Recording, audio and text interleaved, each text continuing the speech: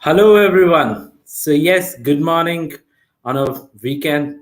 Thank you for coming and joining to the Mentor Conference Day 1. Yes, we are waiting for the most awaited speaker for today's session, UDJ. He's going to join us very soon. But before that, let's talk about higher education. Let's talk about why the Mentor Conference, why not any university fair? Okay. And what it's going to make sense. In the next 2 days, we are going to have super amazing speakers like UDJ, Rob, Saundarya, Ashutosh, and a lot of amazing people from different parts of the country. Any guesses how many countries mentor are taking part in the mentor conference? Any guesses? You can put in the comments, and I'm going to help you understand that.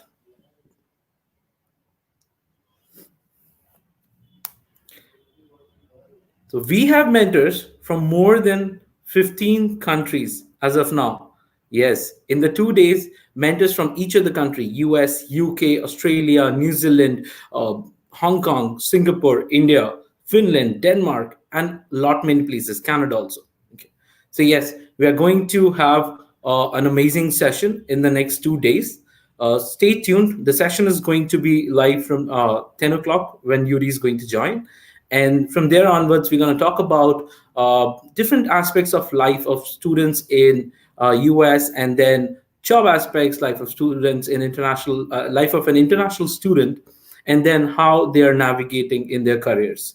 So yes, we brought in some amazing set of speakers. As I told you, you can probably go to foreignadmits.com/mentor conference to know more about each of the speakers, or else you can follow us on social media. But before that, let's understand what are your expectations from the next session and from the conference. Yes, we have mentor from Germany. We have two super amazing mentors. If you know, we have Vijay Praveen Maharajan and Vamshi. Yes, Vamshi has studied at 3 different universities, top ones Kellogg, WHU, and has been a startup founder and an entrepreneur and an investor recently. Yep. And then we have Vijay Praveen, who is a TEDx speaker and Forbes 40 under 40. So we are going to talk more about US today, UK, Canada, US, UK, Australia, New Zealand, and there is, yes, we are getting an international GRE expert straight from the test creators. Yes, Jay Kang, who is the ATS GRE global head, is coming to take the session on GRE preparations. Yes, that's today's special also. So do mention in the comments what are you guys looking at to learn from this conference. The idea is to help you understand about international education, a life of an international student, finances, scholarships, jobs, and something which you never knew. Okay. So the idea is to help you understand what is that thing which you never knew and you would want to know also. Okay.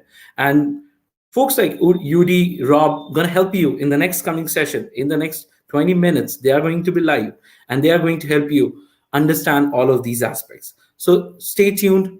Have the questions ready in the chat. I'm going to stream all the questions to each of the speakers, just after their talk, so that they can answer all of your questions. Okay.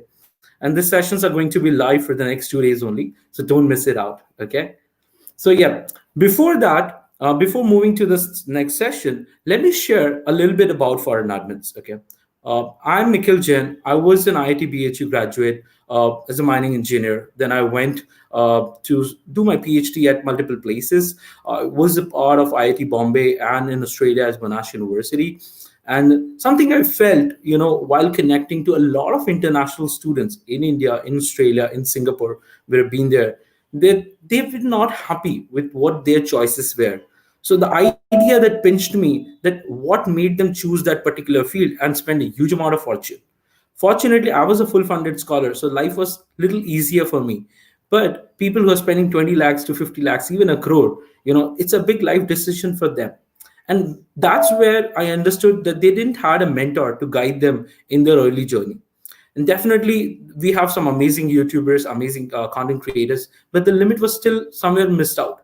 So that's the reason we kind of built this platform to help you connect to your dream university mentors on a one-to-one basis, so that you don't have to wait who is going to guide you, who is going to help you, who is going to mentor you for your applications, your scholarships, your universities. Yes, the platform is live. You can go to foreignadmins.com/mentors and can see some bunch of amazing mentors on the platform. And these mentors are really committed. All mentors are handpicked, vetted, and they have gone through the rigorous process of mentoring before even joining the platform. So yes, I've spent almost 2 years into this before going public about this mentorship element. And thankfully, we have been supported by some amazing partners like EDS, TOEFL, Geo, Microsoft, and recently also backed by Facebook. So yes, you have a bunch of amazing resources on the website. If you want to go on the website, check out these resources. Feel free to go there. Check it out. We have some tons of scholarships listed, and good amount of mentors. We write good amount of blogs, but then that's not the agenda of today, right? So I'm going to share with you, as I promised, any of the emails. If you have not checked the emails, we are going to share the largest India's private study abroad scholarship also. Yeah, it sounds very over promising, but it is true. I managed to work around with a lot of universities where you are going or you might be going to get a good amount of scholarship amount. Yes, the amount turns out to be close to $1 million. Yes, and it's not going to be 1 million for one person, it's going to be 1 million for hundreds of people. So you would definitely get some scholarship. That is something I'm going to talk about just after this. Okay. So stay tuned. I'm going to share a very small video, and this scholarship has been already distributed to over 20-25 people. So yes, it is legit. Don't think it's not legit at all. I understand as a student, you might feel, hey, how is this person able to give that kind of scholarship? No, we are not giving directly. We have college support behind us. And that's where we are able to channelize those scholarships. Okay. So I'm going to share with you a little bit about the Dream Scholarship. Stay tuned.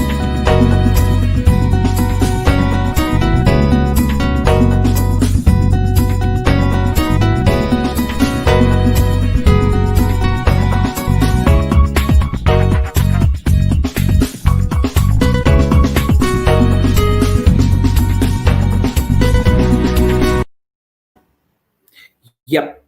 So I believe you would have already seen what this scholarship is all about.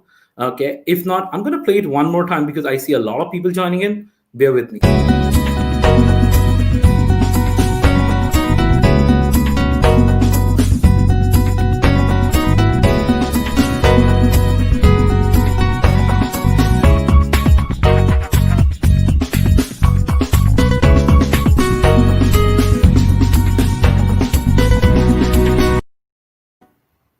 Great. So just let us tell you what Foreign Admins does so that you are not mistaken about the platform. We are no education consultant, first of all. Okay. I hate to tell myself as an education consultant. And in the Foreign Admins, every mentor is very strictly moderated to guide you only about the country and the courses where they have been a part of. So it's very much authentic. So you get to know from me only for Australia, for civil engineering, mining, petroleum. Okay. And those are the fields I can guide. There are other bunch of 200 or 300 plus mentors right now on the platform. They guide you on those special courses, universities, scholarships. Okay.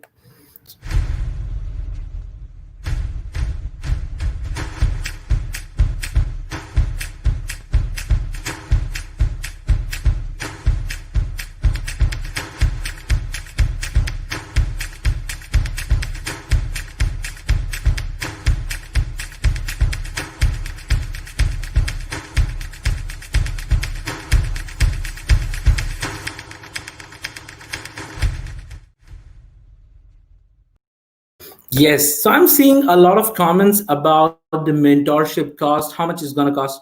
Yes, we've worked around with the mentors on a very generous note. So the usual cost of mentorship is $9.99 for per call, and per call goes around about 45 to 60 minutes.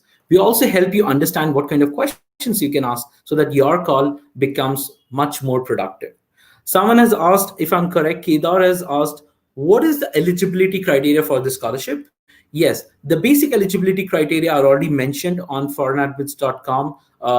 If you can find out on Dreambig Scholarship, the details are there. But I'm going to tell a little bit basics about the scholarship criteria. You can apply if you have like above 60%. That is a minimum basic criteria. You need to have given your test or not. That's fine, but you need to definitely give your tests. You should not have gotten an offer, because again, if we help you, that's where you're gonna get the scholarship. Okay, you should not be already studying in the university, because then the scholarship is not valid. So if you're about to apply and you haven't applied to any of the universities, then you should reach out to us. Definitely you could get a good scholarship, and I'm thinking 60% is not a much ask, honestly, guys, to have. If you are facing still and you have a stellar profile, there are exceptional cases with 58, 59%. Those guys have also gotten scholarship, but they have a decent, I would say more like a stellar profile, honestly, not decent. Okay, so yes, scholarship is going to be there. Someone has even grabbed scholarship on the tune of $4,000. Someone has grabbed scholarship as low as like $500. Okay, so it depends on the profile to profile, university to university. But yes, everyone is eligible for the scholarship if you haven't applied or gotten admit yet. So reach out to, I would say, I'll probably find out the link to the scholarship so that you can probably get a little bit more details about it, and you can just apply. Okay, if you face any difficulty, we have a form given. You can submit the form.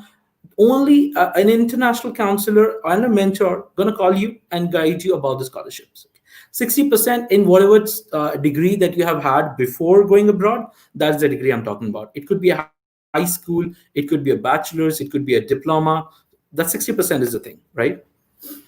So, and again, this scholarship currently that we have launched is for fall 21 and spring 22. And fall 22 scholarships haven't rolled out yet. But if you're enrolling, we are very sure that we'll also be going for fall 22 also, if the budget is available.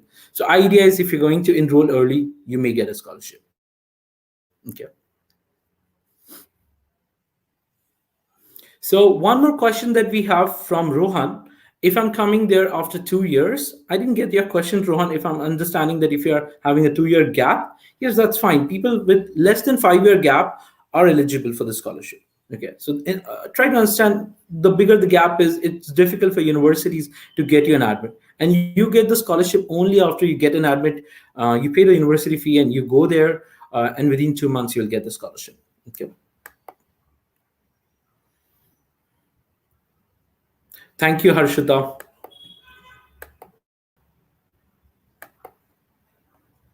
So I'm seeing more than 350 participants online. Thank you, guys. Thank you so much. You have come here on a weekend, spending your time here with us. It means so much to us. And this is the first ever largest pan India event that has been organized by Foreign Admits in the history of Foreign Admits. And we are trying to make it India's largest event. Okay. So someone has asked that, do you also help in selecting institutes? Yes, my friend. Foreign admits help you from end to end, from the time when you are there figuring out your career choices to the time you're actually inside the university and getting your first internship or your job. We help you in an end-to-end manner.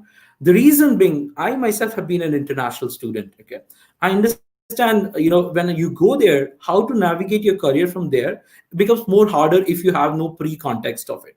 So our international mentors also ensures that you get a very rich mentor network, which also helps you not only with the admissions, scholarships, applications, but also with the post-admission settlement and your job, your part-time job, your internship criteria.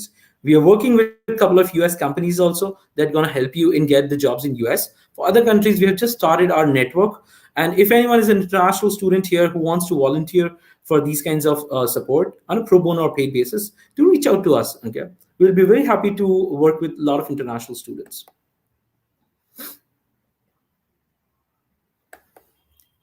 So Kedar has asked, can you give me an example of a stellar profile who's gotten scholarship? Kedar, why don't you go to our YouTube? Since you're already there on YouTube, you can look out for Sumant. He had like an 8 pointer, but he got 30,000 Canadian dollars of scholarship. Okay. Then we have Akriti Goyal, who got like $4,500 of scholarship. So you can always look for that. Okay. So, how to go for scholarship for MS is one of the questions. When you are looking at scholarships for MS, the idea is to apply early. No one can help you if you're applying really late to the university, and scholarships is more like a first come, first serve thing. Okay. If you're applying late to the university, it becomes increasingly difficult for the university to give you a scholarship because they have also some funds to allocate, and you're kind of late to the party. So idea is to apply as early as possible. If you are late, there is hope, but the percentage of the hope becomes increasingly lower. Okay. Uh, Someone has asked, Sai Shruti Bodula has asked, how much Indian rupees does it cost to study and live in abroad? It is a very broad question. And I understand a lot of students have this. How much do I need to prepare for in my finances? Look, I come from a family background where I could not afford international education at all, even if I think about anything. Okay. So I can definitely relate to what you guys are going. The usual expenses that goes into studying abroad. First is your hard work, your dedication, your planning. That's intangible. Okay. The monetary expenses that I'm going to talk about, it starts from somewhere as low as 8 to 10 lakhs per annum to as high as 50, 60 lakhs per annum also. Okay. So it depends what kind of universities, what kind of countries are you going in. Canada is relatively cheaper in Northern America. And then if you're going for Germany, Norway, there is kind of a free education. You may not even spend a couple of lakhs or more than that. Okay. So to do PhD in nanotechnology, someone has asked, will it cost any top? PhDs are usually funded. Let me guide you here. I'm being a PhD scholar. Any PhD which is not funded, I would not advise you to join because it becomes very difficult for you to fund yourself on that note. If you're going for PhD, try and join the funded PhD. There are multiple sources of funding to go for a PhD. Okay, it could be professor, institute, industry, academia, but then PhD has to be funded. Okay. So we have another question coming from Ajay. Third year engineering, where can I get the job opportunities there? Right now, you will not get the job opportunities in being a third year. You have to graduate, then you are eligible. Again, getting a direct job in foreign land is a dream, right? Not many can get it. The reason being visa sponsorships and a lot of legal paperwork for the companies that they have to show that in their home country, they could not find anyone closely matching to your profile. And do you think it is not easy or difficult? Like, you have to understand, there are a lot of paperwork which companies may not are interested to do until unless you give them a value which hardly anyone in their country could give them. Okay. Then we have Dhaval.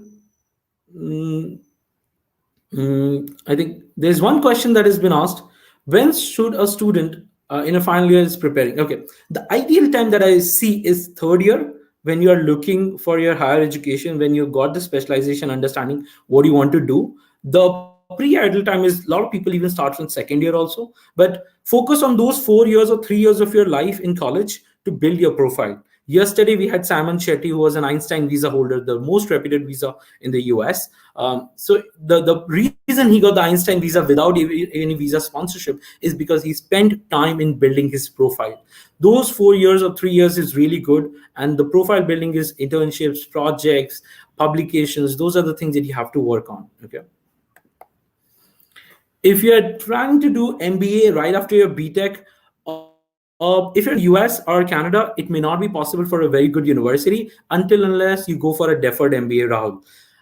Let me make certain myths clear. Okay, people in India do a lot of fresher MBA, which is not the case abroad. MBA is usually designed as a course for executives and professionals. Okay, if you're going for an MBA, try to understand it's a very costly affair. The kind of learning that you're going to have with your peers is going to be mismatched. For people who are just out of the college and looking for MBA, either go for a specialized MBA, which is going to help you understand the specialization.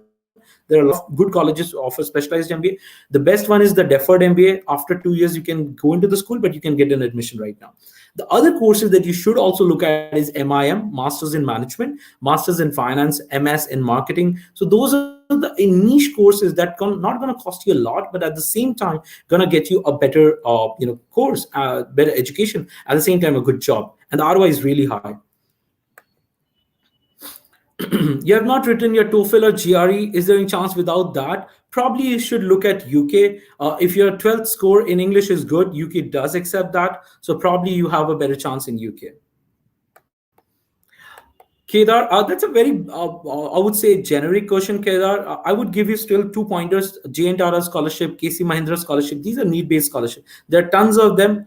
Some of them are listed on foreignadmits.com/scholarships. Ours is also a need and merit-based scholarship, so you can apply for that.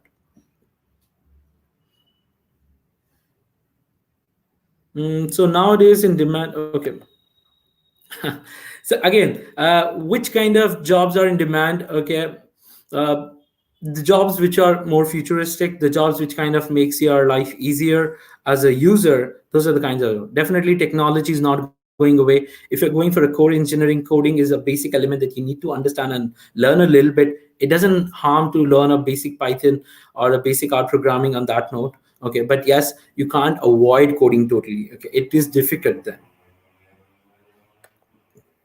We have Namrata. Can you guide for doing an MBA from foreign university? Yes, Namrata, probably you can go to foreignadmins.com and connect to any of the counselors, or you can hit the WhatsApp button. One of my team would definitely get in touch with you and gonna help you with the link.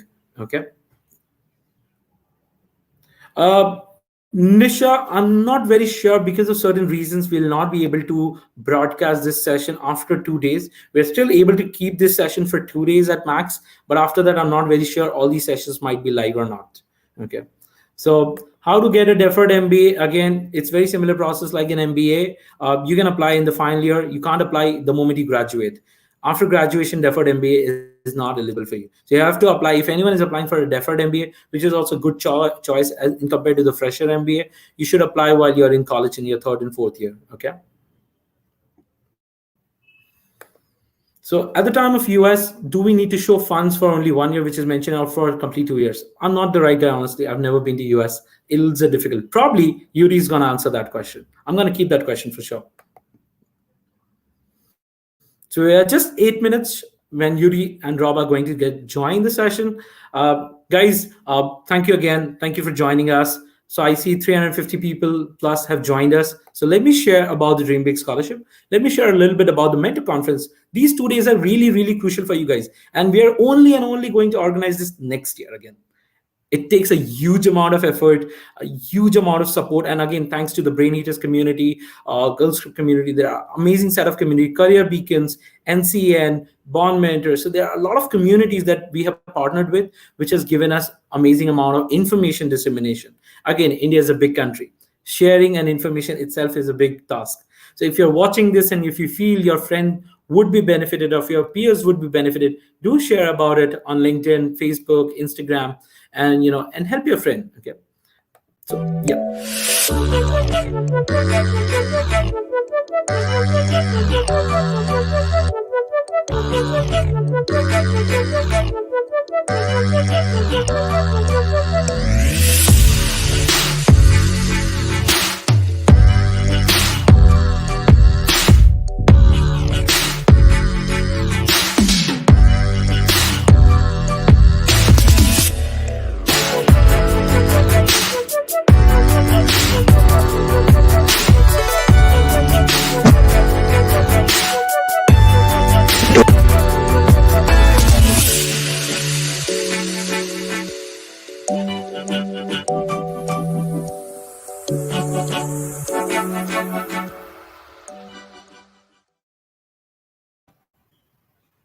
Yes, the best part is all of these mentors are there on foreign admits.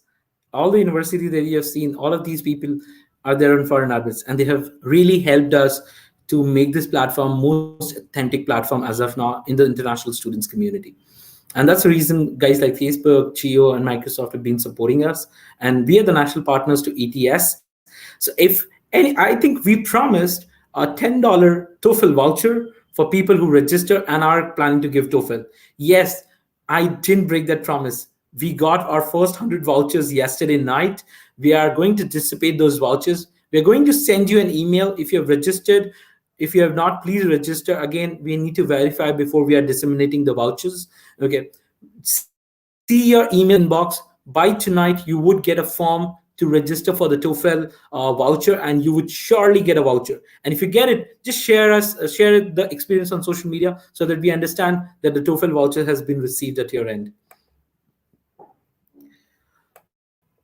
So now I'm going to talk a little bit about the Dream Big Scholarship. I know a lot of people have wanted, have planned this, have no idea about it, and I see a lot of people newly have joined. So let me share with you the Foreign Admits India's largest private scholarship, that's Dream Big Scholarship, and the amount is, you're gonna see it.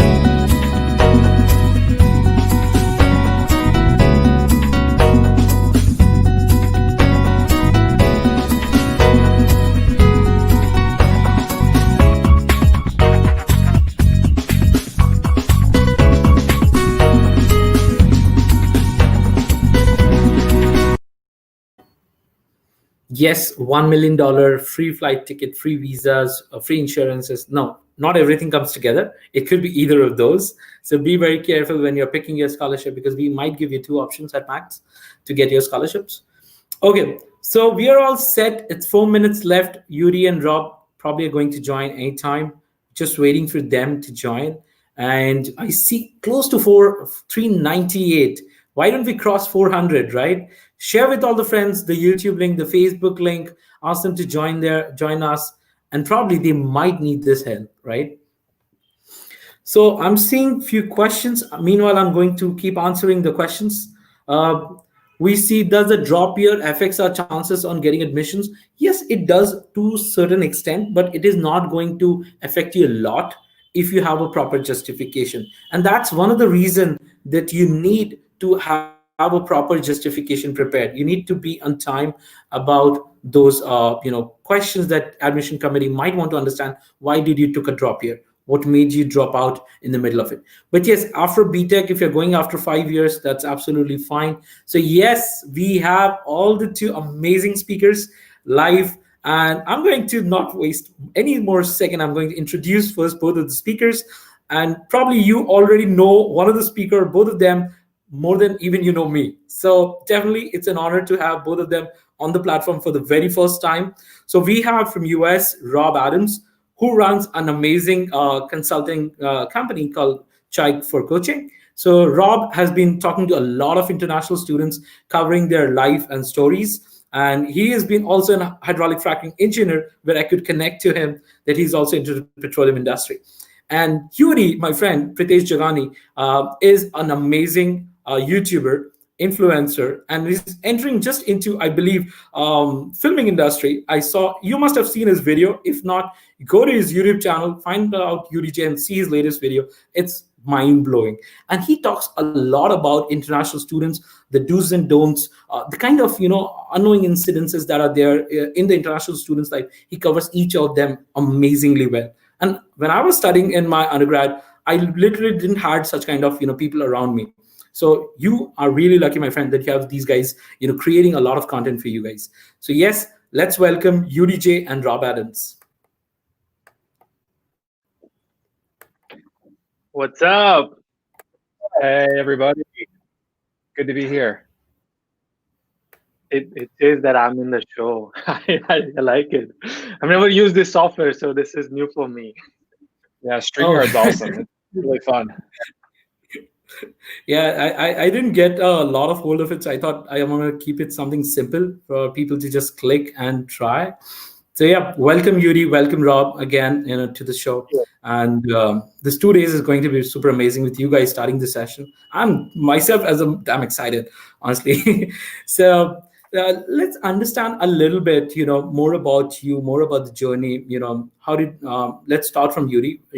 What were you in India, so that people can get to know where did you come from, what were your roots, and a little bit about your transition.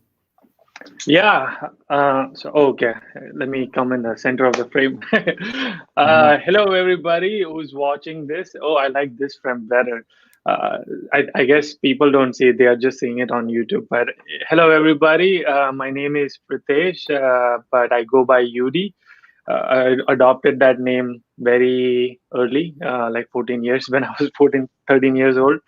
But I come from Mumbai. Anybody from Mumbai, please shout out. I'm from Mumbai, and Kandivali specifically. If you're from Kandivali, then double shout out. I'm from a very lower middle class family, grew up in a chawl. Uh, did my bachelor's in Mumbai with DJ Sangvi College in information technology. And then I was working at Capgemini for roughly about 6 months. And then I moved on to, then I came here to United States for my master's. I did my master. I came in 2014. Did my master's in computer science at California State University at Chico. And for people who don't know, that is a college, Chico State. We also known as Chico State. I graduated 2016, and then did you ask me all this question, or am I just going off this? Sorry, I just okay, cool. So yeah, I graduated 2016. I actually did masters in computer science, but I changed my path, career path, because I realized I cannot do coding. I can do coding. I love program technology, but I'm not the guy who can sit in front of computer code for 8 hours. I love people. And the best way for me to say this to everybody is that I'm a bridge between software developers, because they can't talk to people and people can't talk software language. So I can do both. So then I decided to get into project management, business analyst, got a project management internship, then moved into I was an intern, then got a full-time job as a project coordinator. Then after 6 months, they promoted me to be a project manager. Then a year later, they promoted me to be a team lead. Then they moved me to software development team. And now I recently this year got promotion to be a manager for software development team. And I manage team in India, Chico, California, and South Carolina, Colombia. We're just starting that team right now. So yeah, that's me in a nutshell professionally. And on the side, I just make videos to make people laugh. No, I just make YouTube videos just because I feel like, just like me, I know there are a lot more students who are from lower middle class family, from middle class family. Doesn't need to be from that class, but there are students who don't know where to go there, especially my profile, where I had 294 in GRE, which was I wasn't happy with that score. I didn't have great profile, but I still was able to manage it. So I wanted to inspire everybody, and I wanted to tell everybody that, hey, if I can do it, so can you. So yeah, that was the motivation behind starting a YouTube channel, and I'm here now talking to all of you. Absolutely. I think Yuri definitely shares a lot about the realistic scenarios of international students. So, yeah, guys, again, go follow him on YouTube, Instagram. You would definitely get to know. And one special thing is Yuri is going into some kind of a video shoot and some kind of film industry, right? Yeah. I've always had a passion for filmmaking, so I just enrolled myself for a filmmaking course online. It's an online university. I guess everything is online now. So, but I enrolled myself, and I started working on more like cinematic shoots and filmmaking stuff. So yeah, that's fun. Absolutely. So, guys, diversification in career is always a possibility, right? Yes, So, yes. we come to Rob. Rob, again, we connected lately, and it's been amazing seeing you. With a lot of international students try with coaching. How did you start from? What was the motivation starting that channel, and then what's your journey around it? Yeah, definitely. Nikhil, thanks so much for having me. And Yudi, always fun to hang out with you, buddy. Yeah, I love Yudi's new music video, the Musafir one. That was really cool. So yeah, be sure to check that one out. It's bahut shabash, mujhe acha lagta hai. So yeah, I'm an American. I like Nikhil said, I studied petroleum engineering in college because I wanted to make lots of money and work all over the world. I had some priority and perspective changes in college. Won't really go in that today, but it's okay to shift your plans. I actually ended up going and working in India after college. I worked in India for 8 years, doing business, cross-cultural research and training. I lived in Hyderabad, Delhi, and Bangalore, but I have been to Mumbai and loved the vada pav there. It was delightful. And so, but I've probably seen more of India than most Indians. and I've been all over the world, and very blessed, very lucky with that. And I love doing cross-cultural training, being kind of a bridge builder, helping people from other cultures understand each other. And my family's been here in Dallas, Texas for a few years now, about 4 years. And we volunteer a lot with the international students. I live very close to UT Dallas. And through my friendships there with the Indian student community, just learned about all the struggles. A lot of the stuff that Udi talks about, the harsh reality is it's not Hollywood, it's not the American dream. And I learned that there's lots of resources to get to America, but very few that are actually to once you get here or when you arrive at your destination for study abroad. And so we kind of brainstormed some ideas, and me and my friend just started making content in the community. And Shine Coaching is to help you guys be successful in your cross-cultural journeys. And so we love trying just to be an extra resource. There's lots of great voices, lots of other good YouTubers who are inspirations for us, but we want to help you guys navigate those challenges. And what I learned in India is, learning best happens over a cup of chai. So, it's a fun way to help. Yes. Learn and share from one another. And I hope that's what we can do together for this next little bit. Also, for all these people who are here, if they haven't seen Rob's how to install toilet jet spray, please go and watch it. It's very important. It will literally save your butt. Yes. It's one of my favorite videos. Interesting. So we definitely talked about the transition to US. Let's understand from Yuri and again from Rob's perspective, how is the education in US in different than that of India? Because the reason I'm going to ask this question, there's a very strange fact. 3.7 million students pursue higher education in India. Out of that, only 800,000 students go abroad. And out of that, probably like 200,000 students only go to US. Okay. So why, students have no idea about what they can do. So can you throw some light on, the education system, the kind of opportunities that you guys get in the US compared to what we get in the India? Yeah, go ahead, Yudi, first. Thank you. So, I mean, in India, basically, if you have studied engineering in India, it's very theoretical. I am just generalizing here. I know there will be some colleges who do some hands-on and practicals, but I think my biggest culture shock when I came here in terms of educational shock was just everything is hands-on. Like the entire, like what we do in India is we study on the day before the exam. Over here, that's not how it works. Like exam doesn't even matter. In fact, one of my class, I didn't even give the final exam. So and still got A grade. So it's not like the percentage is like the grade is divided into multiple things, the assignments and the class participation. So, and it's very like, you interact a lot. There's a lot of hands-on assignments, practicals. You get to know a lot of real-world example. I recently did a video with Saundarya. I'm assuming people might have seen it, where she talks about how she get to work with startups, and they were given a problem to solve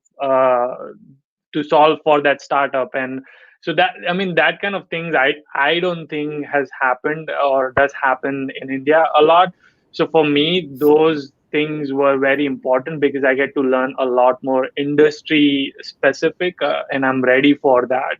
So that is one of the biggest cultural differences in terms of education. One is that it's very hands-on, practical, and two is like it's not just final exam. There's assignments, there's labs, there is participation, attendance, talking to professors. So there's a lot more projects.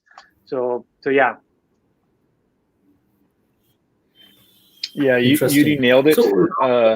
The difference, just the big difference between the theoretical and the practical, I think, is the big general.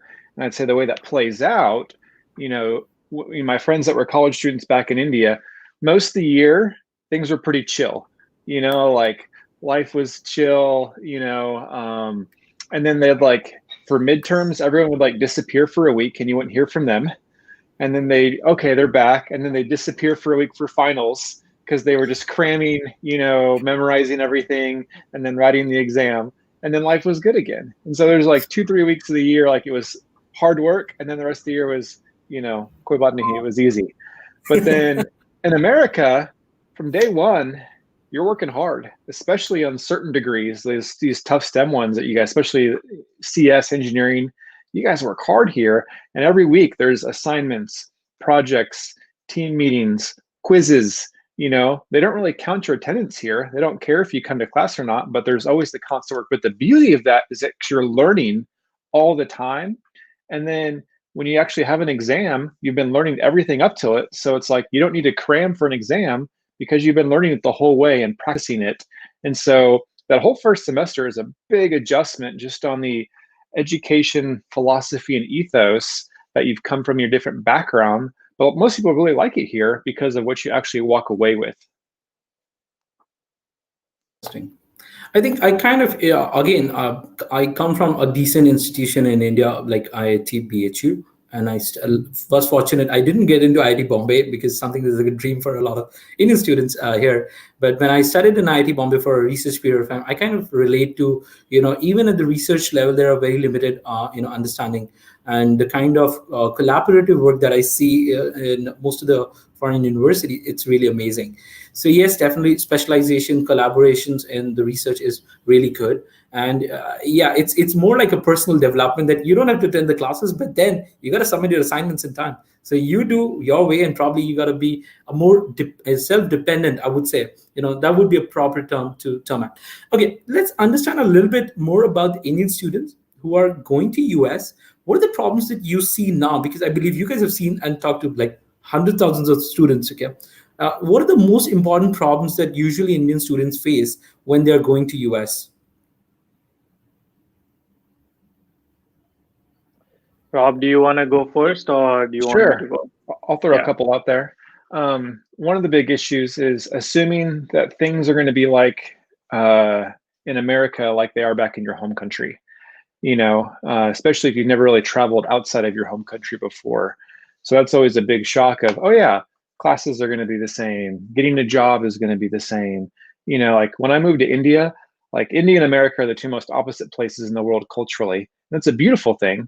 But that means just everything's like India blew my mind every day. And just having allowed to relearn how to be an adult in India with how to do shopping and pay my bills and do this. And you learn and you adjust, but it's hard. And the same thing you guys are going to go when you're coming to a different culture. And so having those expectations that everything's going to be different, but that's a good thing. That's normal. And if you go in blind, just assuming it's going to be the same and easy, then you're going to have that hard shock.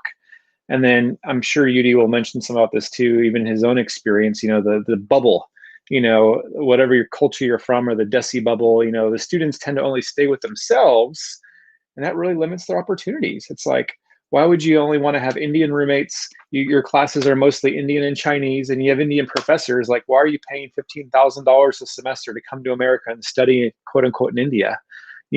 But those who get out of the bubble and have American friends and get involved and do activities and go to networking events and experience the fun adventure, that's when it's awesome. That's when cool opportunities happen. And Yudi, he was really involved, clubs, orgs, networking, internships, all that stuff, and it really paid off for him. But most students, well, Yudi's like the rare example. Most students don't do that. And it really just, in my opinion, is kind of a waste of all your guys' effort, and you're missing out on so many wonderful opportunities that are outside the classroom here. Yeah, and just to add to Rob's point, I mean, I 100% agree with what Rob said. First thing I would say is expectation is the biggest problem Indian students will face, not will, but they usually face.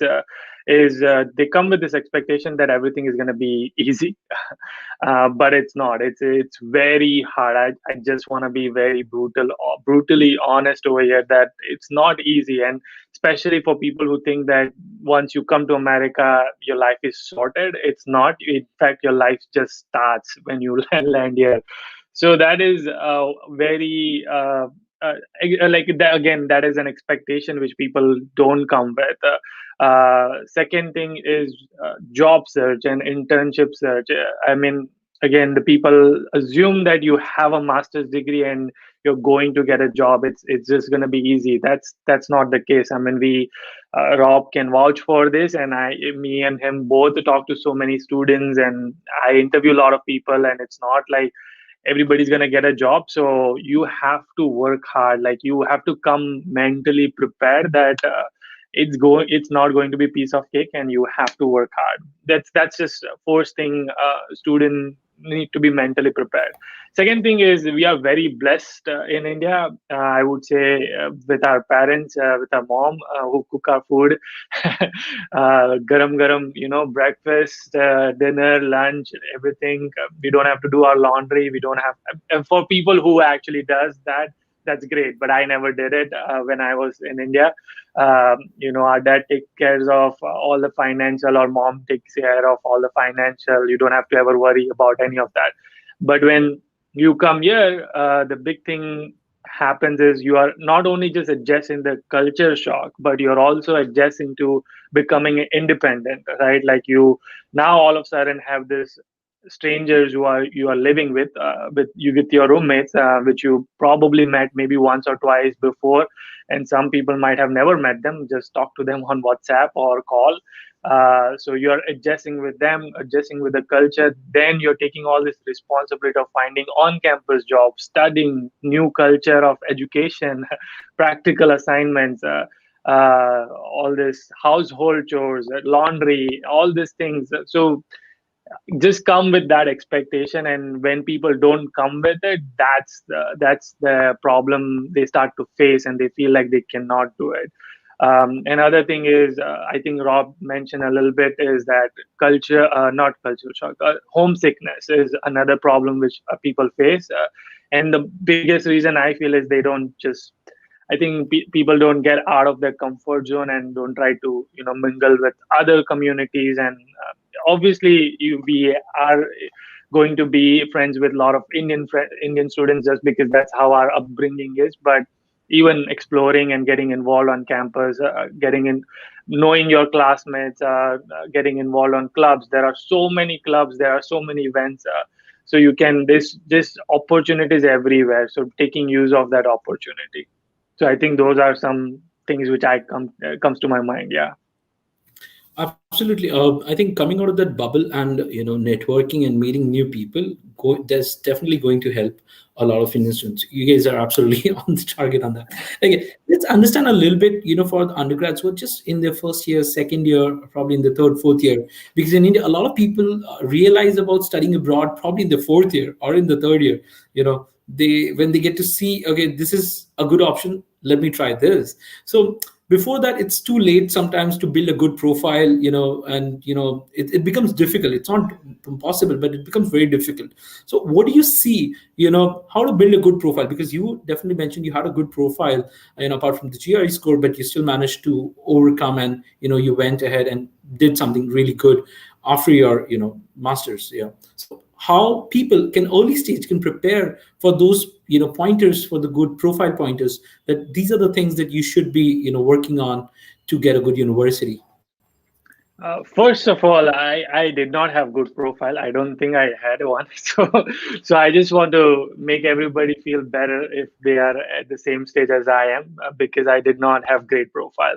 Second, if you are in third year and already thinking about making your profile good, it's you are ahead, like way ahead in the game. There are people who probably don't. I like me. I didn't even have any plan to go to masters. I started 2 weeks of preparation for GRE, and that's when I started building my profile. I figured out, like, okay, what all I need to do. So if you're in third year, I mean, you're way ahead of the game. But if you're earlier than that, that's awesome. I think few things in mind for me, based on what I've known. I'm also part of a Chico State Board of Directors, so I know a little bit of that too.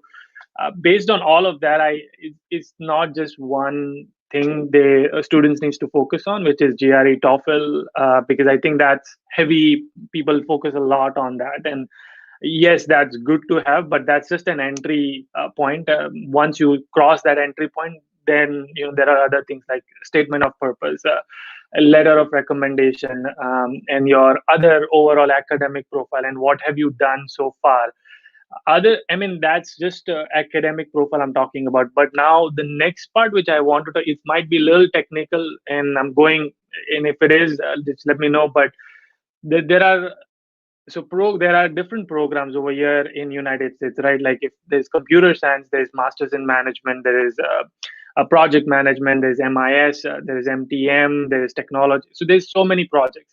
I think if you are at third year or fourth year and you know exactly where you want to go, if you know you want to go into computer science, I think start building a website up, just a general portfolio website for yourself. It doesn't have to be fancy, just make something. I think building projects is going to help you a lot. And showing, now there are so many resources available online, not just me, but there are like so many other YouTubers, American YouTubers.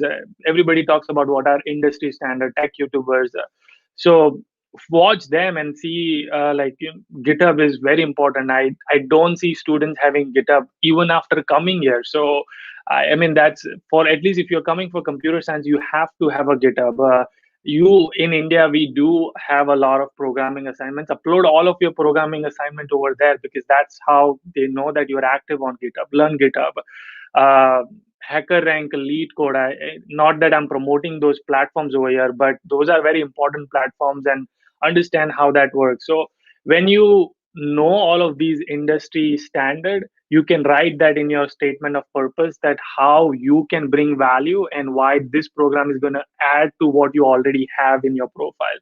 So that's a good match, and that makes your profile much higher, and you might even end up getting a scholarship. I've talked to so many students, and that's how I know these are the things which are very important. And similarly, if you're for business analyst, there are so many certification. If you're project manager, get a project management certification. You are way early. Again, you have 2 years of time. There's a lot of time. LinkedIn is another one. Yeah, obviously we are all on LinkedIn. You should ramp up your LinkedIn game. Start posting things over there. After this post, maybe take a screenshot of this and post what did you learn in this seminar, webinar, from Rob, from me, from Nikhil. So I think building those small things as your portfolio, and then telling a story in statement of purpose is also important. Those are good things to have, but if you cannot show it to admission committee how that, though you have those things and how those things are valuable, then it's no point. So understand how to tell a story in statement of purpose. So anyway, that's how I would start building up story. And again, I can go very specific for any genre if you want to, but in general, that's what I would do.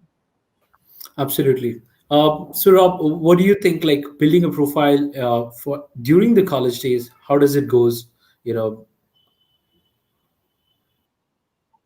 Yeah, I'd say whenever you're trying to go for something, it's always good to look at the perspective of the people, think through the recruiter. I always teach people, you need to sit in the chair of the American recruiter, whether it's a college recruiter or a job recruiter. You have to be able to view things from their side.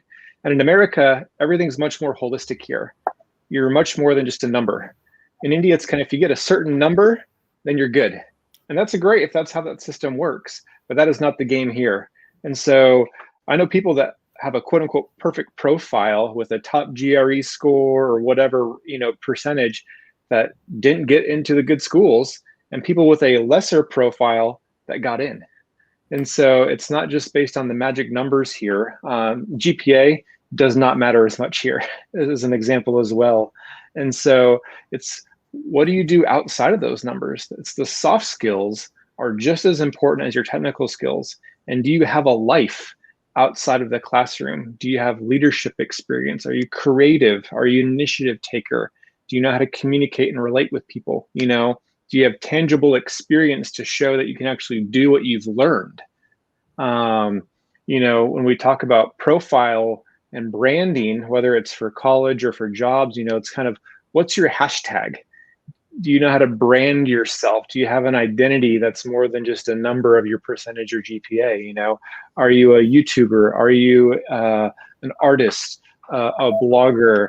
a photographer, a foodie, what's something unique that defines you? I'm a chaiwala. And so, what's the hashtag that can give you character? And that's going to help you stand out from the competition, maybe even more than just the certain numbers and getting that perfect profile. GRE is important, TOEFL is important, but everyone else has good scores too. So how do you stand out from the competition? And it's a very holistic view from the American side of things. So you guys need to view it that way as well. Interesting. I think profile building definitely helps to stand out. And just as you both of you said, that it's more than a number that's going to count for the admissions committee. And this also brings to a very interesting topic about scholarships and how the overall profile can help you get a good scholarship, from the universities. So can you guys throw some light about scholarship chances? How does the scholarship works? What are the kinds of scholarship that you guys think make sense for a lot of international students? And what factors do they look at? A little bit basics about it. Yeah, and before I go to scholarship, I saw one question on the chat saying online courses, do they help build your profile? Yes, absolutely. But the only catch to that is don't just do it because you want to put it on your resume or your statement of purpose. Actually do it because you want to learn something and build something out of it. So that's what I would say. But they do help. Scholarship, it's a curveball for me because I have never understood how it works. I have seen people getting scholarship with minimal profile, with a good profile, with excellent profile. I don't know how universities decide that they get, but I think just having a good profile in general will help you. And I think when the universities feel that you are a really good student for them and who's going to represent you in a good level, that's when they feel like, okay, we should give him scholarship or some incentive where he wants to stay with us rather than he wants to go, because he's also going to apply to other universities. So it comes back to building up good profile is what I would do. And there are some, and we are talking purely about scholarship, so that's separate. But there are some ways where you might not get scholarship, but if you reach out to professors and program directors directly, they might actually have something for you in store which you might not know. So don't hesitate to reach out to them. And Nikhil, you might be good at this because I saw like you guys have 1 million worth of scholarship. So maybe you should tell us how to get one. Absolutely, absolutely. Uh, just a few pointer because I'm a little proud to say that, not boasting, but since class 10 till my PhD, I've been always on full funding, and scholarships are the means for me to survive, honestly, in my undergrad and even in my grad. So Yeah. Yuri said, don't hesitate to reach out to the professor. You won't believe, like, a couple of emails to the professors in Australia and SIUC Carbondale helped me get my full funded PhD. They really liked what I was doing, and I was doing absolutely nothing if I look back. But at that point of time in my third year or final year, those projects were really interesting, and I was trying to make a mark. So professors do love if you reach out to them in a genuine manner. Don't copy paste the cover letters. That's a piece of advice. But yes, write to them in a proper English, and they would definitely respond. The percentage of response might be a little lower because again they get bombarded with a lot of emails. So you gotta personalize definitely your emails.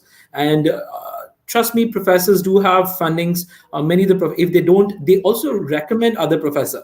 That, hey, why don't you reach out to him? He might help you out. So you get an opportunity, my friend. So you just gotta reach out and don't shy away, in taking help from the people. And again, talking about Remix Scholarship, you guys can probably will stream the video after this, and you can reach out to us. Absolutely, this is something that we've worked with like 700 plus universities now. So they are helping us with certain small amount of funds that can help, to at least ease some part of the journey that we can do. But yes, coming to Rob, what are all things you think from the scholarship perspectives? Yeah, I think the hard thing is there isn't like a formula because every college is different. There's some colleges that just aren't going to give international student scholarships. There's some that give very good scholarships or just have very affordable tuition. So I'd say really, you guys kind of have to do your own homework. You have to figure out which programs you're interested, which colleges you're interested, and then talk to the students there. My advice, people always ask me, Rob, tell me about this college. I've never studied there. Don't trust my advice. Don't take any advice about a college or a program unless it's someone who's actually done it or been there. Because you can't believe anyone else because they don't know. So talk to the students there and ping them on Facebook or LinkedIn, and someone will respond. And that's where you're going to get your best advice for that specific context. In general, scholarships, at least from my own experience being a college student here, is based on the essays, kind of your creative writing ability. It's all about standing out. Everything in America is about being an individual and standing out, which is very difficult for people from Eastern communal cultures. It's a big adjustment for you guys because your culture teaches you to blend in and be a part of a community, which is a wonderful thing. And, not disrupt the harmony. But in America, we're all about break out, stand out, be different. And that's what they're looking for. That's what they reward with scholarships, is they want to find out these breakout students in these programs. But a good thing to know is a lot of colleges, even if you don't maybe get the scholarship coming in, it's really easy to get scholarships once you're here. If you get a certain GPA or get a TA position or qualify for this or that, it's really easy to pick up scholarships once you're in America that really help with the tuition. And for me, when I did my undergrad, I got academic scholarship, I got petroleum engineering department scholarship, and I actually got music scholarship because I played in the college band, even though I wasn't a music major. So all those three things combined, really helped a very expensive tuition. And so know that there's lots of various scholarships. And again, you just kind of have to do your own research, ask around. But if you take that initiative, you'll be surprised at what you can find, and really bring a lot of money in via scholarship for yourself. But if you just wait for it to happen to you, it's not going to happen. Scholarships are something you definitely have to take an initiative for. Interesting. So I think, and I want to add one more point. And I just recently filmed this podcast with this guy, Kalyan. He told me it's very interesting. Whenever it comes out, I'll definitely let you know so you can let everybody know. But he told me that he had reject from RIT. He was going for masters in telecommunication, and he got reject from RIT. But then he sent out an email, like probably 6-paragraph email, which is basically what Rob was saying, that an essay, but it was very personal and explained how he is eligible and why he loves the program so much. He got admit, but he also got 40% scholarship for the program. I mean, I can't believe I have that email with me, and I'll post that email when I actually post the video. But so yeah, there are other ways. So don't just break out if you get a reject. Like there are other ways to get scholarships too. Absolutely. Now we come to the end of the session. So let's start taking a couple of questions from students. I see a lot of questions. Probably I'm myself going to go to YouTube after this and gonna answer a lot of questions. But we're gonna take 5 questions from this. So we have one question from Abhishek. I'm just streaming it on the screen. So the question is, it is tough to get H-1B visa if you do MS in mechanical or specialized courses in mechanical. Is it true? No, not really. Now that we don't have Trump, probably not. I shouldn't be saying this, but I don't think so. I mean, I as long as you have a job and have a good employer, I think you're gonna be fine with jobs in mechanical. Yeah, okay. I think the rumor that goes on is a lot of the mechanical jobs are in the defense sector, and a lot of defense companies in America don't hire foreigners. They only hire citizens for security reasons, like defense contractors. But there's lots of other jobs out there. And so if you're a good employee, they're going to sponsor you. So it's not about chances of getting H-1B. It's, are you worthy of being sponsored? That's what it comes down to. Yeah. So we have one very specific question about engineering management. What this course is about, and are there any allied courses around this? Yeah, I mean, in general, engineering management is it's basically engineering plus management combined together as a course. You will, and again, in that also you can choose a specific path. There are colleges like I've seen UTD's course, I've seen NU Boston, Arizona State. All they have, so you can choose. They will have like most likely you will have 10 to 11 core courses, 11 courses to choose from, and 3 to 4 will be courses which will have a strong engineering principles and things like management principles. But then you have option to design it like however you want it. So you can choose data science path, you can choose supply chain path, you can choose project management path, business analytics path.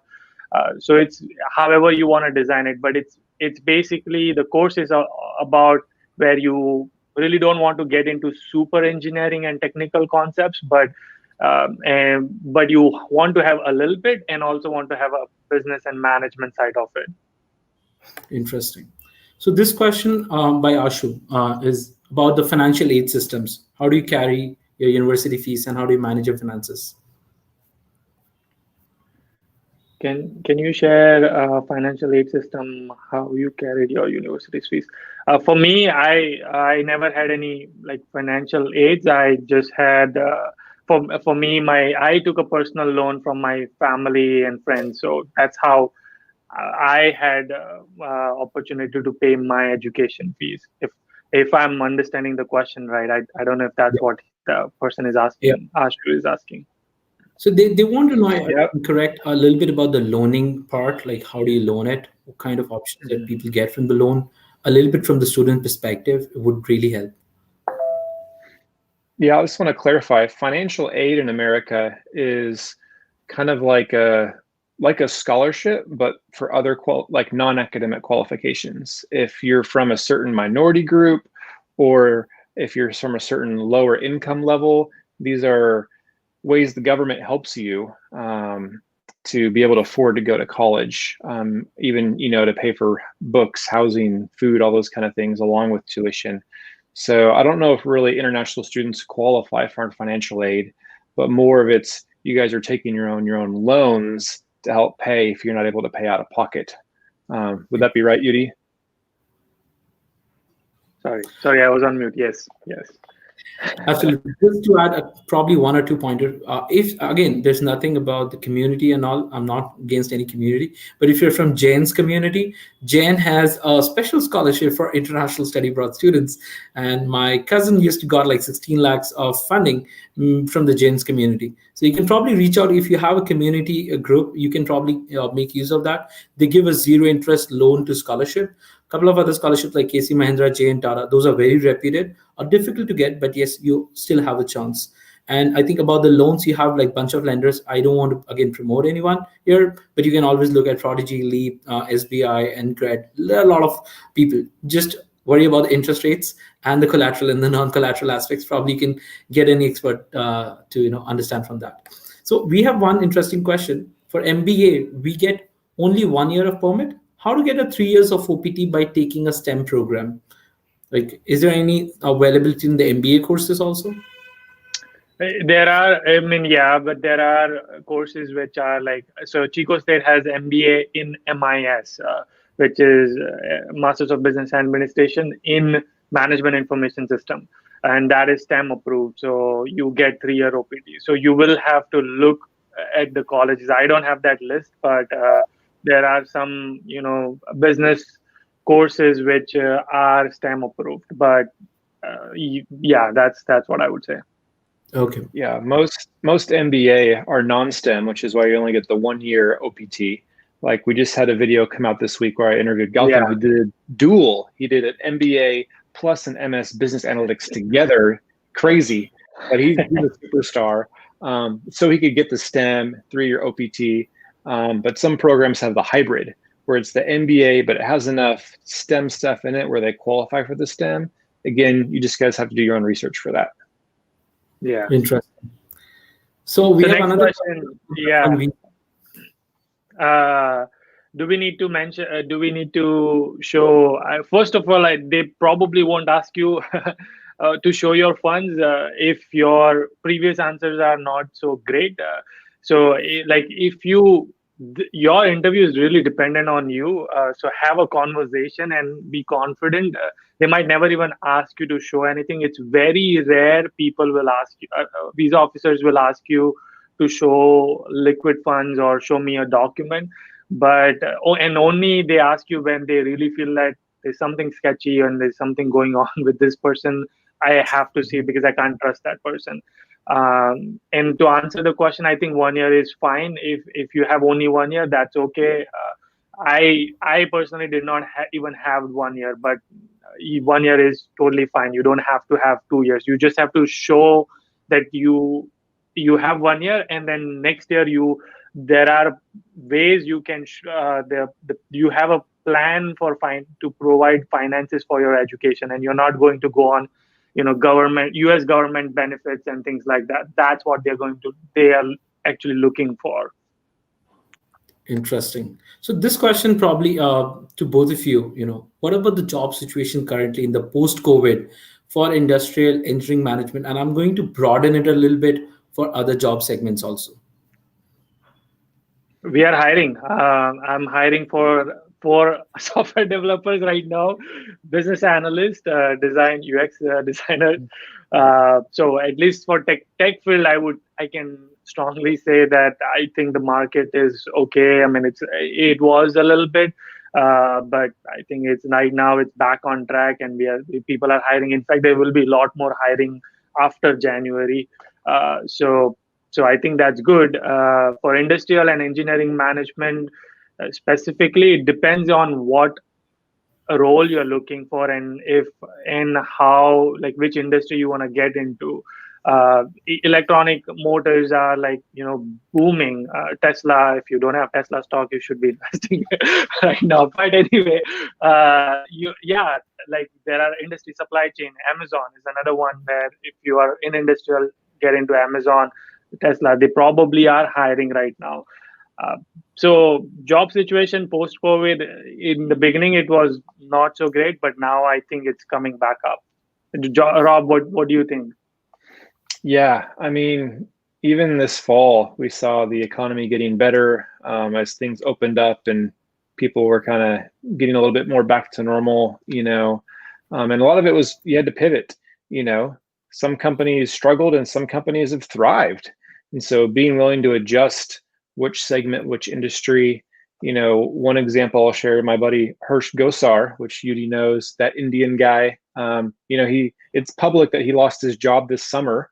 And he shared his story on LinkedIn and all that. But just today I was talking with him because it was his birthday, and he said he's actually got 3 job offers, for a full-time now. And so he gets to choose, he's had to work hard. He just didn't sit back, but he worked hard, and he's got 3 good offers from different companies. And so jobs are available. I've got friends who came in fall 19, experienced the craziness of COVID, but have already have job offers for their full-time for after graduation next year. And so it's happening. Again, it's up for you guys to do it. It's available though. Absolutely. Jobs are available. Exactly. So one last tip or the final comments before we wrap up this session. Would you guys want to give a message to all the international aspirants or the students out there, from your perspective in this post-COVID scenario for higher education or the jobs or careers? Rob, you go first. I'll copy paste. Man, I just want to encourage you guys. I get so many questions of, trying to figure out the best opportunity. People are choosing things because it's the best or the most going to earn the most salary, but choose what you're passionate about. Don't choose a college because of its ranking, or choose a program because you think it's going to pay more. Life changes so quickly, as we've learned this last year. Pursue something that you're going to be interested in, enjoy, and passionate about. And in America, it's okay to change. Things are, people study one thing, do something different, change in the middle, and that is okay. So don't feel like you have to make the rest of the world big decision right now. Try and remove some of that pressure. Go for it. We're cheering you guys on.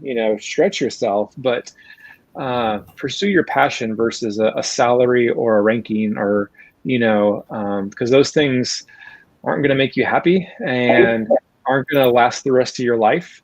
And so try and, as much as you're able to, find something that you're excited about doing, and that's going to drive you and give you a good foundation for a career whenever you graduate? Interesting. Yeah, I have two things to say. This might be nothing related to study abroad, but it's something I've learned through my journey. Number one thing I'm gonna start with is, everybody has dreams, and I've said this many times before. So probably people who already seen my videos, they know this, but it's your dreams. People won't see what you see in that dream. So please, you gotta protect your dream. I think that's a dialogue. Actually, I stole it from some movie. I don't remember yet. But anyway, what I want to say is, I come from lower middle class family. My English 6 years back, 7 years back was horrible. I couldn't frame a sentence, proper English sentence. And not saying that I have perfect English right now. It's still horrible. I'm still working on it. But I think the point I'm trying to say is that everybody starts somewhere. Right now, you might not be able to see that I can do something, but I want to tell you, if I can do it, so can you, because I've done it, and I'm going to show you how to do it. So just don't give up on your dreams and keep dreaming. Other thing which is very important, which I have been able to, all of this, what I've been able to do is through hard work. And I say this a lot of time, that hard work beats talent when talent is not working hard.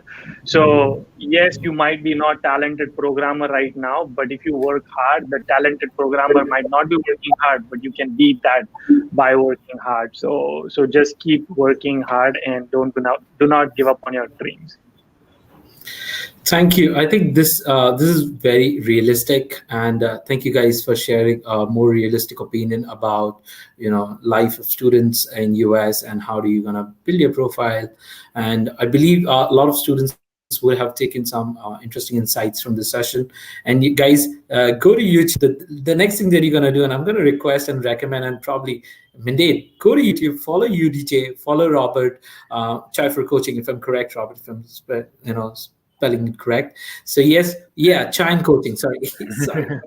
So yeah, follow Chine coaching, follow UDJ, and stay tuned for the next session. Again, a lot of questions may not have been answered, but then the next three speakers are going to talk about more about the US education in more details. And thank you, Yuri, for making a time. And thank you, guys, for joining you guys are You got amazing speakers. And again, for all the 400 around audience who've been staying with us hooked for an hour or more, you guys are an amazing audience. But yes, there's the show is still there. Okay, so stay tuned. Yeah. Thank you. Guys. And again, Nikhil, thank you. I just want to say that I'm super grateful for this opportunity, very honored to be here. So thank you for inviting me. Yeah, likewise. Thanks, you guys. It's been fun hanging out. Thanks for the great questions. Hope this was helpful, and cheers to you guys. Enjoy your weekend. Good luck, Nikhil. Yes. Happy holidays. So, guys, the next session is already lined up. We have super amazing speakers joining in right now in the studio, and they're in the backstage. We're going to add them. But before that, a lot of questions that have not been answered. Don't wait for that. Okay, we're going to take up more of those questions. We have three amazing speakers from US, someone from technical background, someone from civil engineering, someone from a very diverse background, that we're going to have. And then we're going to take up more questions. But let's understand a little bit more about the scholarship that you guys wanted to have. I see a lot of students asking more about the scholarships, more about the jobs. Jobs, definitely these speakers would be well qualified to talk about the job. But for the scholarship, let me share with you what we have for you guys, in the store.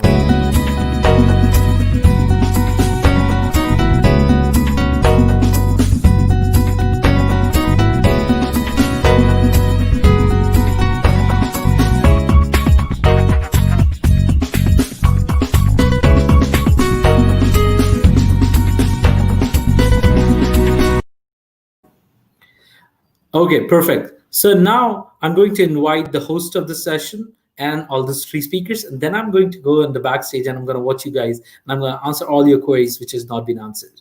So now I'm adding Saurav.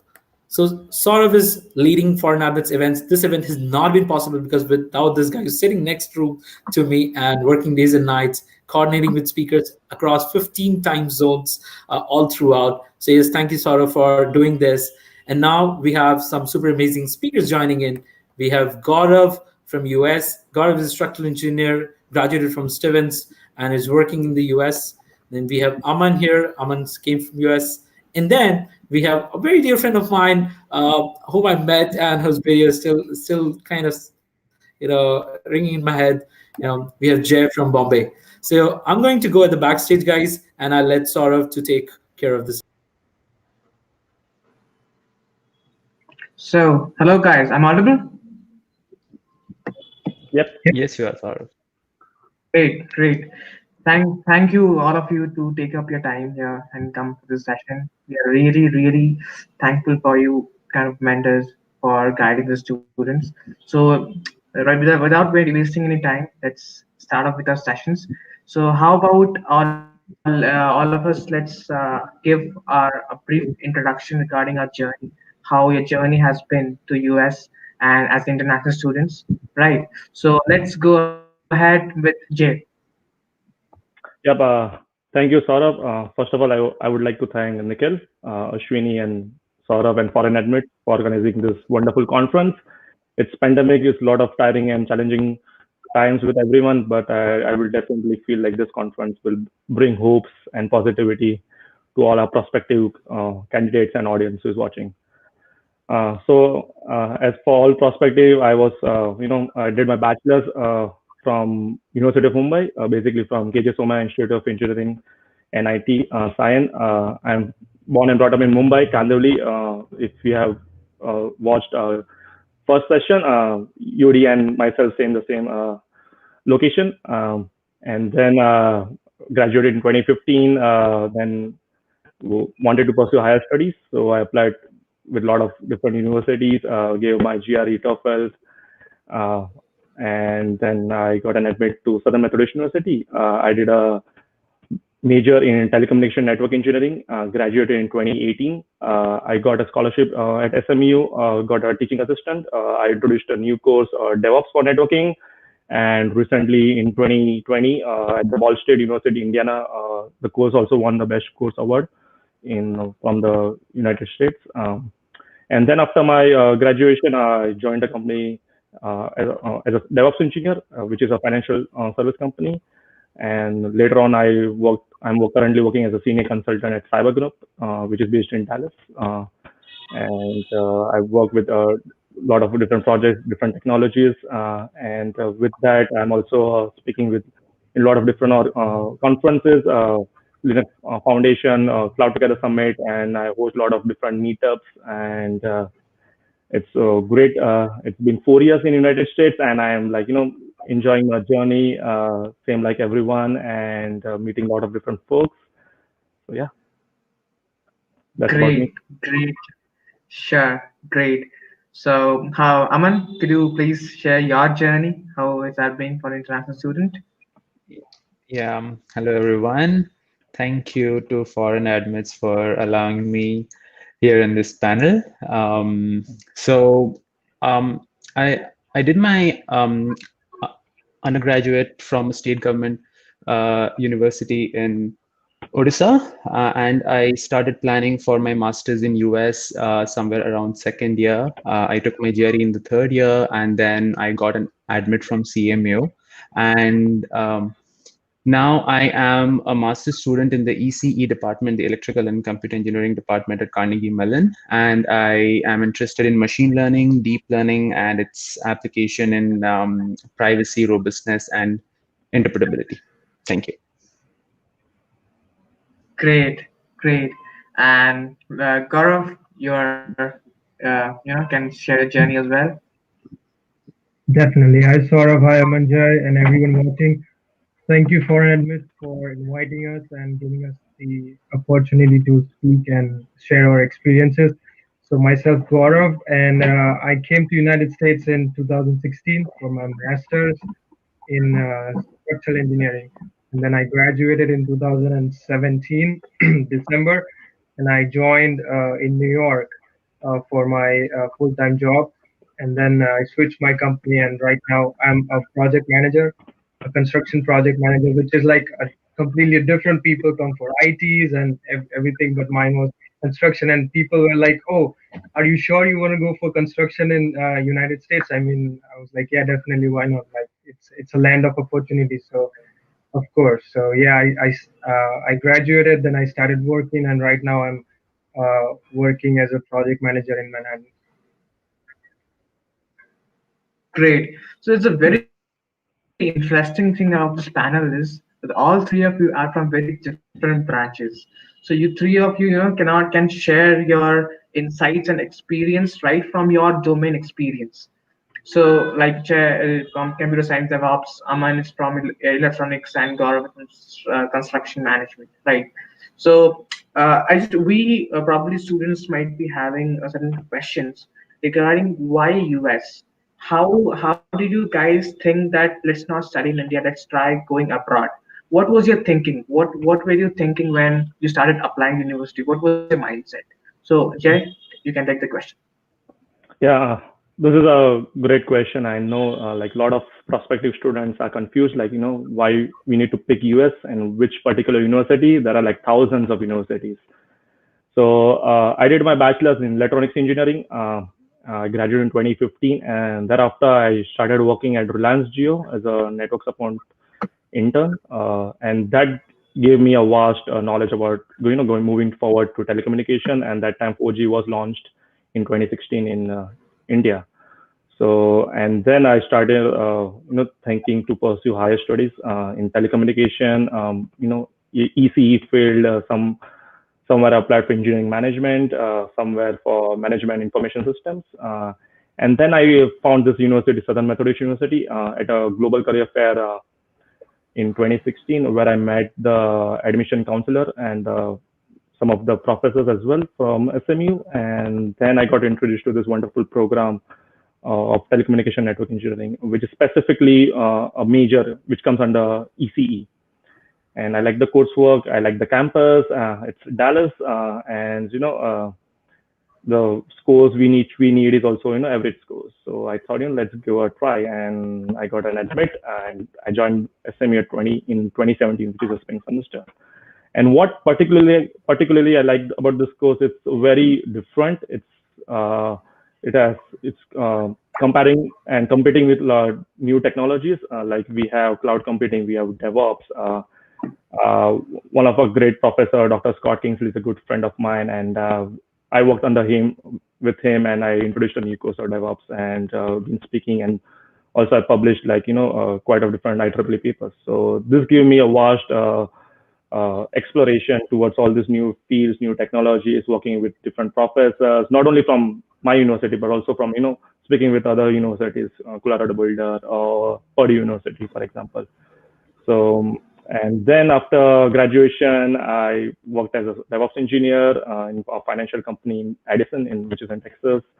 I was working on Azure cloud, and then I moved to Cyber Group. I recently got promoted to senior consultant. So right now I'm working in different technologies, be it like cloud, DevOps, QA. So it's just not, just going in one technology, because bachelor's and masters, we are taking like different courses. We have 10 different tracks, which courses you want to choose. But just picking one niche, doing some research, and exploring more, and then once you come into industry, and then working with different colleagues, a lot of new certifications are coming up, a lot of different courses, and so yeah, so it's just picking up your interest and how you can then give your best in that.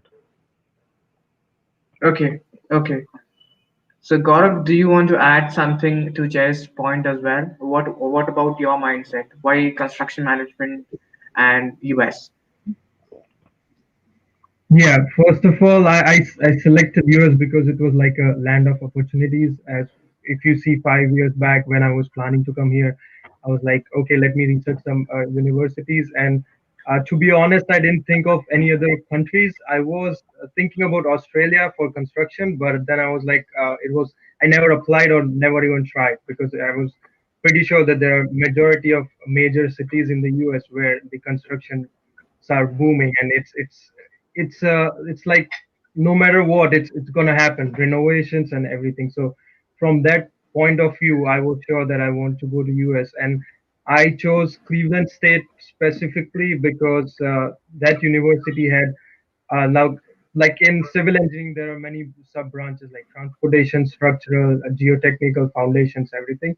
So only Cleveland State was giving me two majors in the same masters. Like it was foundations and structural.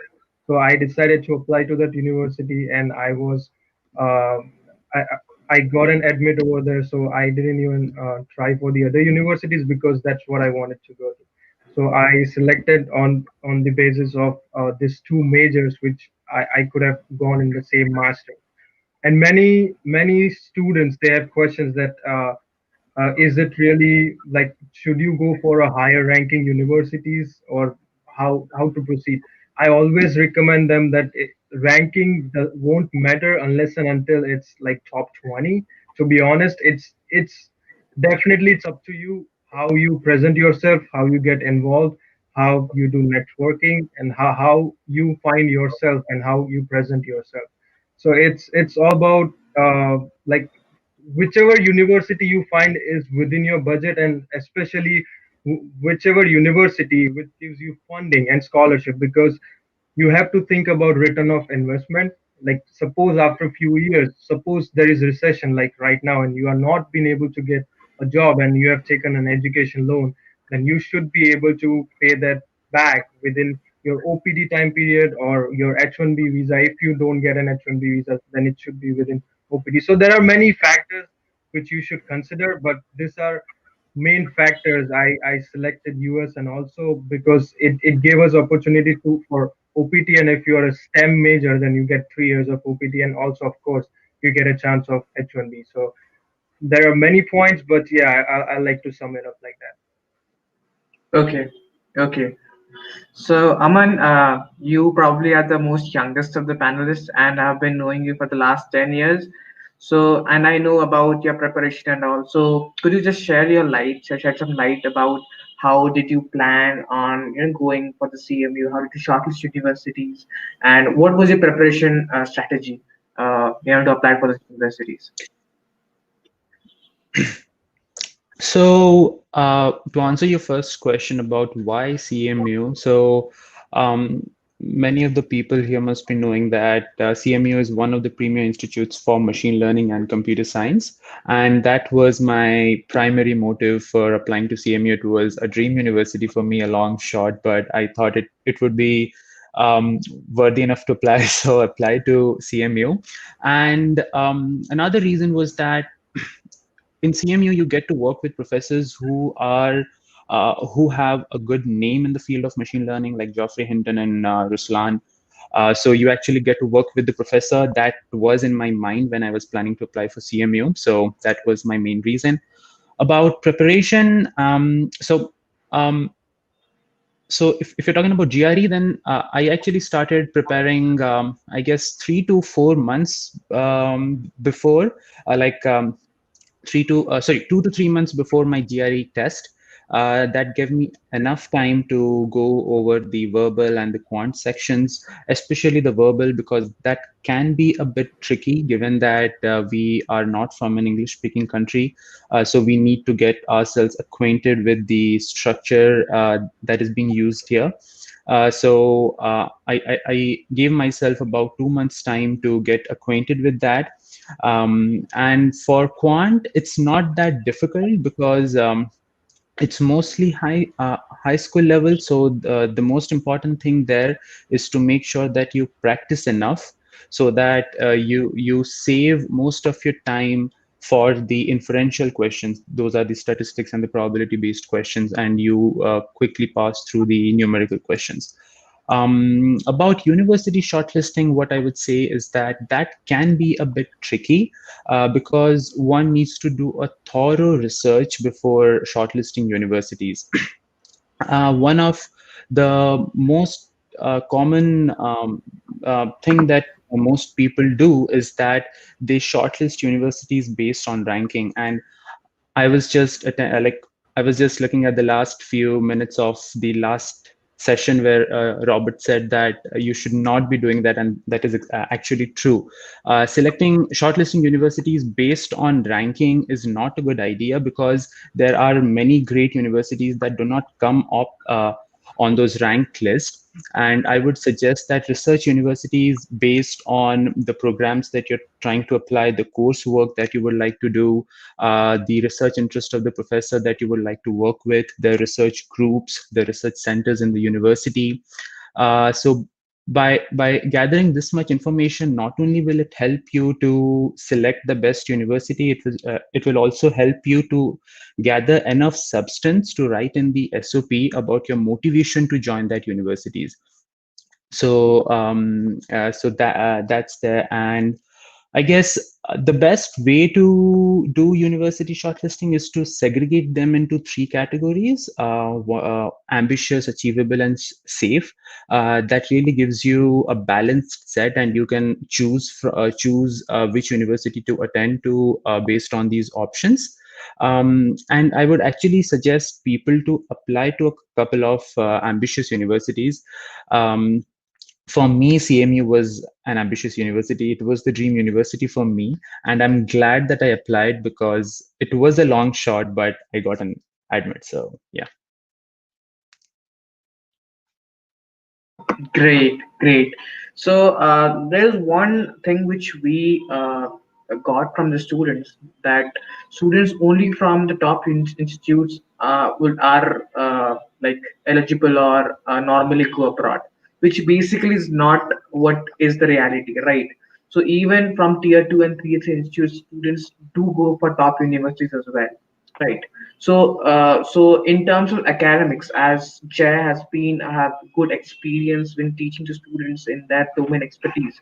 So, Jay, could you just shed some light about an undergrad level, what a student can do in order to increase their academics or their expertise over a domain? What should they on an undergrad level? Yep, it's a good question, Saurabh. So if you're doing your undergraduate bachelor's degree, Bachelor of Science, Bachelor's of Engineering, or BTech, maybe from IITs, NITs, or other from other states, I would say your GR is not the only thing, and your CGPA or GPA is also not the only thing. I would like to share my story. I graduated in 2015 with almost 17 ATKTs.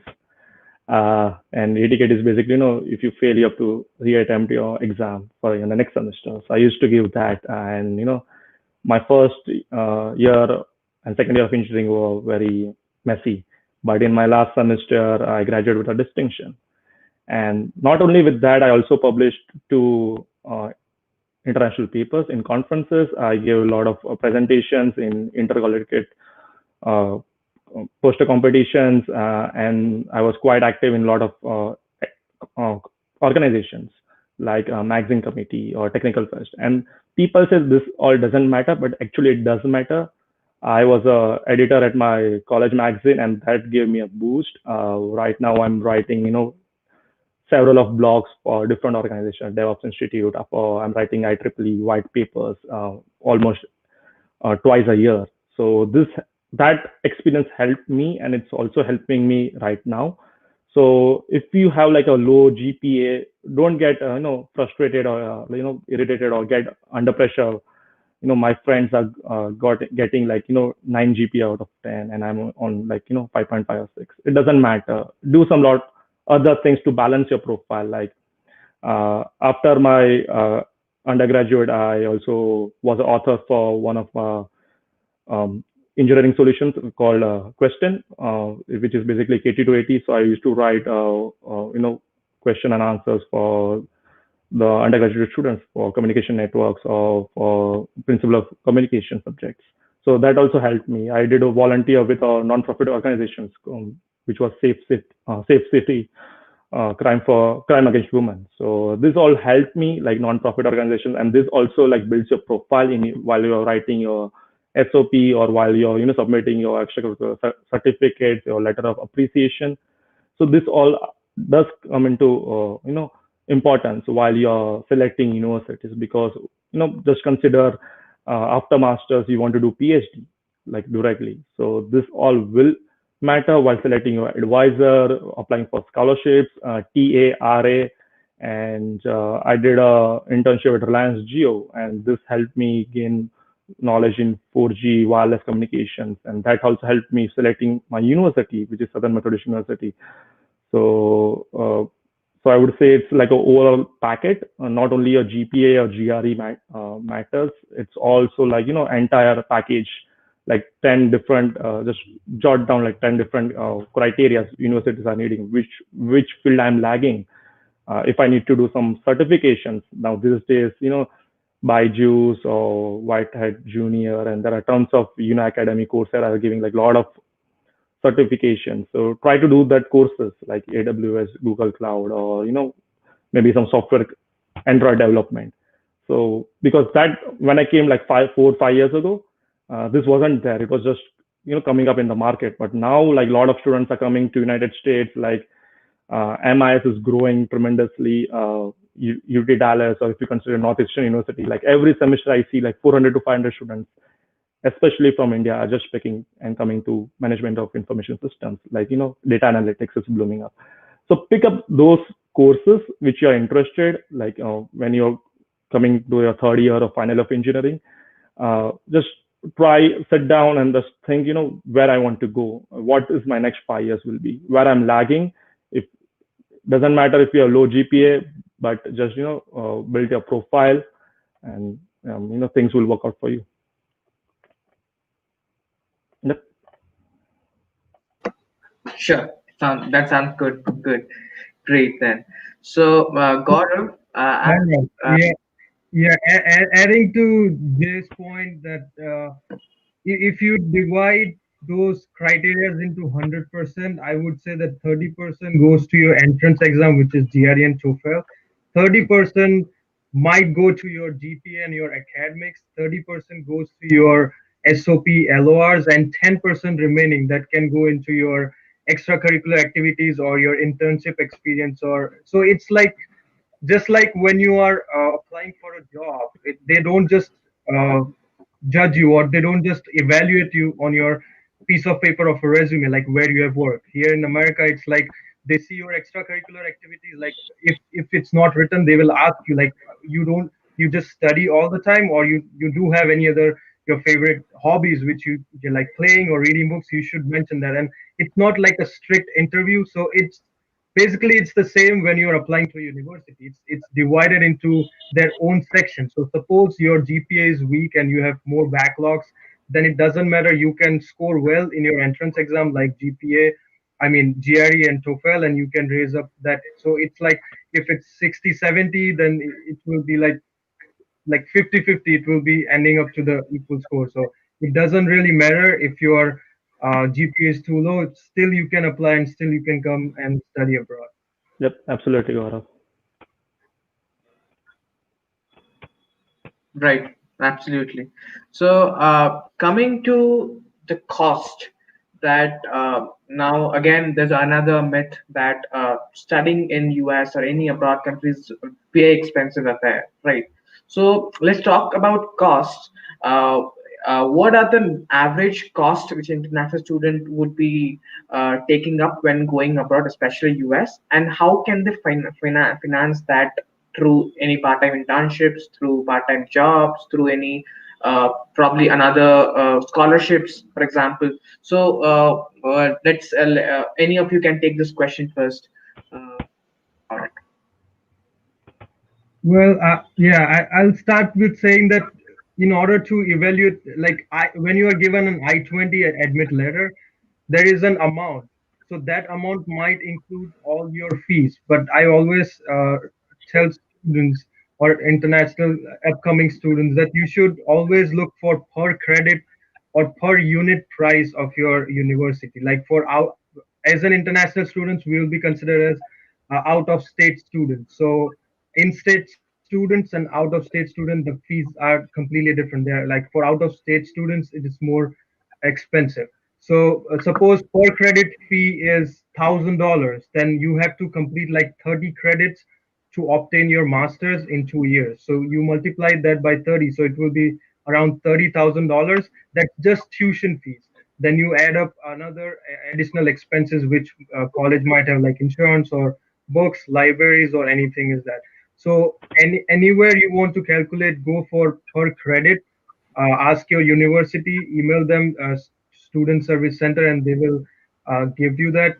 And about the living expense, it depends on the person whether he likes to stay with roommates or by himself. It depends on state too, like New York is more expensive, Ohio is a little bit like less expensive, so it depends on various conditions. But yeah, definitely I also recommend students to contact university and professors before even they come to United States if there is any funding available or a teaching assistantship position. Because if you email professors and you get to know them way before you are coming, he will keep you in mind. And there are many students who want those positions or titles, so there will be always competition, and everyone will be having possibly there will be like very level score, so it's very difficult to get those. So it's very important to email professor beforehand you come, and it will really help you getting those positions and getting funding for your education. And there are many on campus jobs, so you have to get in contact with seniors, the current students who are working there. Reference is a big big emphasis, like it's a big point when it comes to finding a job or on campus job. So you have to know people, you have to network, and network from first day come to United States. And it's really important to get anything which you wanted, because you can hard work, but if you don't have your perfect path to go there, it might be a little bit difficult to reach your goal. Yep. I would like to add something more. So yeah, I would totally agree what Gaurav mentioned, but expenses doesn't matter. It actually matters, but just don't think like I don't have a loan services or something. It's not funded. Uh, when I applied to Southern Methodist University, I think the fees were around roughly approximately like $40,000. But if you do like on-campus employment, it pays for your most of your insurance, your apartment cost, your stay of living. So I was doing like three different on-campus jobs. I was also a program ambassador. I used to work with my international uh, advisor and director. I got a TA in my last semester. I was also a tutor and was teaching, freshman and sophomore physics and chem. So this uh, pays a lot, it's like ranging from, $20 to like $30 per hour. And you have to do 20 hours per week based on your CPT and F1 visa rules. And if you do internship, you can get entire summer. And if you do co-op, it actually covers entire 1 year. And so, and if you do not get a scholarship like in your I-20, then try taking some independent courses. Talk to your advisor after you join. As Gaurav mentioned, email your advisors, of your professors, your staff members, and they will guide how you can apply for TA after you are admitted or after you land in United States. So, and there are other different ways which students don't know. They are in actually in the dark shadow, but apply for on-campus jobs, apply internships, immediately after choosing your courses. So if you do like a summer intern or a entire co-op, a lot of that companies will convert into your full-time jobs as well. Absolutely. So it's not like if I do not have any finance or financing options, I do not have to sacrifice my dreams, right? Mm-hmm. Yep. I can figure out certain ways out in which I can finance myself. Probably take a loan, take some part-time internships, or part-time jobs, on-campus jobs, and can try to decrease the financial burden which would be coming on for whatever loans or whatever financial options students will be taking, right? So I guess this would be a really gold information for the students who are thinking that hey, I do not have any money, how can I go abroad? Or if I do not have any academics and all, I'm from a tier 2 and tier 3 institutes, how can I go abroad? I guess this session definitely answers those questions. if the students are having those, right? So coming to one very interesting thing being, as due to this elections in US and all, how you guys think that this will impact the international sphere, international education in US? What are your opinions on that? It might be for visa, it can be for job scenarios, or like everything. So anyone can take this question.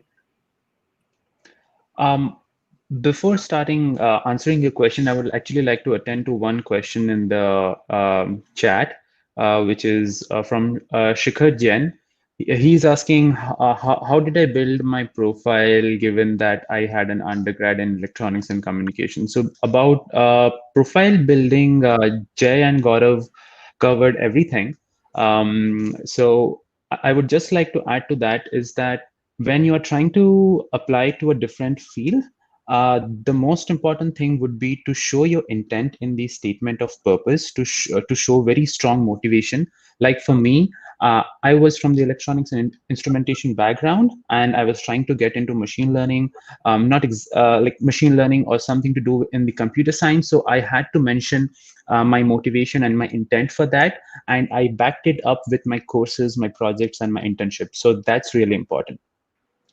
Now, answering your question, sort of about the effect of the change of government on visa and job opportunities. Well, to be honest, I'm not entirely sure how is that going to affect, uh, sh- but for me, I think it's on a positive side, given that the like there might be a lift on the number of visa restrictions that are there currently. For example, the government was planning to send the students back to their home countries during the pandemic because of the online course restrictions. So we won't like we should be hopeful that we won't be seeing much of these shocking news coming during the Biden government. But to be honest, I'm not entirely sure how is that going to pan out for us in the future.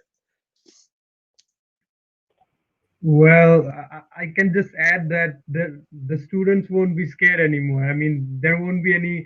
If they wake up in the morning and they see news flashing around with all the stupid things, I don't think so. It is going to happen because all the other on the Trump administration, whatever rules or whatever bills he wanted to propose, they all failed. I mean, that's something which was due to elections, I'm pretty sure, but I think that will be a big relief for all the students that they they can expect some positive news, but at least they won't expect any big changes or negative news in H1B visas or anything. There were so many news which were just created just so for the purpose of getting votes or whatever it was. But it's definitely gonna be improved, and it will be hopefully it will be as normal as it was before. And I think, to be honest, students should not pay attention to this because when someone proposes something and students freak out and they change their mind, okay, I want to switch my country from US to Australia. But that's not the case because that is just a proposal. It has to pass through courts and it takes a long time to the bill to pass. So I always tell them to just avoid this news because in couple of more weeks it will be gone. So it's just not to focus that and focus on your goals and get the things done and just pursue your dream.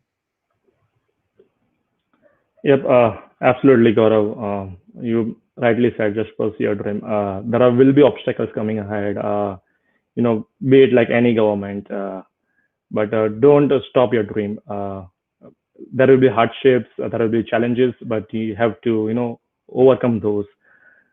Just, if you don't get admit this semester or maybe like spring, apply for fall, right?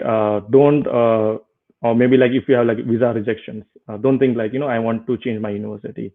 Even I had like rejections in the past, but I didn't stop myself. I wanted to pursue the same, go to the same university, wanted to pursue the same program, wanted to go to the same city, Dallas, and I'm right now. So be it whatever in the future, but just keep building your profile, keep motivating yourself, talk to your peers, talk to your seniors, your undergraduate professors, or have mentors in your life. That would I would rightly say, right? Just don't think from one angle. Just talk to like multiple people. Even for me, I'm in constant touch with Rob Adams. If I am stuck somewhere, I need some guidance. I just message him or just give him a call. Let's do some session together. Like let's meet on lunch.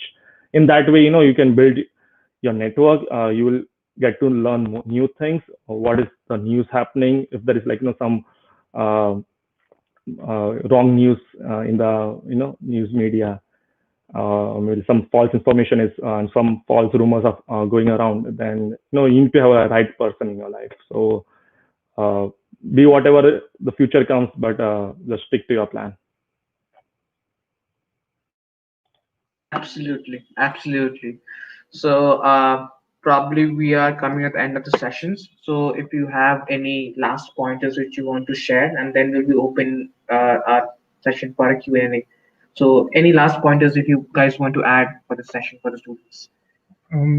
I would like to add that focus as an international student to survive and to succeed here in United States, you need to be in constant touch with the professors. You have to go to their office hours to meet them and to at least talk to them. It's not like you being shy, and you have to try to stand out in your classroom. Then you have to get involved on campus. Then you have to start networking as soon as you arrive in the United States. And then the most important is personal branding. Like you have to brand yourself. You have to stand out. You have to start blogging. You have to write some articles on LinkedIn in order to or in order for people to recognize you or to stand out from the all the other international students. Like how will you get a job when for the same job that there are hundreds of international students applying with the same application, and mostly they will be having the same background and same GPA or whatever it is. So it is very important to stand out, get involved, talk to professors, create a network, build a network, go to online or various career fairs, and always have a plan B. That suppose your plan A didn't work, you didn't get a job, then what are you going to do in like in within 3 months? You have to leave the country or you have to find another option. So that's another point, that you have to have a plan B. Uh, Follow up if you are applying for a job, then follow up for the weekly job search goals. And there are many resources, as Jay said, that find a mentor if you are stuck somewhere. It will be beneficial for you and for your career. So that were the closing remarks. That always, and there will be hurdles, obstacles in every step you go. If your visa was clear, that was just the first step. You have many more semesters to go, many more hurdles to find a job, find an internship, then to stay in your job, perform well. So it's gonna keep on going. So never lose faith and keep working hard. Mhm. Um, okay, so okay. Um, for my last part, what I would say is that when you're applying, don't just apply for don't just keep in your mind that I want to get into that university or I want to get into that university and I want to apply for that. Don't keep that in mind. Um, just make just tr before applying, just think that the guys here who are selecting you are trying to select the right person for this for their university. They're selecting students who they think can survive the course rigor, and therefore when you're trying to build your profile or you're trying to write in your SOP, just make sure that you show your motivation, your intent, and back it up with substantial claims for like the internships and your course project. So I see that so I see a lot of questions coming up about internships, about courses, and what to do in your first year BTech. So I would just like to say that don't just do things just because you want to get admitted to a college. Make sure you do those stuffs because you want to do those stuffs, and that is automatically going to reflect in your application. Yep.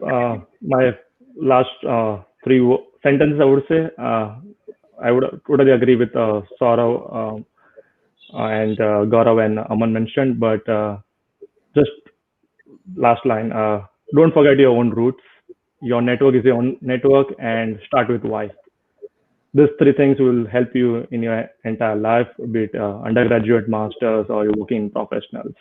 Like, if you have graduated, I would also recommend, stay in connected with your professors. As a alumnus, it's your duty to help your alma mater, be it your undergraduate or graduate college. Stay in touch, build your network. You never know your connections, where you will help in your if you are laid off, or want to switch your job. Your network will definitely help you. So, and also just enjoy your own journey, and that's it.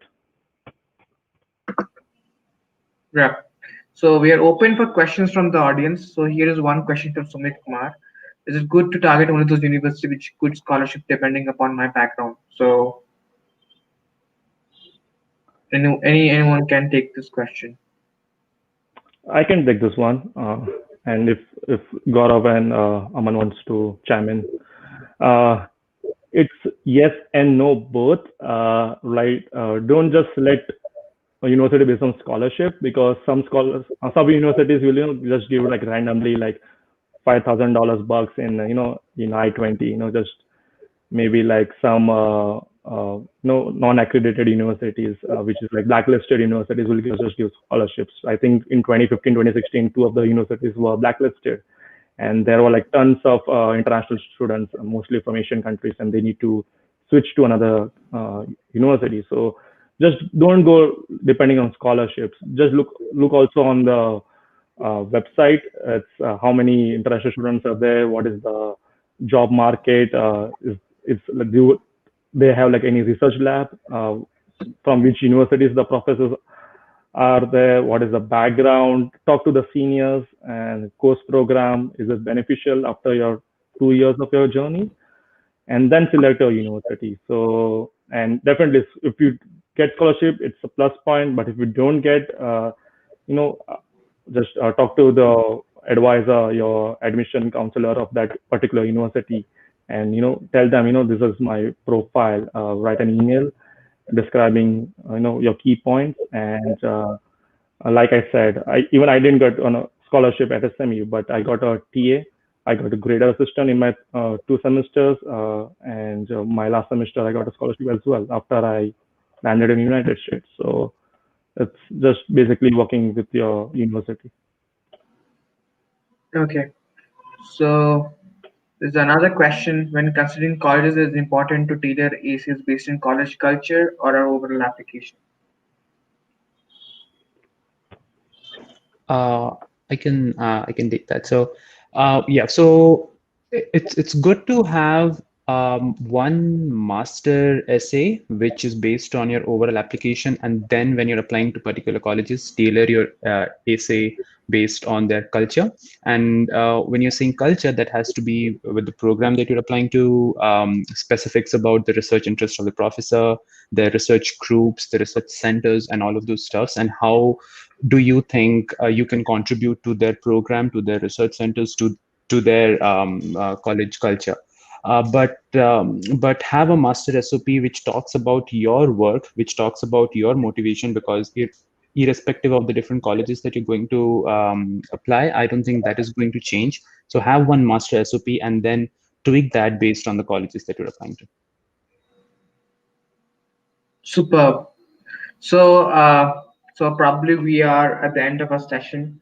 So thanks, Jay, Aman, and Gaurav for being a part of this amazing mentor conference. And for audience, all of these amazing mentors are there on the platform. If you have any more questions, just book a call with them and get them cleared ASAP.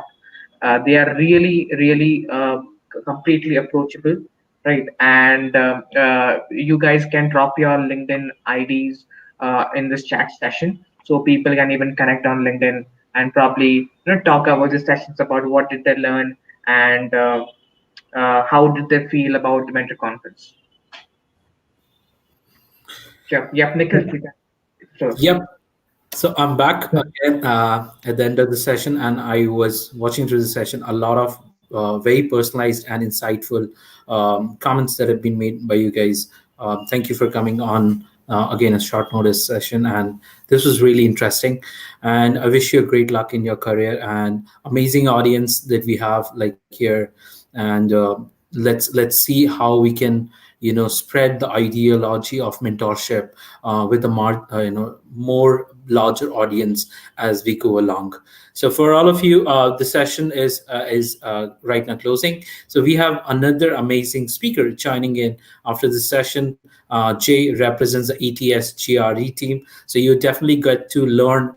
You have definitely learned a lot about US, going to US, but then GRE is an important factor at one of the applications, and who can tell better than the creators of the tests. So we got Jay from ETS team, ETS GRE team, to talk about ETS GRE. How can you give? What are the best practices, and all? So we are going to have Jay on the call. Thank you, Gaurav. Thank you, Jay. Thank you, Aman, for coming at this session. It was really nice, amazing, and amazing seeing you guys. Thank you for having us, Nikhil. Thank you, Thank you. Nikhil. Bye-bye. Meet you soon. And yeah, it's a great session. Thank you, everyone. Thank you. So, yes, we are ready for the session with Jay. Before that, I'm just going to again talk about a little bit about the scholarship that we are promising to you guys. And that's something is very, very lucrative out of the box for a lot of people. Okay. I'm going to talk about in 30 seconds about Dream Big Scholarship. And then we have Jay joining us about the GRE session.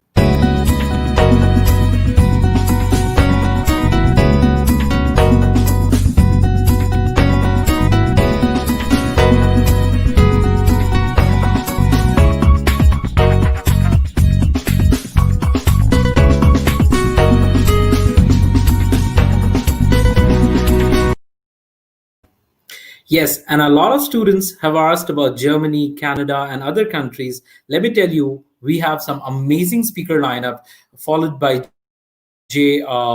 Then for Australia, for UK today, tomorrow for Canada, Germany, Norway, Denmark. So don't miss out. These 2 days are going to be super amazing, super exciting, and highly engaging. Ask all your questions. We're gonna give you the best of the best speakers for that. So right now, I'm adding Jay to the call. Hello, Jay. Hi, thank you for this great time. So let me prepare for sharing the screen.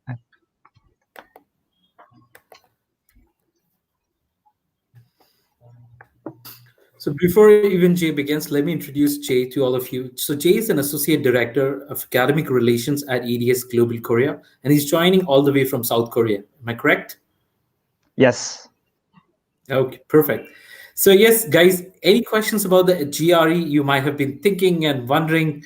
It's right time to shoot those questions on the comments, and Jay's gonna lead the session from there. Thank you. I'm wondering whether you can see the screen. Yeah, I'm just I can see. We can okay. see the screen.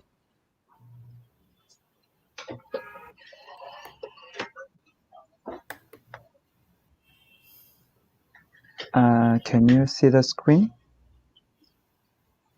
Yep, we can see the screen, Jay.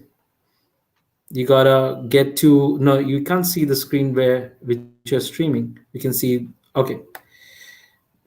No, we can't see your screen. Okay, not this way. Okay.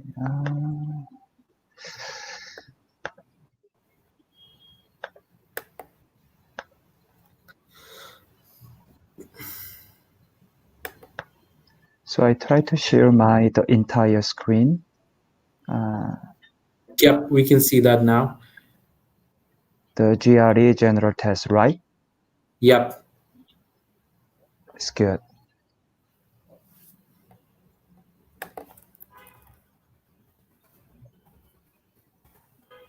Okay, perfect.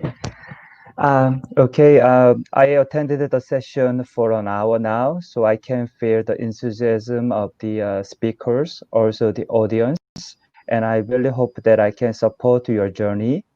Okay, so GRE is already mentioned a couple of times, GRE and TOEFL, and I want to make sure that this is not your obstacle, but this is something that you can make sure that you prepare for the graduate studies. So during the last 40 minutes, I'm trying to share that what the GRE is and how the GRE can be prepared, especially with our official materials from the ETS, the test makers of TOEFL and GRE. So today's workshop will cover the overview and registration and what to expect on the test day, dividing the test center and also at-home testing. If you have any questions about the at-home testing or the GRE itself, please share your questions on YouTube or the platform, and I will try to answer. So I hope that workshop is more interactive. So I will make a presentation around 25 minutes, and then I hope that I can answer your questions. So I see that many of you want to apply a master's program in engineering science, but GRE test is also accepted, required by MBA and JD, by law schools, also doctoral degree programs, as well as some awarding fellowships. And GRE score is valid for 5 years, and TOEFL is valid for 2 years. So I remember that one of the speakers also took the GRE test at his second year, as the score is valid for 5 years. And I also remember that one of the audience want to apply the STEM MBA. So these days, lots of the MBA programs, most of the top-ranked programs now accept the GRE in lieu of GMAT. And if you visit the Harvard Business School's website, they mention that there is no minimum GMAT or GRE to apply, and we do not have a bias toward one test over the other, because there are some rumors that some schools prefer this test over the other, but the truth is many schools follow this Harvard example. And law schools, this is new, and starting from Arizona and Harvard and Northwestern, growing number of law schools now accept the GRE in lieu of LSAT test. So if you want to combine MBA plus something, or master's plus MBA, GRE is a really good test to apply for these programs. So GRE has 3 sections, and then one of the speakers mentioned that verbal is very challenging. Yes, it is. I'm a Korean. I'm also not a native speaker. So when I tried to apply the US graduate school, actually, eventually I gave up, partially because of the GRE. So at that time, 20 years ago, GRE was not the computer-based one. It was the paper-based one, and a lot of the vocabularies. And I purchased the GRE official guidebook. At the time, it is called the Big Book, really thick book. So it really scared me. Although I purchased it, I found, wow, how can I memorize these vocabulary etc. So I gave up. So it is a bit funny. Now I'm sharing how you can prepare for the GRE. I'm working for the ETS, but being honest, it scared me, so I gave up. So I want you to be courage that you can conquer the GRE items, GRE questions, how, and then I will explain later. So GRE has 3 sections: writing, verbal, quant. So quant is relatively easy. As one speaker mentioned, this is a US high school level mathematics, but you need to practice because you need to be familiar with the test questions and the types. And verbal and quant has the 2 sections and 20 questions each, and then 30 minutes for verbal each section and 35 minutes for quant. So you need to answer less than 2 minutes per questions. Also, you will face the unscored section or research section as well. And altogether, it will be 3 hours, 45 minutes.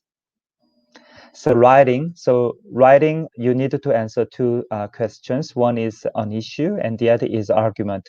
For the issue, you need to analyze an issue and then develop your own argument with reasons and examples to support your position. And second is argument. This one is assessing the logical soundness of a given argument according to the specific task directions. So you can type on computer, and there is a basic functions such as insert, delete, and cut and paste, and undo the previous action. And verbal listening, there are three different types of questions: reading comprehension, text completion, and sentence equivalence. The best way to know about these test types, you just download the free test preparation materials, which I will explain. Quant has four different types of questions: and quantitative comparison, multiple choice, one and more, and numeric entry. And you need to have a basic knowledge on arithmetic, algebra, geometry, and data analysis. And we do provide on-screen calculator. So this is the screen. And especially for the MBA candidate, one of the biggest difference between GRE and GMAT is GRE allows you to skip questions and come back within the section. So I mentioned GRE verbal listening has two sections, and verbal quant also have the two sections. So within the section of 20 questions, you can back and forth, you can mark your questions, which you feel extremely difficult. And then there is a review screen. So before you end the section, one section of 20 questions, please check whether you answered all or not. And what is the section level adaptive test? So GRE is a section level adaptive test. So if you do well for the first section of verbal or first section of quant, the following sections will be adjusted. If you did well for your first section, the second section will be difficult. And if you do moderate, and the second section will be a medium level of difficulties. And if you don't do well in your first section, the second section will be easier questions. But points are not deducted for any long answers, so it is always best to guess than to leave an answer blank. So there is a review icon you can click and check whether you answered all or not. So the test is, because of the COVID-19, we now have the at-home testing, but before it was admin only at the test centers. And you can find where you can go in your nearby city at this website, ets.org/gre/test centers.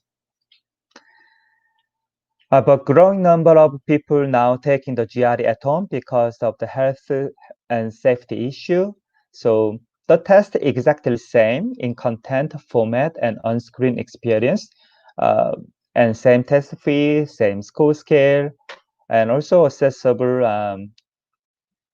But the only difference can be you will be monitored and recorded online through the use of live human proctors. There will be someone who can stop you if you do if there is any suspicious activities. And then there is artificial intelligence technology through the ProctorU, the partner of ETSGRE at-home testing. And there is a requirement of computer and microphone and camera. And then the proctor will asking you to show your room and your table, etc. So you need to have the camera. And you can use the built-in camera, but I highly suggest you have the separate camera so that you can freely move around. Registration, this is not difficult, so I will skip it. If you visit the, you can visit the My GRE account. And I highly suggest, even though you are not sure when to take the GRE test, but in order to download and access the free test preparation materials, it is best to open your account. ets.org/mygre.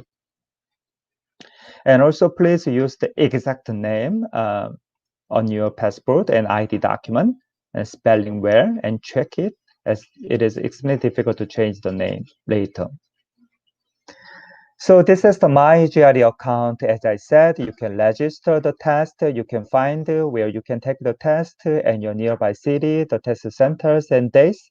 But also there is the functions like a test preparation, free test preparation. Also, you can shop for test preparation materials. And in the right side, you can see your scores and send the additional score report and GRE diagnostic service, which is really good. This diagnostic service, please remember this. If you take the test more than 2 times, this will be very, very helpful.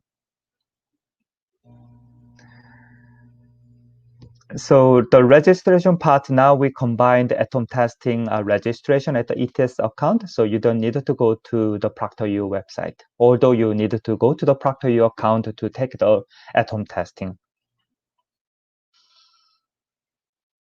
So if you go to the test center, you need to bring your ID and exactly matching your name. And you can just download this bulletin, which includes all the information. So I will skip this. So at the test center, your photograph will be taken. And as I said, at home testing, you will be recorded. At the test center, a sample of your handwriting will be collected. And you may be asked to empty your pocket and raise your pants rags above your ankles and etc. So for the security reason, so I will skip this. So at home testing, another difference is you need to prepare for your own small whiteboard and transparent sheet protector so that you can use it during the test, erasable marker. And ProctorU will asking you to check and fix any issues before you attempt to check in for your test. And then you will be asked to close all browsers and any applications not necessary for the test, home testing. And then you can log into your ProctorU account at your scheduled time.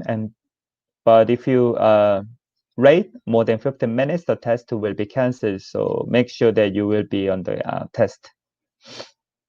And Proctor will asking you to show your ID and show your computer screen using small mirror here or the mobile phone. And then you will be required to show your room 360 degree. And your entire session will be recorded by ProctorU and monitored by a human proctor, and your photo will be taken. And during the test, you must remain in view of the proctor, and you should avoid doing anything that may look suspicious, like watching the other like this, and then or talking, blah, blah, blah. This is not a good way that you take the at-home testing. Artificial intelligence technology will verify your ID throughout the test and when you return after your break as well. So after third section, you will have the 10 minutes break. And if you experience any technical issues during the test, so it is not ETS, but you need to contact ProctorU at this number. Tips and strategies. I hope that I can help you to get the 174 score within this 30 minutes, 40 minutes section. But the truth is GRE require you really prepare for the test.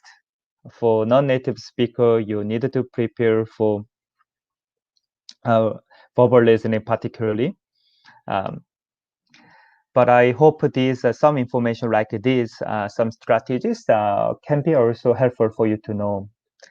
So GRE is test taker friendly, means that, as I mentioned, this is a section level adaptive test. So each time the section, you can change your answers and mark the questions and skip questions and return to the questions you skipped and navigate freely, but only within the section of 20 questions verbal and quant, and 30 minutes for verbal and 35 minutes for quant. So generally speaking, the test strategy is you need to familiar with question formats and directions, and you need to be aware of time. So on the top right, there is a time left you can see during the test. And please make sure that you understand what each question is asking and answer every question. Remember that GRE doesn't deduct any long answers. And for any unfamiliar questions, you can figure out using your knowledge you have. Please do not waste your time on questions you find extremely difficult. You remember, you can mark those questions and come back later. Also, do not spend too much time on the review screen, although we provide the review screen so that let you see whether you answered all or not. You don't need to spend too much time on them. And writing 30 minutes for each task. There's two. One is the issue, the other is argument, And practice makes perfect. So please practice writing on the timed condition. And also please pay attention to the specific task directions. So GRE writing is different from the essay type and other English practice test. This is testing, measuring your critical thinking and how you support your position with your examples and your experience or readings and in lectures. Also, please leave a few minutes before you end to read when you have written. So make any revisions that you think are necessary and to check for any obvious errors. Yeah, a few mistakes will be fine, but if the same mistake continued or repeated, it is not a good way that you complete this writing section. Also, please avoid excessive irony or humor in your essay responses because it can be misinterpreted by readers. But verbal listening, please read the passages to get the overall sense of them and before answering any questions.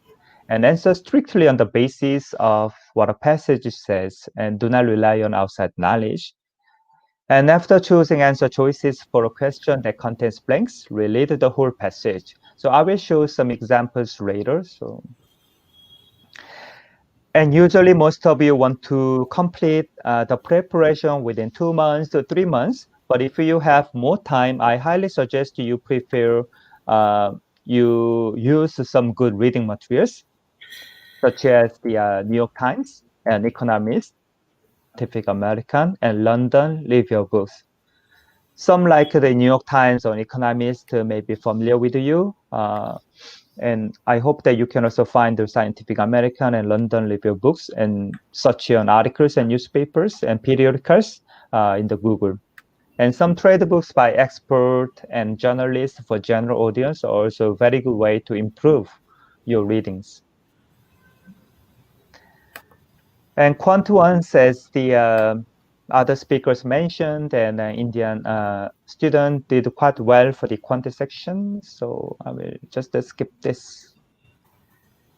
Scores and writing 0 to 6 and average writing score is a 3 and verbal and 130 to 170 quant same and the 1 point increment for verbal and quant.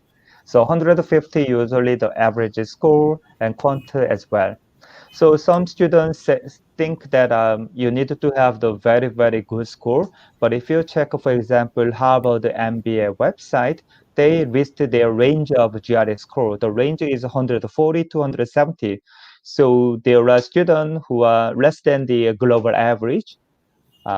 So GRE is only one piece of the information that schools refer. And you can find your unofficial score at the end of the test. And if you want to send your scores, you can use a for free score report and highly suggest it to use because you need to pay in order to send the additional score report after the test. So this is the screen that you can see your unofficial scores at the test center and then at home testing in your monitor. So test day, after test day, there is a little difference. On the test day, you can send the most recent one, or the all scores, or test scores you took. And then after test, you can choose most recent or the all test scores, or any options. Any means that the best score you want to send to scores. But generally speaking, when I talk with admission staff in the States graduate admissions office, they usually check the best score. So if I were you, I would just send all. And then even I can show that I practice and prepare for the test. So I increase the scores. So this is a good way, I think. An official score will be available in your ETS iGRE account after 10 to 15 days. And then you can order additional score report to your scores. And generally speaking, many students take the test again to improve their scores. So you can take the test again within every 21 days for one learning year. Yes, I mentioned that there is a GRE diagnosis service. This is free, and this is really good. So you see, this is a verbal listening I took. I mean, the one test taker took. So GRE Dino Service shares the information, the level of difficulty, and how much time you spend for each questions. So when you retake the test, you can prepare for some sections, some test question types, reading comprehension, longer passage or shorter passage, and then you can see how I performed. Remember, 20 questions per 30 minutes, so you need to answer less than 2 minutes, but there are some questions that this candidate took spent more than 2 minutes. So please check after taking the GRE test how you performed. So this is Quant ones. You can see whether you are strong for algebra, geometry, or whether you make long answers like this. And then the level of difficulties. 1 is easier, and then 4, 5 is the difficult. So please remember diagonal service. I met so many GRE test takers, but many of them didn't know about this. Now the GRE preparation, I need to be a bit hurry. So Power Prep tool I already showed during the presentation. This is free, so please visit the ets.org GRE and /prepare. And Power Prep online. This is free to practice test. But do you remember that GRE is a section level adaptive test? So even the preparation test, this practice test, also is a section level adaptive. It means that if you take the test a couple of times, if you do well, you can see most difficult. If you do moderate, the second section will be moderate questions. And then if you don't do well, you can see the easier questions as well. So I want to encourage you to take the practice test 3 times so that you can see all the second sections. So it is always best to use the materials prepared by the test maker of ETS. GRE Math Review and Math Conventions. This is 100 pages PDF, so you can download for free. And okay, and we do have the 3 fee-paying Power Prep Plus online. This is a practice test, and you can use. So I highly suggest that you take this practice test rather than take the real test 2 times, because this is as good as the real test. So I highly suggest to you try this Power Prep Plus online. And there are 3 books. In my background, you can see the official guidebook for real practice test and 150 questions verbal, 150 questions quant. So these are 3 books, the official one, and you can find the ebook as well. And in some countries, you can buy the super power pack, the 3 books together at a lower price. And you can also buy combo verbal questions, quant questions, 150, so 300 questions. Scoring Now is the tool that you can improve your writing. If you apply some English, literature, etc., and if the school value the writing score, so you can prepare it with the Scoring Now. Some universities and graduate programs asking you to take the GRE subject test. Unfortunately, due to the pandemic, we canceled the September and October subject test. And upcoming April 1, I'm not sure whether we can have the test or not yet. But if your school, the dream school, asking you to have the subject test, this is the test that you need to take. Search service, this is free. What search service means, that GRE search service means is you can let the schools in the States, mostly in States, finding you. So those schools use the GRE search service to approach this prospective student, matching their criteria. So this is a free service. So if I were you, I will register myself, and then I will receive emails, because there are sometimes good info sessions and good information about the scholarship, etc. So please visit the ets.org website. Also follow the GRE Facebook, Instagram, and YouTube, some videos. Sometimes we provide good tips, and then LinkedIn as well. And this is for Chinese audience. So some sample questions. So I'm not sure whether there are questions, but I will just quickly show you. This is the test preview tool. You can download for free as well. So the left, this is a reading, verbal listening. So left is the reading, and this is a short passage. So you can answer. So answer 1. So these are, you need to answer more than 1. So 2. And then sometimes you need to select a passage. So like this. And then there are 3 blanks. Personally, I feel very challenging for this type of questions, as you need to make sure that all 3 blanks are right. So like this. And then you need to answer more than 2 right answers, like this. And this is a quant ones, and so on, and the or. So more than 3, like the 1. This is quant. And okay, so you remember that we provided the on-screen calculator, but it doesn't mean you just put the number on the calculator, put in the answer sheet, because you need to see the questions well. The question asking you to put the nearest whole percent, so you need to put the 33, not 0.33. This is quant preview 2, you see, and so on. This is writing, so examples.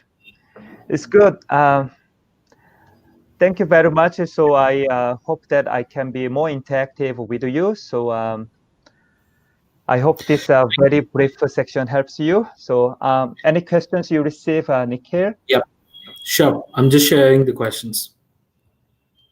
So first question is, a student has asked that he heard that using calculator for more than once or twice is like falling into a trap. So would you request tell us about it, how to use calculators, and how, if it slows down the process, or is there any experiential things that you want to share about using calculators during the tests? Okay, actually some questions, actually you don't need to use the calculator. It will be faster you use the your handwriting sometimes. So it is not must. Yep. And then using once or twice doesn't make any difference. We don't really count them. So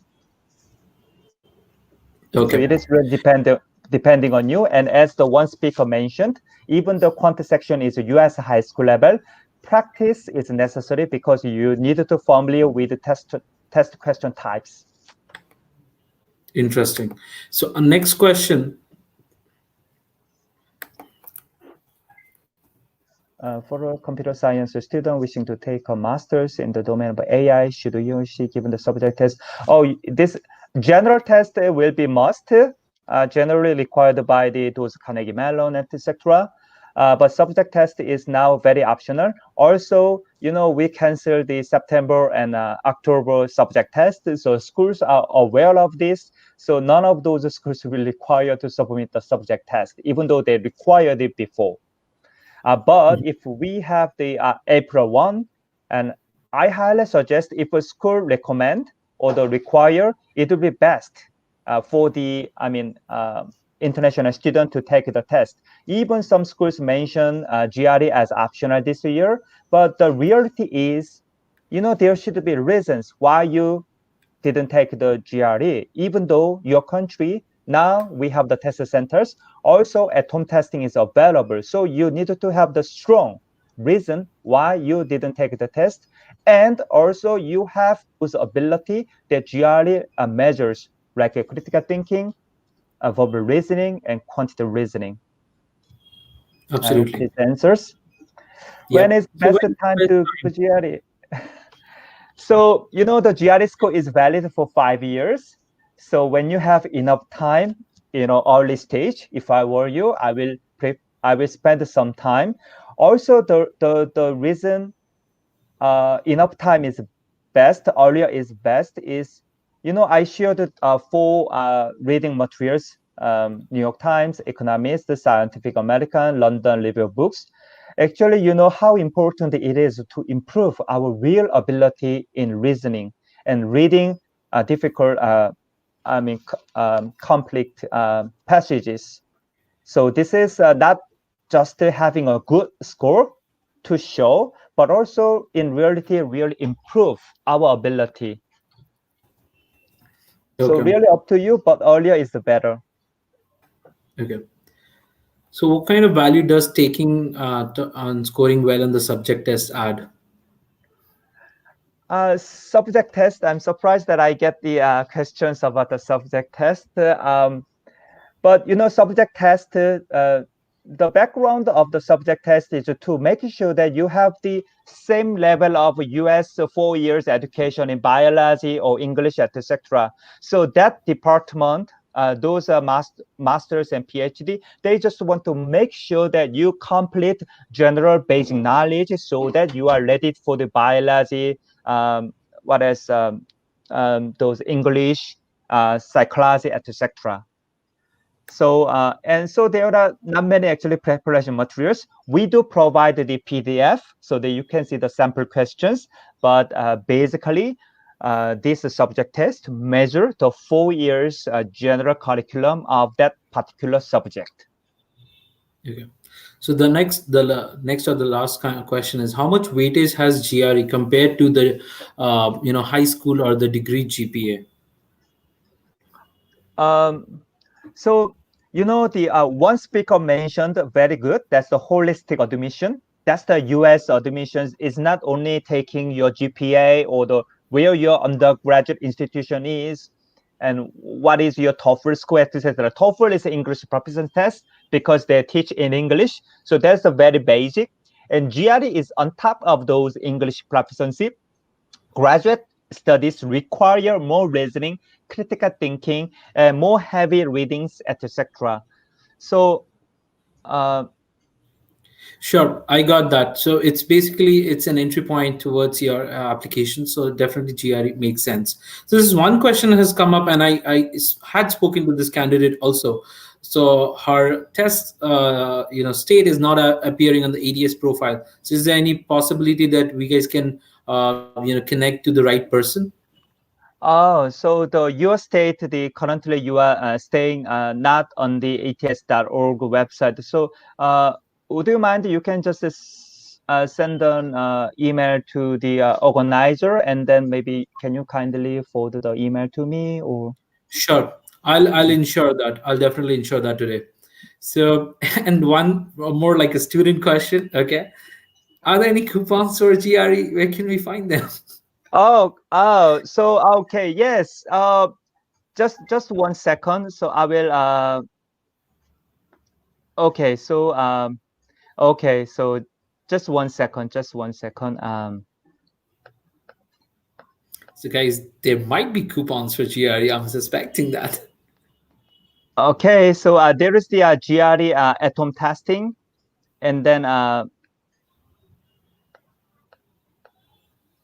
okay, so uh, so this is valid for up to 5. So I put in the comment section. So this is a BOGO, BOGO, buy one, get one free, BOGO, preparation prep, PREP, and 920. So BOGO, BOGO, prep 920. This coupon is for Power Prep Plus online. I mentioned that there is a paying practice test. Very good. So before you take the real test, please try this. And then this time you get this 1+1 coupon. So buy one, you can get the other for free. Okay. So, guys, was a random giveaway for all of you. If you're there in the session, you should have been benefited. So use this for the practice test, as Jay said, and you would get one free test additional.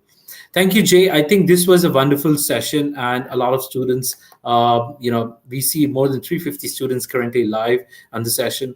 So GRE is certainly, there has to be education about, GRE is equally valid, for compared to the GMAT, because a lot of B school students usually don't have that understanding, and they usually struggle, in getting other tests in comparison. So as I said, guys, GRE is also equally valid at most of the B schools when you're applying for your management courses.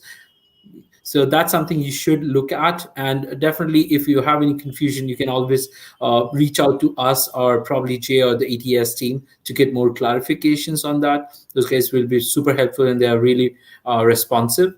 So yeah, I think this is it. So we're gonna end the session. And thank you, Jay, for coming on a very short notice. I'm sure the audience loved it. And everyone, if you have gotten the coupon codes and if you're using it, do take a screenshot of this session and just share it on your social media, and let us know if you're able to give GRE smoothly. And I hope you guys get a good GRE score and you get to a good university. Thank you, Jay. Thank you for coming Thank to the you. session. Really appreciate your time.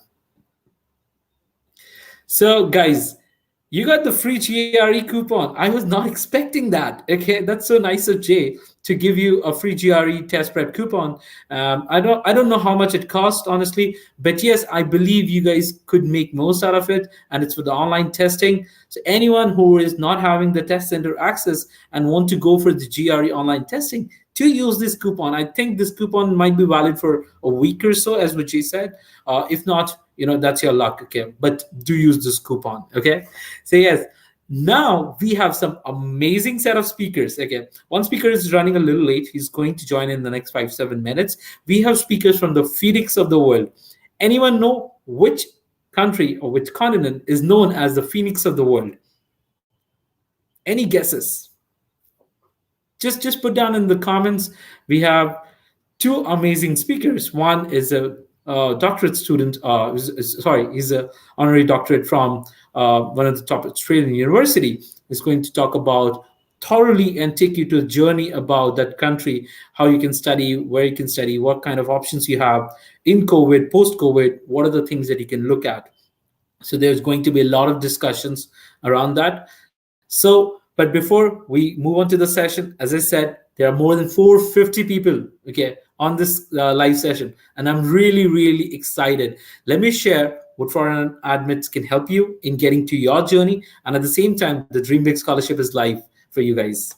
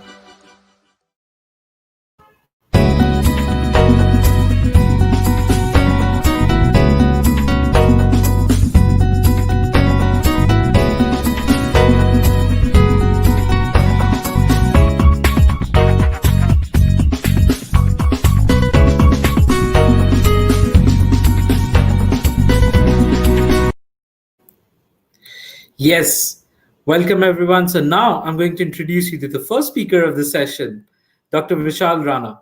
Dr. Vishal is a doctorate student and a GRE expert. If I'm correct. So I'm not a doctorate student anymore. Yes, you are. So you are an honorary Dr. Vishal Rana. So yeah, honestly, like I think you took 5 to 7 years to get your doctorate, right? Right. Yeah. So for people going for PhD, definitely take advice from him. I'm a dropout from PhD, so I believe Vishal can add a lot of value if you're looking towards PhD for sure, and he's going to help you. What are the nuances that you can probably understand when you're going for your PhD. But before that, Vishal, I really want to know a little bit more about your background. How did you get to Australia? And before that, who were you? So the students can or the aspirants can understand where do you come from and why Australia, how Australia, and a lot of those questions gonna come later on. So let's start from your background, and then we'll take the further session. Sure, Nikhil. So first of all, thanks for inviting me on this excellently organized conference for foreign admits, and I'm sure that your clients or your students will really get a lot of benefit out of this. So thanks again. So starting with my own journey, I started from India as a hotel management graduate. So I did my undergrad in hotel management. I then came to Australia to study my master's in hotel management, which was done at Griffith University in Brisbane. One of the key reasons why I did not pursue to go to America instead of coming to Australia, because I did give a TOEFL and I did get admission in one of the top universities in America for hotel management, which was Johnson and Wales University in Miami. They had two campuses, Miami and Florida. Anyways, the problem was that it was too expensive to afford at that stage. They were asking around 50,000 American dollars. So that hence the next best destination for tourism and hospitality was Australia at that time. And especially I went to Gold Coast. Gold Coast, if anyone Googles it, Gold Coast is near Brisbane. It's like the Goa of Australia. It's a very touristy destination with a lot of theme parks and so forth. So, and of course, Nikhil, you have been in Australia, so you know all about Gold Coast as well.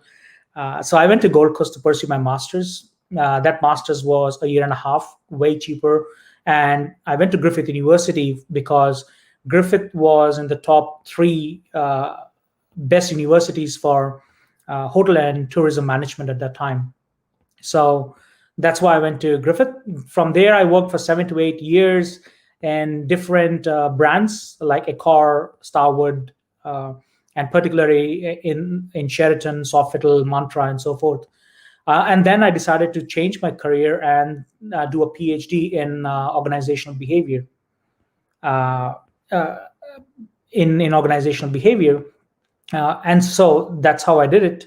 Started my PhD in 2013, and few years down the line, my passion was more towards mental health and teaching and startups. So when you say it took me 5 to 7 years of doing my PhD, it was basically because I started 3 different startups during my PhD.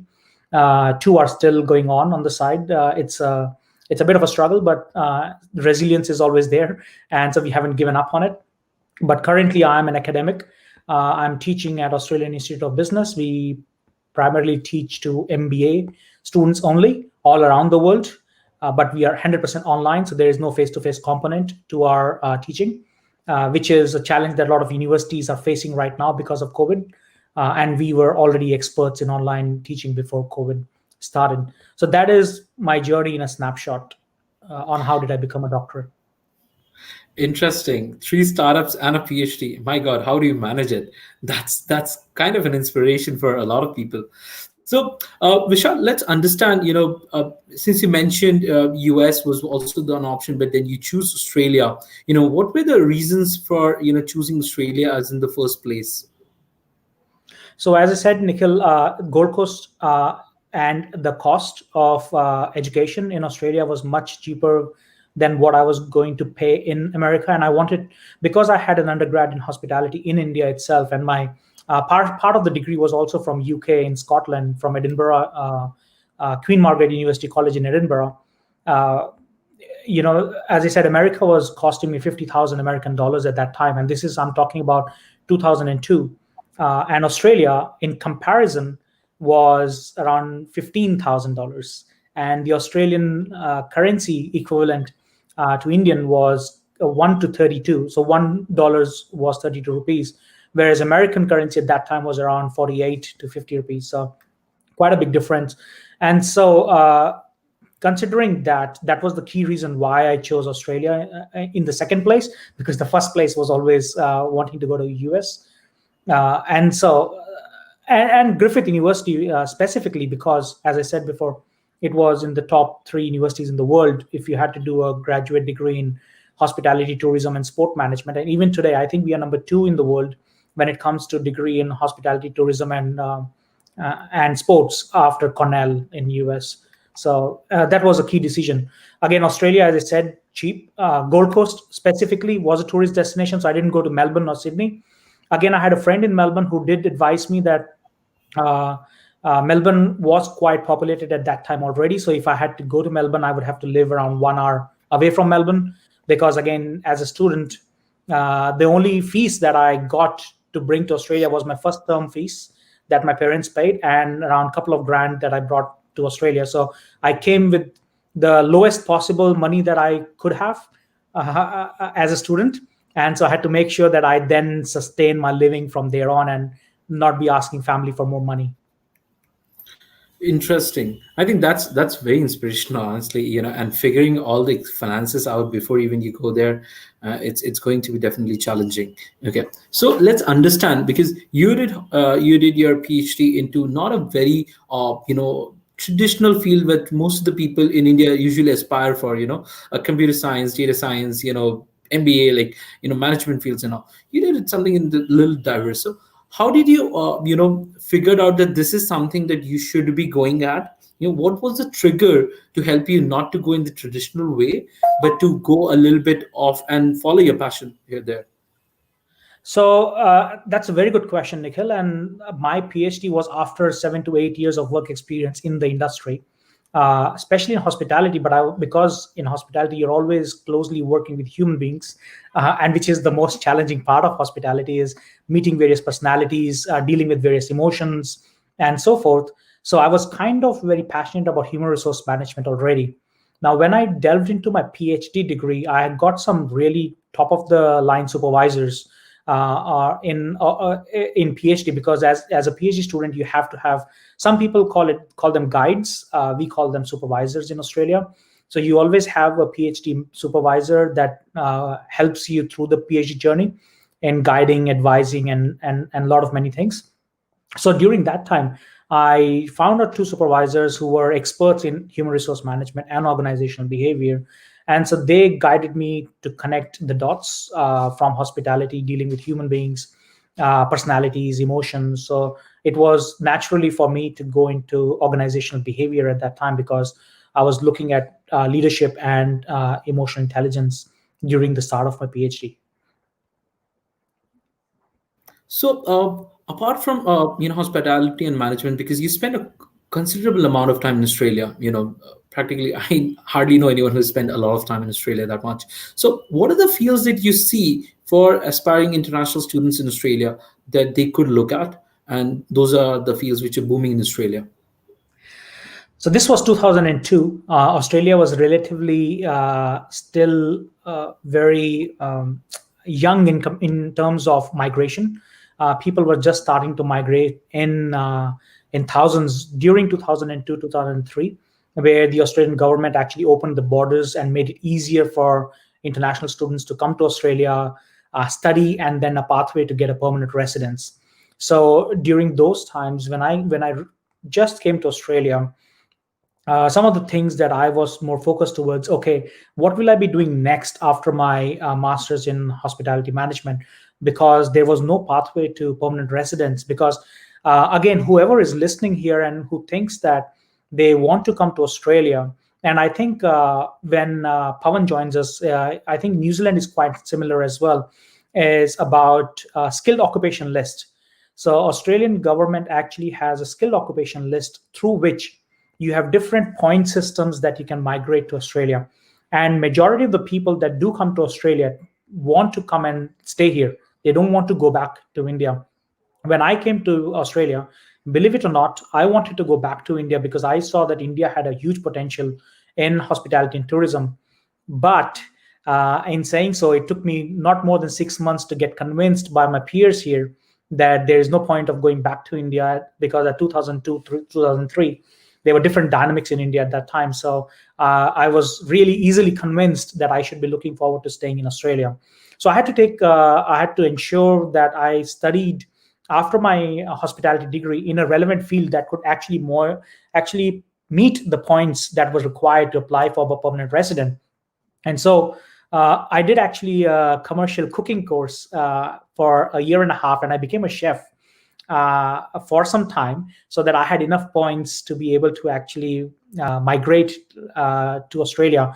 The Masters of Hospitality at that time did not have enough points for me to migrate to Australia, and so obviously they were not looking for high educated qualifications at that time in hospitality and management. They were more looking towards cooks and chefs, and so skills based more for permanent residents. So I took, it was a challenging time for me.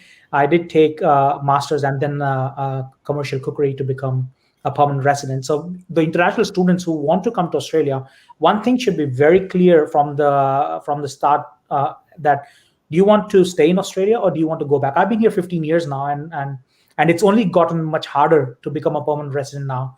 So the first thing that I would suggest everyone to look at is a skilled occupation list. You can just Google skilled occupation list Australia.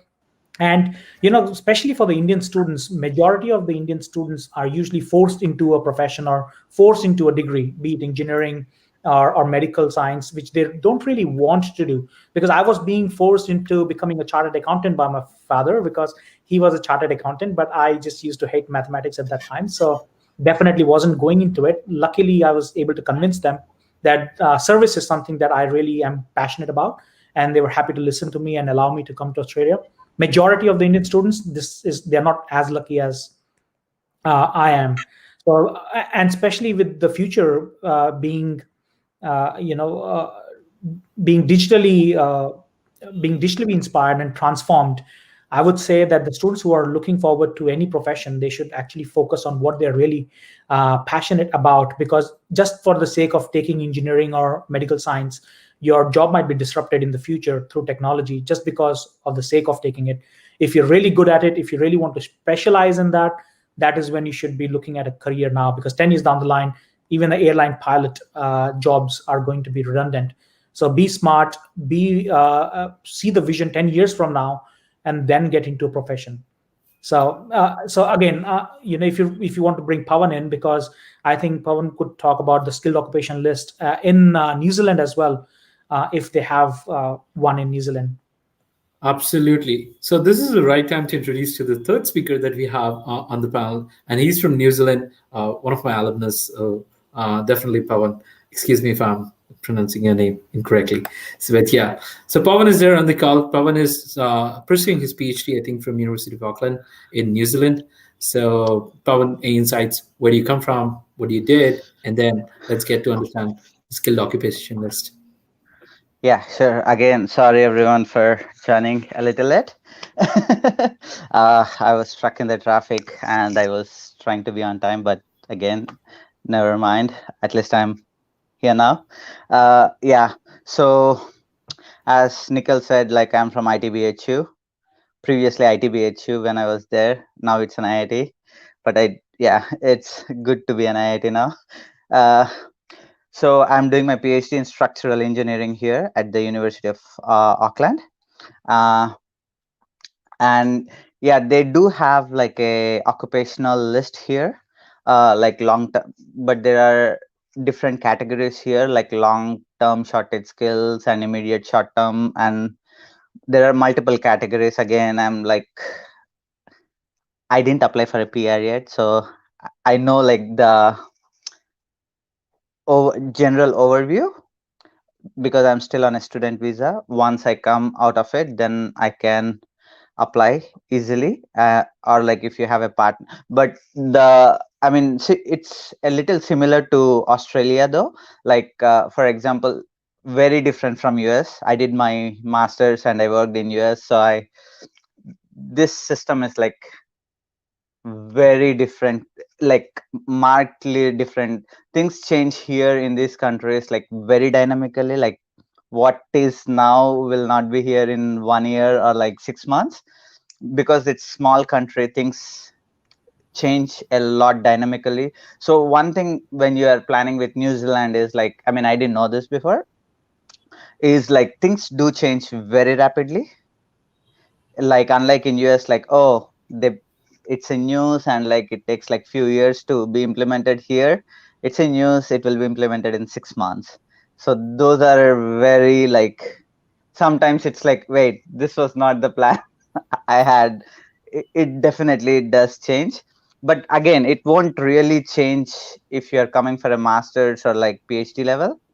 You will be more or less immune to the changes. It will be like less at like low skill level, or so like in Australia you have like level 10, level 9, level multiple levels here. So PhD is obviously in level 10, masters level 9, and undergrad is like level 7 or level 8 depending on your research, or there are like different things. And lot of people from India definitely come from like management and all these levels, and they fit in like whatever level they are. Mass, I am not really good with those levels and stuff. Uh, I mean, if you just give me a skill and ask me, which I don't know, because they are also like changing a lot. But I know like a PhD in anything is level 10, PhD in any masters with research is level 9, masters regular is level 8, something. There are like very subtle clauses. I Yep. mean, it's not a big deal. Everything is online. The good thing with this is like everything is online and you can apply your own visas. Like you don't need to go through a lawyer, or it's not too complicated process. So we can Interesting. apply stuff by. So my wife has work visa here.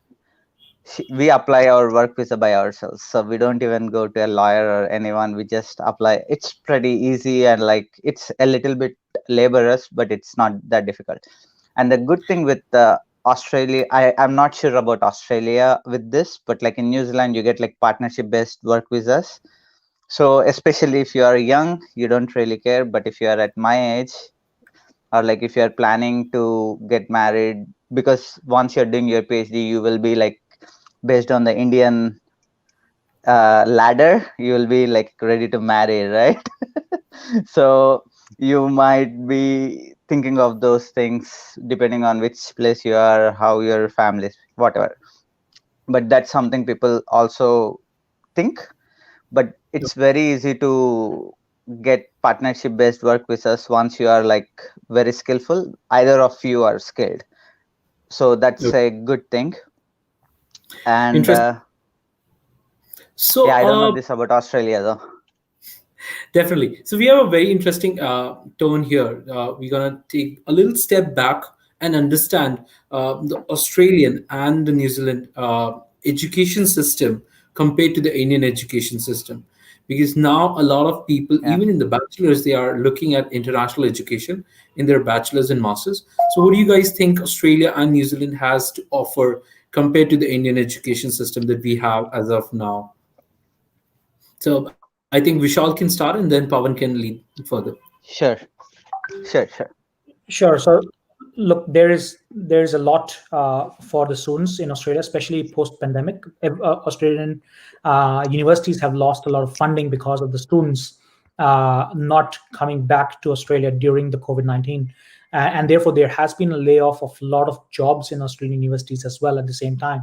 But however, this could be a golden opportunity for a lot of students in India, because the universities might now relax some of the requirements to be able to get into top universities in Australia, like Monash, Melbourne Business School, UNSW, and so forth, depending on your degree that you want to get into. So this is, and I believe that universities will be offering a lot of scholarships in the coming year as well, just to make sure that they attract a lot of Indian students. Why I'm particularly saying about Indian students is because Australia is having a lot of issues with the Chinese government right now. The Chinese government has already, I didn't want to get into politics, but this is very important for understanding the context. There's a big issue going on with the Chinese government and Australian government, and the Chinese government has already told the Chinese students not to pursue education in Australia because of this conflict. And for that reason, it gives a very big opportunity, because Australia is now looking at elsewhere to find collaboration with. And India is the biggest market after China that has a huge potential to be sending their students to to Australia. So I believe nothing concrete has been announced yet, but I foresee that this is something that Australian government will be doing. They have just announced $3 billion being poured into the Australian education system just 2 days ago. So there will be a lot of money coming into the universities to be able to attract students from India and elsewhere as well. So in that context, and thanks for sharing the skilled occupation list. And look, Pavan just rightly mentioned in 6 months time, and that is why I said make sure that you follow your passion, because if you are not passionate about what you're doing, you might not see yourself in the skill occupation list having those points in a couple of years time. Then what do you do after you finish your undergrad or postgraduate? What's your backup plan? So hence I'm saying don't just go by the skill occupation list that you just shared in the comment section. Thanks for doing that, because you have to make sure that there has to be a plan B or C. Now, there are other ways to migrate to Australia in addition to what the education pathway. You can already be working in India for a few years. You could be highly skilled in your profession, especially if you're in technology, IT background. There are startup visas that the Australian government is offering now.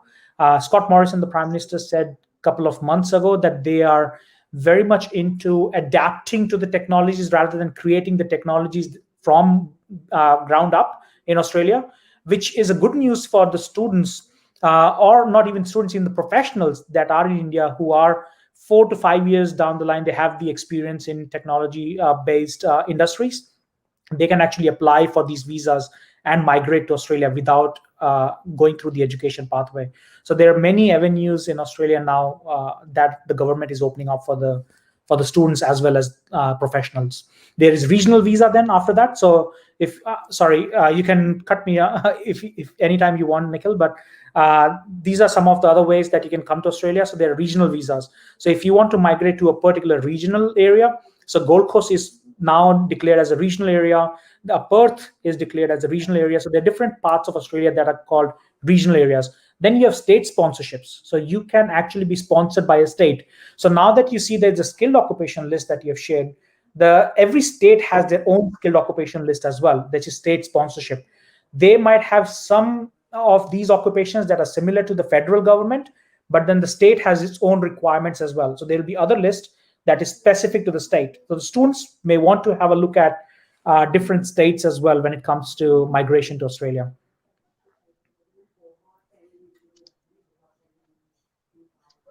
You're mute. Yeah, sorry. So Yeah. yes.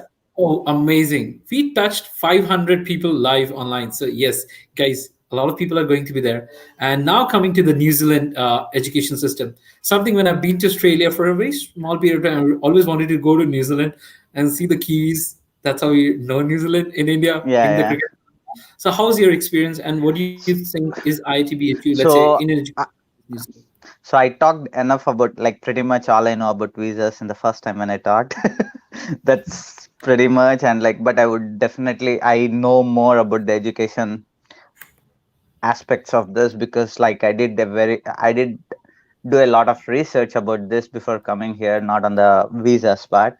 So just to give my background before, like, coming here, I did my undergrad in IIT, then like worked in India, then I went to US for my masters at NC State, and then I worked in Manhattan for 3 years almost, and then I moved to New Zealand. So by the time was working in Manhattan, I pretty much had like, okay, if I'm going to a new country, what should I expect, pretty much, or what are the things I need to look at it. So one thing which we miss when people from India are fresh upcome is they don't know what to expect, right? Like all they see is like education. That's the only part we see. We don't have the experience to think beyond that, unless you have. I think like even I have a lot of family in US, but still I didn't think beyond the masters or like that part, or like even the education system thing you read online, but like it's a different thing when it comes to reality. So the thing why I'm trying to say that part here is it was kind of a little bit of my experience as well. Like, okay, you read something online, and but when you come here and do stuff, it's a little different. It was different in US, it was different here as well, and I am pretty sure it will be different. So one thing is like in New Zealand, uh, they do encourage a lot of international students, which is good because that's one of their major source of income. That's why I'm trying to be a little cautious, like don't fall for all the things they sell. That's why I'm like cautioning you guys. So because not every university is good here and not worth it. I'm being very, very, very honest here. It's super expensive. New Zealand in general is very expensive, cost of living wise and everything. But I still recommend coming here because it's a very, very happy place to be. So I was there it's relatively in US you can make more money, you can be there, but like the life balance is not going to be there. But here you will have like a really good life balance, not as a student of course, but like I mean student, it's on you, right? Like how much you want to work, you will work. It's on you, like at least how passionate you are. If you're too passionate, then you are working like all the time, learning, doing stuff. But when you go to work, typically they expect you to work only 8 hours, and after that they don't. And they typical hours is like 40 hour a week is 40 hour, no 45, no 50. So which is they expect. And even for example, if you have kids and stuff like, or if you have, they understand the family aspects of your life as well. They're understanding about that. And coming to the education system in itself, it's more practical, I think. Less theoretical compared to US, which I find little bit not good. Because I like to have more, because at least in engineering, because like you need to have theory, then of course practicals are important, but only practical without knowing in-depth theory, I feel like not like okay. I still need like my theory to understand in depth, because like it's me, but a lot of people like this aspect because they are super hands on, very, very, very hands on. And if you are in civil engineering or in IT, pretty much you'll get a job here, because like they need like after, and they do uh, also one more thing is coming to the research aspects of it. Uh, I was talking about the coursework, which I feel like not really my expectations, but the research aspects is like way beyond my expectation. Like they compensate it very much in the research they do. They do like super top notch research, at least in earthquake engineering, which I'm doing. Even like universities like Berkeley, MIT, and all these people collaborate here at University of Auckland, because this is seismic, earthquake wise it's very active. They have like a lot of data. And the reason I'm trying to tell about this is because one thing is I have bet more idea about this, and the other thing is you need to choose your area, whichever country it is, based on what the country is expert at, right? Like if you are coming to New Zealand, I would really recommend like management, like hospitality industry, because a lot of, it's a tourist country. Obviously, you'll have top-notch tourism, top-notch hospitality, and all that stuff. And there are a lot of earthquakes here, so civil engineering, earthquake engineering, or like all these kind of construction, whatever. And IT is also there.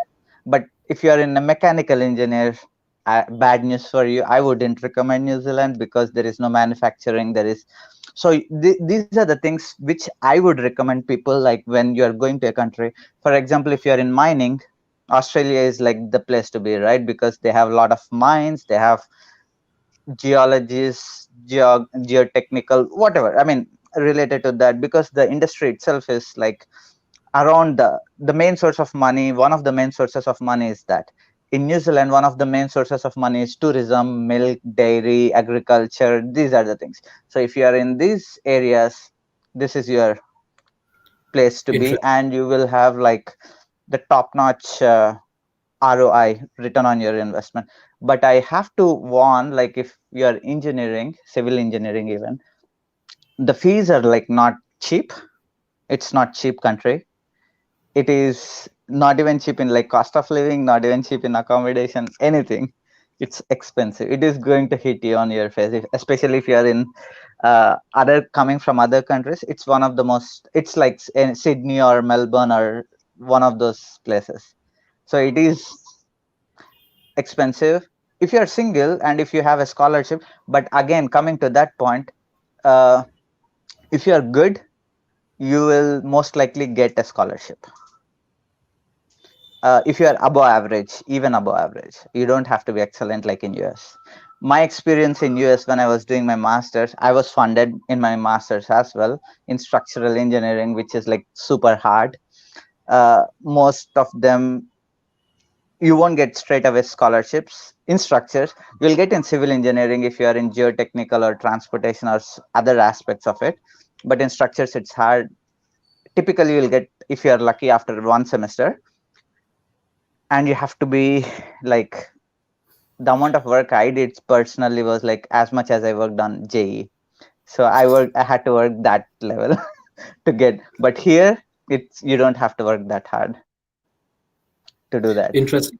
So, question from Vishal about costs, because again, Australia and New Zealand are usually termed to be a little costly, but then there are ways to understand and manage the cost. And Vishal, you are one of the live example. I would definitely term that you definitely had figured out how the cost management is going to happen. So, what's the usual typical cost for the living expenses and for the tuition fees that you see all over Australia? So, Nikhil, that's a very good question, but again, it's a very broad question because every degree has a different cost variability around it. And so, I would say anywhere between $20,000 Australian, which is going at a rate of 55 rupees right now, to anywhere up to $120,000. And this is both masters and undergrad and an MBA all included. So that's the range I'm saying. $120,000 like a Melbourne University or Melbourne Business School will charge you for an MBA program. And an undergrad per subject, anywhere between $3,000 to $4,000, and then you have around 20 subjects. So it's $80,000 to $100,000 again for an undergrad. So when Pawan said apply for a scholarship if you're any good, please do so, because it's a very expensive journey to take if you're coming for an undergrad. But obviously you know all about it. Again, with the living expenses, the government says anywhere between $2,000 per month that you would have to show to the government for applying for a visa. But again, I've seen a lot of, so that is something that you have to show. That's a different thing. But what you have to spend could be vastly different, because you can share an accommodation with 4 or 5 students. So one accommodation, probably say $400 a month, which is around 20,000 rupees.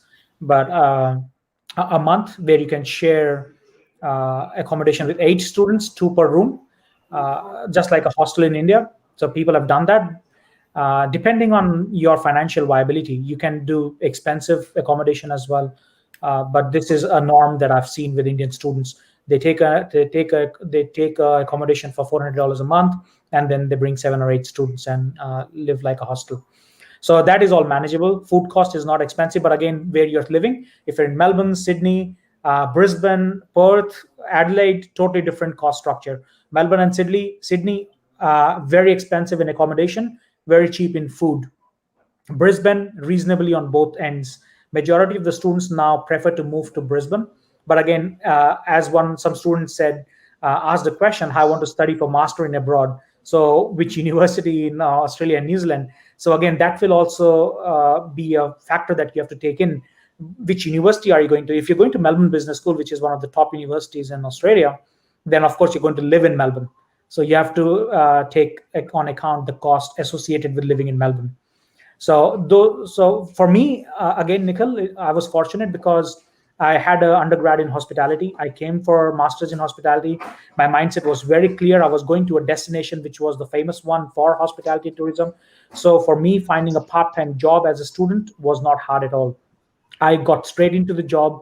Although I did start with delivering pizzas, but then I got into hospitality, which was my profession at that time, very fast. Now, some people who do IT, who have never worked in their life in India, they come straight for masters. You should be able to leave your ego behind, and you should be able to do any jobs, any job, like security guards, delivery boys, whatever come may be. If you need finance, you have to leave your ego behind. If you are now, some people might question about diversity here, but if you're a female, then again, you have to factor in account, are you able to do these kind of jobs to sustain? Because I've also seen that a lot of my friends in those days had partners from India, and they were not ready to do a job of a waitress and so forth. So these are the factors, again, you would have to account for when you're coming to Australia, whether you'll be able to do those part-time jobs. My advice would be, have enough income, have enough money when you're arriving in Australia to survive for at least 6 to 8 months, even if you don't have a job. So make sure you account for that. A stipend for PhD, so I had a stipend of around. So there's a question from Sudhakar Reddy I'm answering. What is how much is the stipend expected for a PhD? I was under the poverty level because that's what they keep you as a stipend in Australia for a PhD. I used to get around $3,000 a month. 36,000 a year was my stipend. It's not taxable. You get a lot more than in New Zealand, though. Look, the cost of living is cheaper than in Australia. That is also something that you have to account for. No, it is. I live in Auckland CBD. That's what I was trying to say. Like, if you're like, for me, like I'm married and I live in a 1 bedroom apartment in CBD, so I pay like almost 1,600 a month.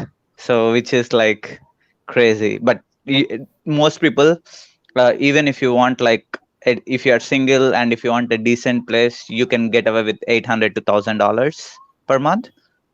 That's like very standard. I never saw someone like less than $600 per month, but like that's like, you know, one small bedroom in like downtown area and sharing with two people, that still will be like almost like 600 to 700 per month, I think. And that's like, you can't go lower than that. So so Absolutely. I think just to add here, one of the experiences that I had going for a subletting also is a great option. And people who are really bad with cooking, like me, I never knew how to cook. yes, Going yes, with subletting, I got an amazing South Indian host who used to cook yes, 3 meals for me a day, and the cost was really like below $900, including the bills and everything for a month, and it was really that's good. cool. So you That's can good. always Yeah. figure out joining a lot of Facebook groups or Yeah. communities, or A lot speak of people do to. that in New Zealand as well. Yep. So speak to the mentors, speak to the people who are there in Australia. They're gonna help you connect to So, those right people. so one thing which you need to understand is like how much ever you prepare, there are going to be shocks. You can't avoid it. You can only prepare so much and so many things, because it's like, you know, studying on the textbook and going and doing a problem actual, right? Like how much ever you study, once you try to solve the problem, you are going to get struck and like, wait, what's going on? Or like you're not clear yet, or it's still new. So I mean, this preparation and being ready is good, but like you can't, there are things that's going to be like you will be missing for sure in this. But I it's think good, even like when someone is explaining, that's good. They can give you an whole idea, because my perspective and my focus will be on something else, right? Like when I'm trying to do someone, and the other guy who is listening, their perspective is going to be different, what they want to focus on. So I might ignore something. So I mean, what I'm trying to say is everyone has their own unique experiences. So just like mentors are good, but like they can do only like 90% of the job or 85% of the job. They can't replace the experience. absolutely. So one interesting question that we have from Abhiraj. He wants to work into hospitality, so probably directed to Vishal. Yeah. So which technology I have to learn? What's the best project to research? So there are two different questions that you're asking. You're asking about working and then you're doing research. That's two different things. So if you're coming here, so it really depends what you're coming here for. If you're coming here to do a PhD in hospitality, then it will be very naive of me to suggest you anything right now, because hospitality, or just like any other field, is so broad. There's so many different technologies in so many different departments that have to be applied. You have so many different departments in hospitality. For right away could be your housekeeping, accounts, food and beverage, front office. All different departments have different kind of technologies, different kind of pain points that you can solve through research. So that's a very broad question. So you don't have to learn any technology if you have to work in hospitality. It is a totally it's like it's a totally different game. You start with the basics and then you move forward. You don't start with the technology itself unless you are into IT. Then it's a different thing. Then you can always give your input into the technology or in hospitality.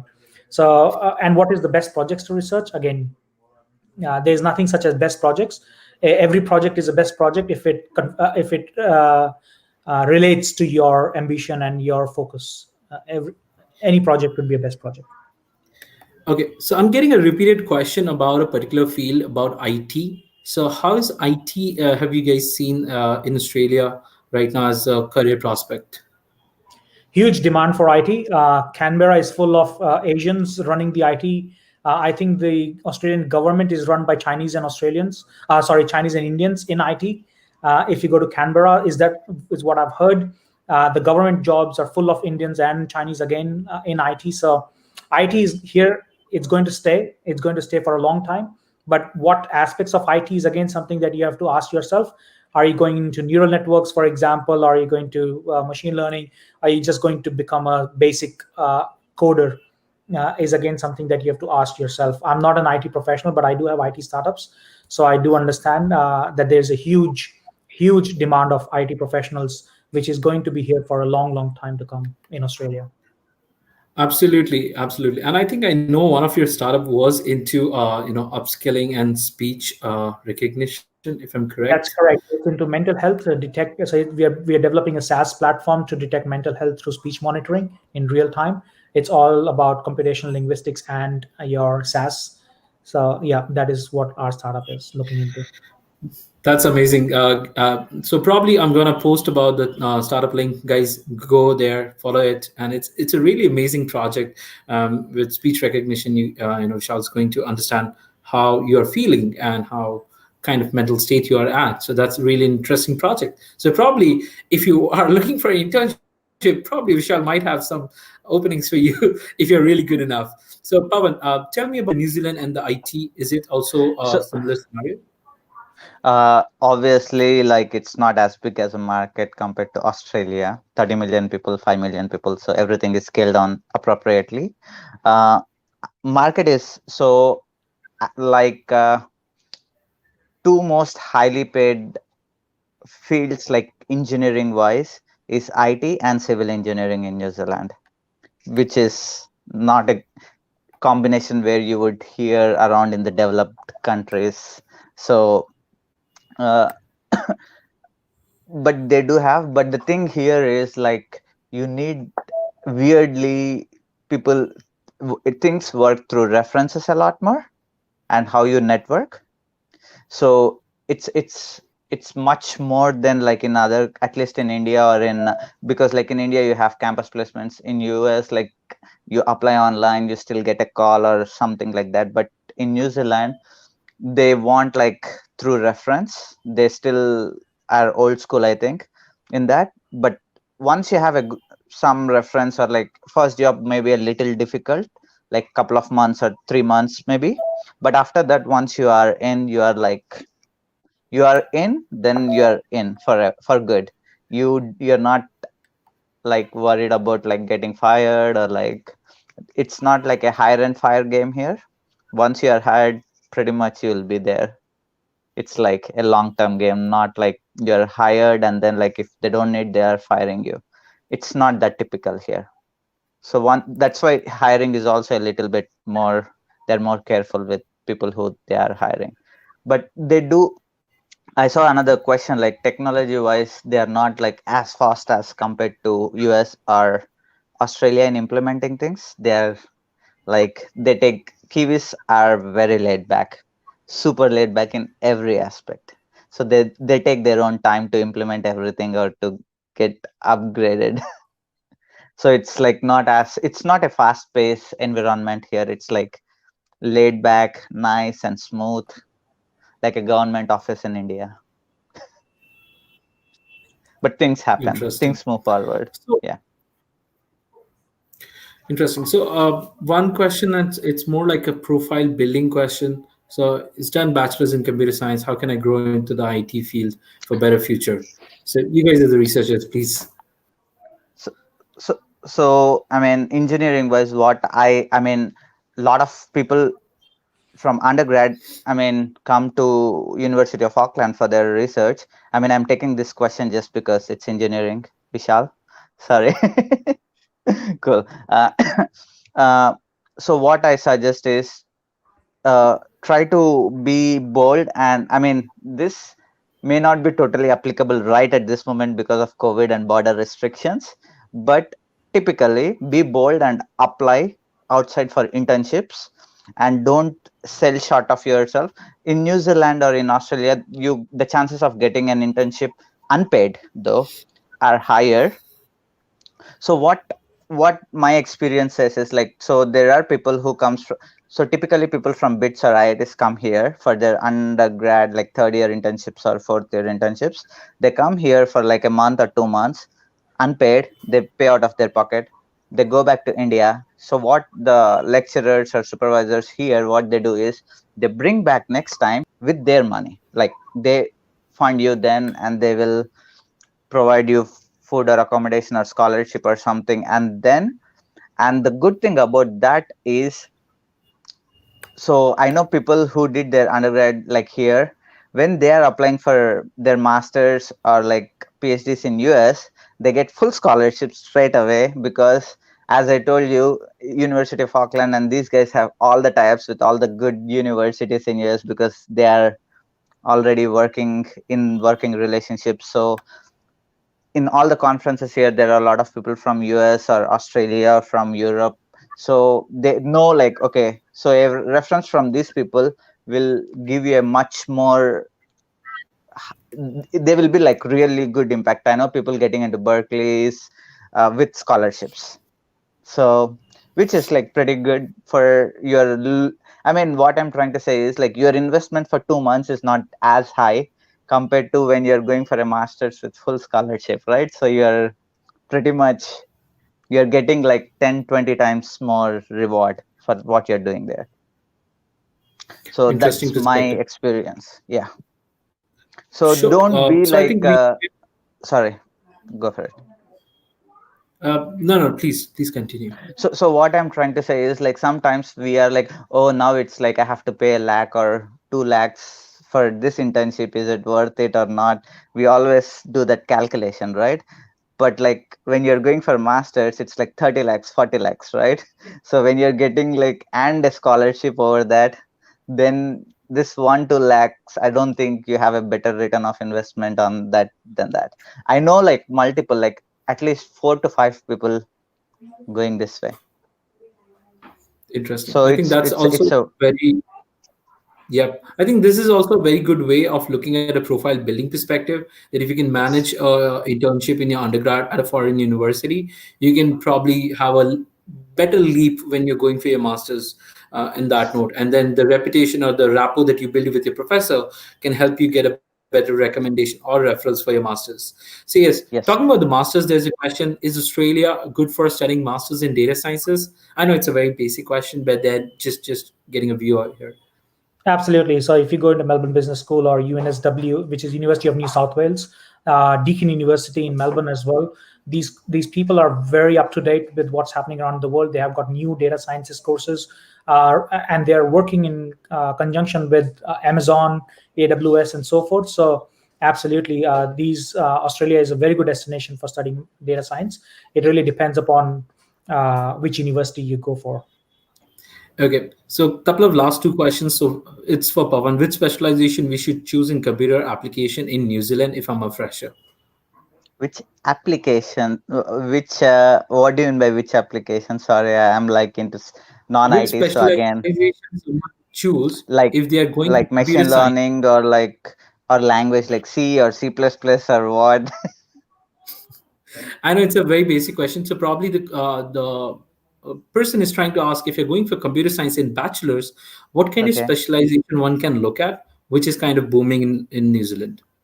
So one thing, okay, so this can be an interesting thing. So okay, I have to give a little bit perspective why this is interesting, because like New Zealand depends it's an agriculture based country, right? So so when the season for harvesting is there, they depend on a lot on like outsiders for coming and fruit picking or something like that. So with the borders, current borders, and usually they depend a lot on seasonal workers. So what they're trying to do now is like to depend less on these seasonal workers. They're trying to automate or bring robots and all that stuff for these kind of jobs.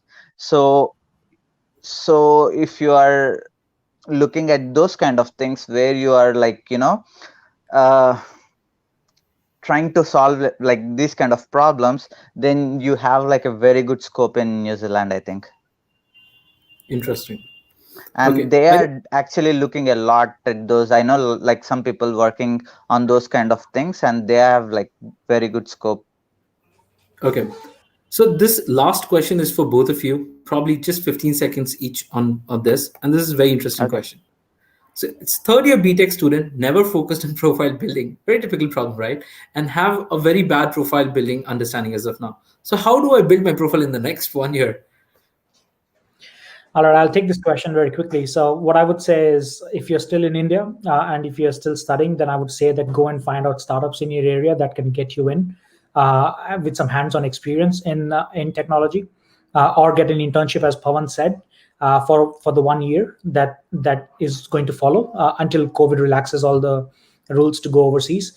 That 1 year or hands-on applying what you've learned in the 3 years bachelor's degree can then help you not only get a scholarship because you'll have a lot of practical experience going overseas, but even when you are in overseas, you can actually get a job pretty quickly into a startup and probably get sponsored by the startup itself rather than going through all the hurdles that you have to go through, the immigration pathway of studying and so forth. So I would say spend 1 year in getting hands-on experience while you're studying your final year BTech. Okay. uh, so since it's BTech, so most likely, I mean, that guy is in engineering, right? So one thing, depending on if you're in IT or civil engineering or whatever, my suggestion would have varied. If you are from IT or someone, like, it's very easy for you to do that, because all you do is like, okay, if you want to do machine learning, download a Kaggle data set, work on it, improve your skill set like in next few months, that's enough. Or like you can get on par like that.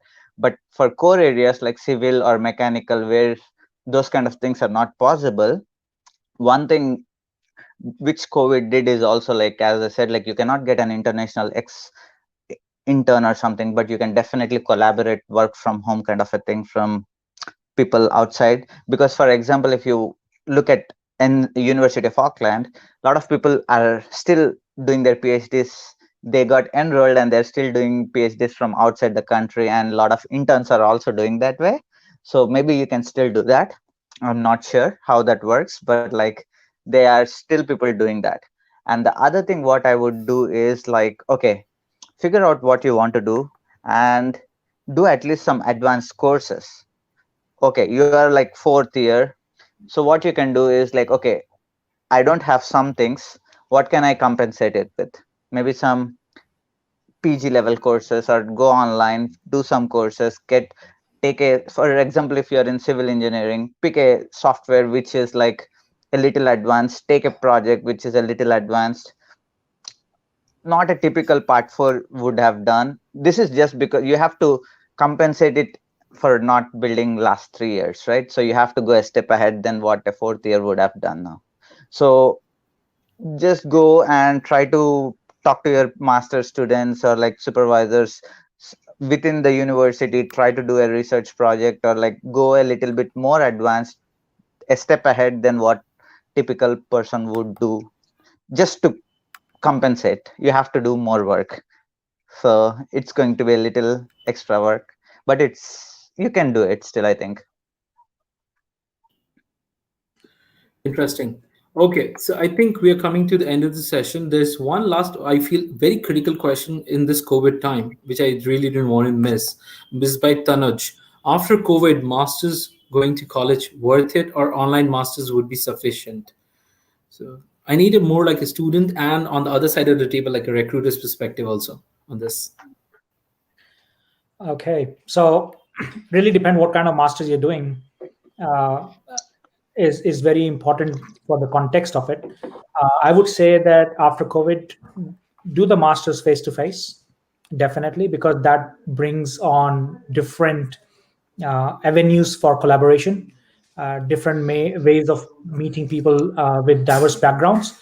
For online masters, I would say you do online masters when you are already doing a job, when you're already in a profession, and you don't need to do as aggressive networking as you would need to do while you're coming from a bachelor's to a master's course. Look, I'm into 100% online masters.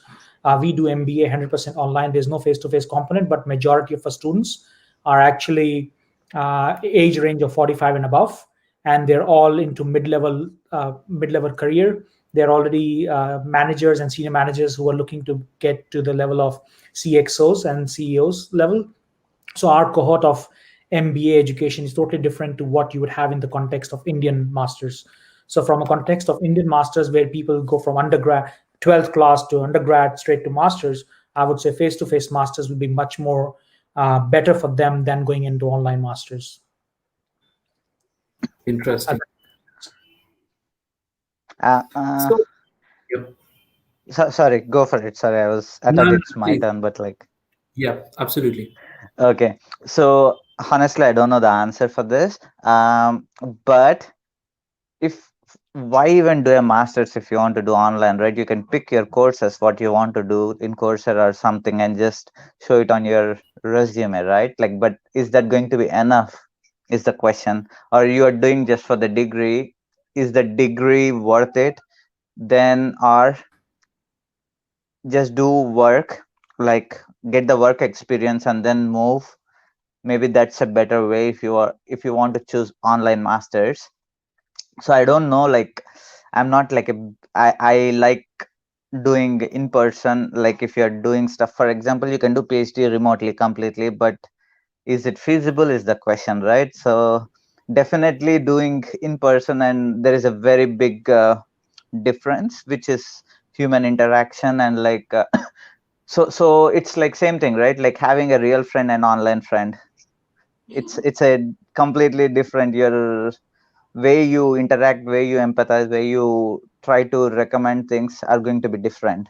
So your supervisor is going to be like talking to you in a different way when you're in person or when you're online, right? It's going to be completely different, and the guidance you get, or like the course, everything is going to be changed, I think.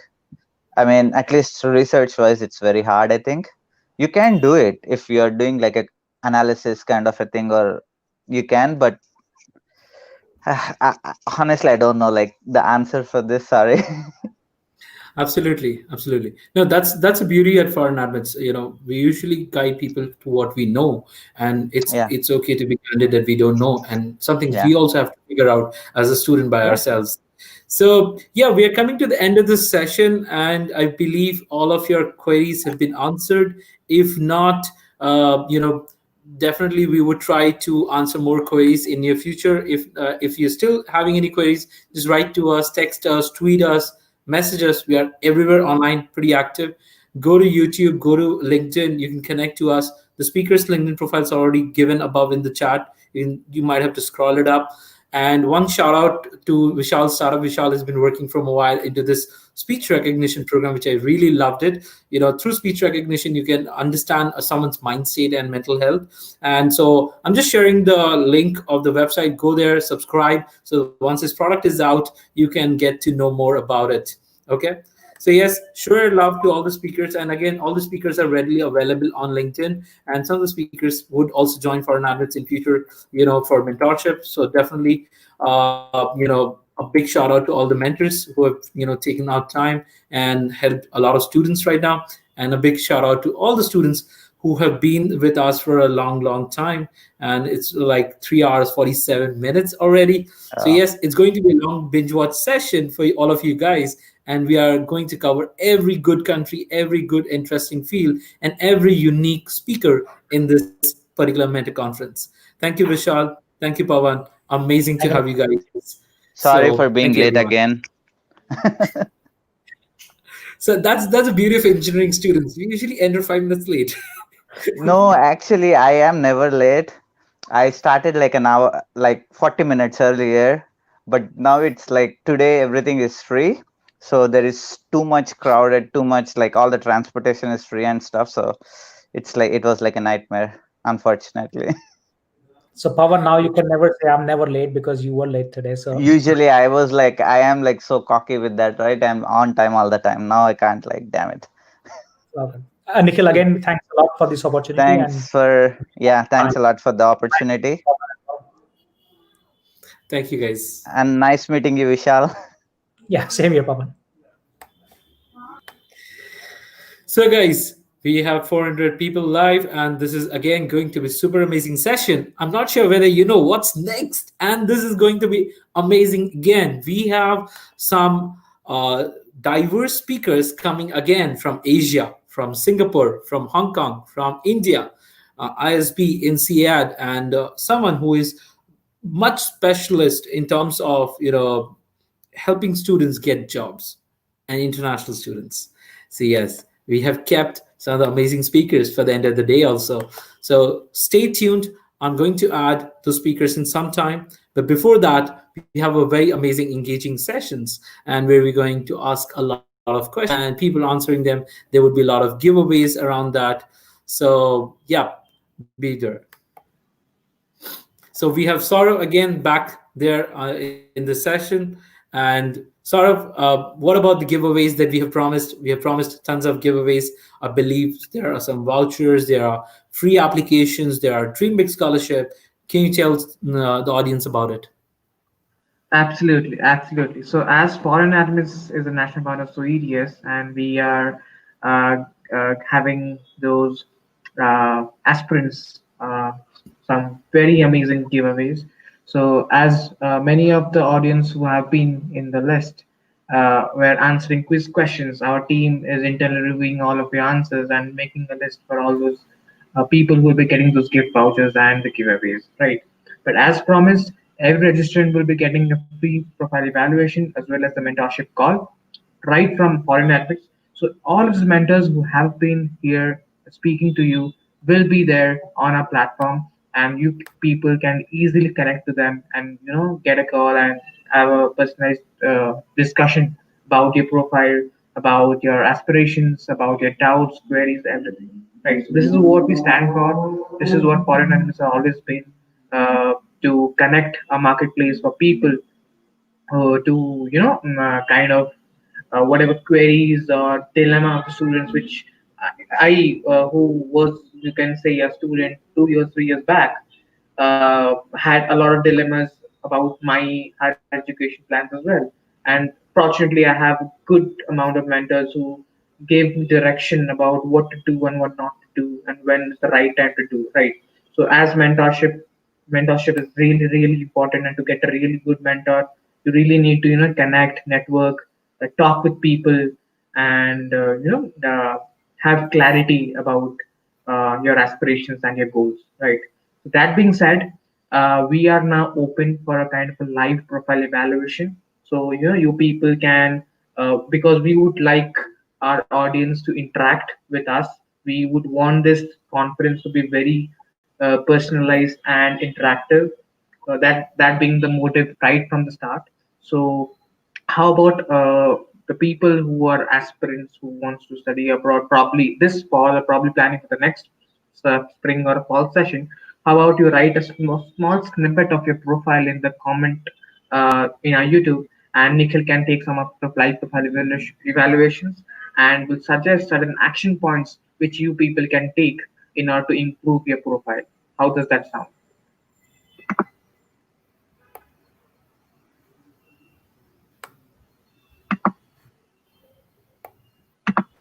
So guys, so if you have any questions, if you want your profile evaluated, then please go ahead.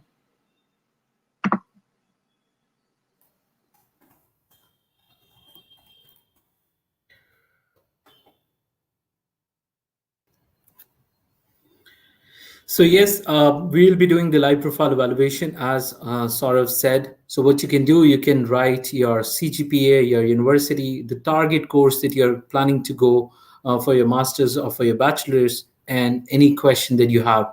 I'm going to take up a lot of these profile evaluation calls, and within next 15 to 15 minutes precise, the next set of speakers from INSEAD, from ISB are going to join for the MBA applications. Yes, we are going to have one of the top-notch B School mentors for all the MBA, MIM, MIS, MSBA, MIF based applicants. Okay, and the next session is also going to cover very specially, because I know a lot of people have given CAT and are planning to give CAT. So we have also have an Indian MBA versus a broad MBA discussions coming up on the next session. So yes, do stay tuned. And if you have any questions about your profile, just text us.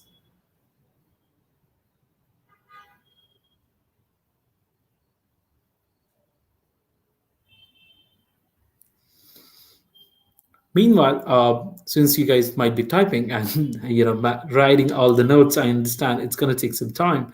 Let me share about the Dream Big Scholarship that is there. Okay,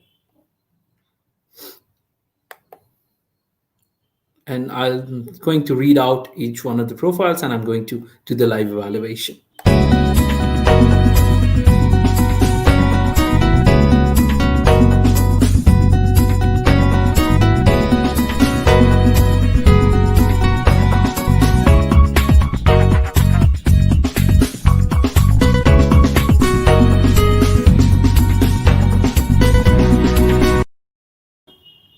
Okay, so we have Manu's first.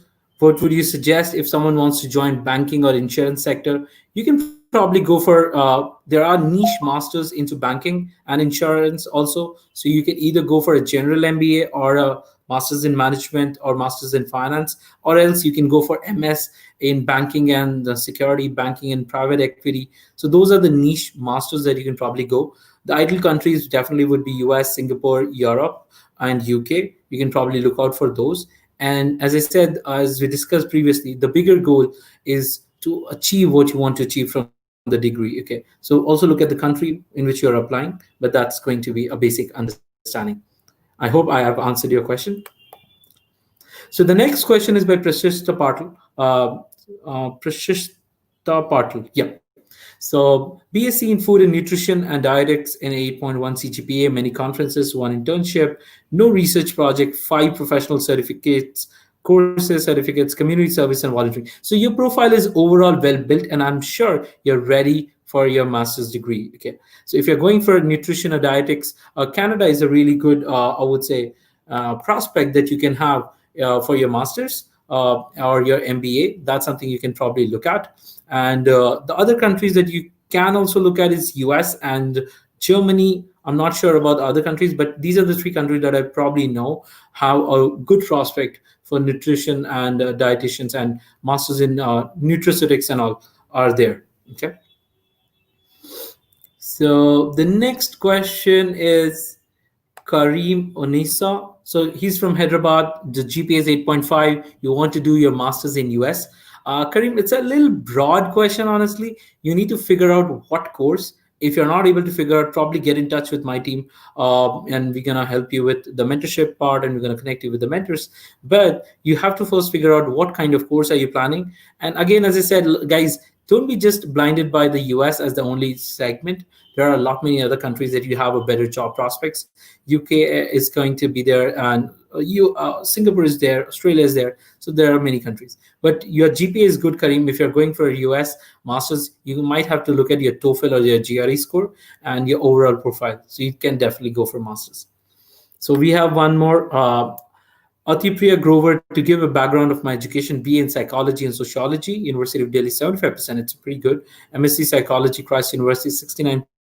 That's a little moderate, I would say. So yes, what do you want to do? I'm not sure whether you have write down there appropriately. So I'm going to skip this. But yes, you have a chance if you're going for your master's. Okay. Then we have Tanya Koirwal, CGPA 9.21, one internship at NYU. Oh, that's really amazing. Singapore ML. Many Coursera certification, currently working at MNU and want to go for Fall 21. Yes, you're already set, Tanya. You should not wait because the Fall 21 applications are currently going on. Okay, you should quickly figure out the list of the universities you want to apply and start your applications. The things that's going to take time is your SOP and figuring out the list of the universities.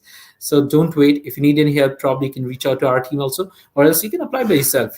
I'm not going to promote about foreign admits here. Again, it's something, if you are really confident about applying by yourself, I would always recommend that. If you feel you need mentorship, you need certain elements, you can always reach out to us. Okay. If I'm going a little fast, probably you can, slow me down. You can just text me. Okay. Abhishek said he wants to join IT field in US and currently in the IT field in India. The best way is go and do a master's, because directly getting a job is going to be really super difficult. Okay, so it's very difficult to, because again the visa sponsorship, and as Yuri and Rob said in the previous part of the session, if you haven't seen it, probably after the session you can probably see it. Getting a direct job in the US or anywhere abroad would be difficult. So get a master's in IT, and you can definitely go for IT field. And again, IT is booming in US, in UK, in Australia, so you have a chance. Okay. Kedar, I might have to skip the question because I don't know about details of your profile. So Kareem has said in aerospace engineering, we had a very amazing session from TU Delft mentor, Kareem. You may want to check out the Foreign Advocates YouTube channel. There's a TU Delft mentor who talked about aerospace, and you should watch that video. Okay. Then we have Sabhay, currently pursuing BCom honors from Delhi University in second year, planning to do MBA, have 5 internship experiences of 1 month each, and some online courses now. So this is really interesting, Sabhay. You are pretty much on the line. I just need to understand what's your GPA and have you given any tests yet? If not, you should give your test ASAP. You're pretty much ready. The 3 years and the 15 years of education might come as a hiccup, but trust me, from our previous experiences, a couple of people from Delhi University got into masters in finance in University of Texas Dallas with a good amount of scholarship. So you definitely should not lose hope. You have a great chance to go for MIM or to go for masters in finance or other field, but I would not recommend you to go for an MBA immediately after your bachelor's. If you're going for an MBA, don't go for a general MBA, go for a specialized MBA. Therein your MBA is going to add value. The top countries that I could recommend is UK for that note, because UK does accept freshers for MBA on that note, and few of the countries that you can also look at, Australia and Europe. Europe has certain other countries where freshers MBA are also accepted. But the idea is to go for a specialized MBA. That's where the foreign education adds more value. So we have Drishti currently pursuing bachelor's in English and intended to go for master's in UK. Yes, amazing choice. I would have said UK because bachelor's in English, I've seen a lot of my friends also from Calcutta University have studied in UK. And you're doing an internship in Telegraph newspaper. You can definitely go for journalism, mass communication. Talking about journalism and mass communication, we just interviewed 2 days back one of the mentor. The video is already there on YouTube channel. You can probably look at. She was a BMS student and she's done mass communication and journalism. There's a lot of things that you can have a look at. Okay.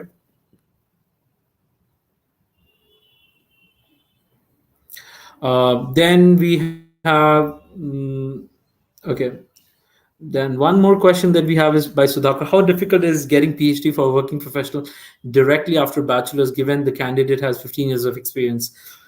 It is very subjective, but yes, it is going to be difficult because the way immigration committee going to look at your PhD, you're looking at a way to go for a PR or go for a work visa. So it would be a little difficult from the visa perspective. But on the other hand, if you're good enough, and if that field is more like experience oriented, you definitely have a great chance. People in my PhD lab and in earth sciences, we have seen professors with 20 years of experience have been also doing PhD. So it depends on what kind of fields are you doing your PhD on. What are the ideal countries for a student keen for system engineering? I would definitely go for Germany, a little bit into Norway. US is good for the defense segment. Then you can also look at Canada, but Canada is more like a PR focus. So focusing on the European countries, which are more good on the system science and control engineering, would be really helpful. But if you're going for public universities in Germany, definitely a word of advice: build your profile strongly. If you're going for public universities, it's going to be tough competition. And yes, US is definitely on the second or the first option that you can always look at. Then we have Namrata, CGPA 7.93, planning for MBA abroad, pursuing MSc in applied geology, intern at NGO, secured a job in business associate developer in the social sector. Okay. If you're going for an MBA, again, word of advice to everyone who are freshers and planning for MBA, most of the Indian MBAs usually recommend fresher. If you're going for MBA abroad as a fresher, go only for specialized MBA or deferred MBA. Because if you're going for a general MBA, you may spend a huge amount of money and the kind of learning that you were expecting would not be as appropriate to what you need. And the most important thing, most of the good foreign universities do demand a work experience for your MBA, at least 3 to 5 years. So if you're going for an MBA, still go for UK. They do accept freshers on that note. Some of the decent US universities also accept, but then MBA is going to cost you at least $50,000, like $25 to $50,000 per year. And so it's, yeah, $50 to $100,000 for a 2 year program at least. And getting a scholarship in MBA is very difficult, honestly. But then there are people who will be joining the call, and they might be guiding you about the scholarship aspects. From my understanding, your profile has to be really super stellar, and your GMAT or GRE score has to be above 740 or 330 plus to get you qualified for the scholarship. The elements of the scholarship that matters is basically the uniqueness of the profile and your journey. I hope I'm answering your questions. If I'm answering your question, please show a thumbs up, please show some love so that I understand and that you are with me. So yes, we have Atipriya back, 1 year experience in MNC, working as a research associate at IIM, aiming to do PhD in psychology. What's on the POV and enhancing my profile further? Get a publication. You have done industrial, get a publication. You already are a research associate at IIM. Having one paper done and probably getting a couple of good recommendation, you're all set. All you need to do is figure out which universities are going to give you a funded PhD. Again, PhD without funding is never recommended. I would never recommend that to anyone. Okay, the countries that you can look at, Australia is really good in terms of psychology. I have a lot of friends in criminology, sociology, and psychology in Australia and UK. So you definitely should look at those two places because they have been doing phenomenally well there. Okay, US, it's kind of land of dreams, but then the jobs is a little difficult on that note. So then we have Gauri Mohana. So Gauri is a second year IMSc physics from IIT KGP. You want to pursue doctorate from abroad. How do you build a profile and what countries do I look for? If you're talking about PhD, forget the countries, forget the colleges. Focus on the professor and the research topic. Let me tell you why. There's a small university called Swinburne University in Australia, in Melbourne. Okay, it is the top three universities in I think astrophysics or astrodynamic space. I never knew about that, honestly. They have a huge amount of funding. They do really good. And I believe, Gauri, you should look towards Swinburne University. And there have been a couple of mentors from Swinburne that could help you understand what are the prospects. And those guys are really doing cutting edge research in astrophysics and astrodynamics. So we have Kedar Kasturi. Okay, finally, Kedar has posted his profile. So BTech 57, working in IBM, internships with Uber in sales and volunteering certificate, which Kutch International Medical Camp, drama awards, and national level awards in drawing, MS in engineering management.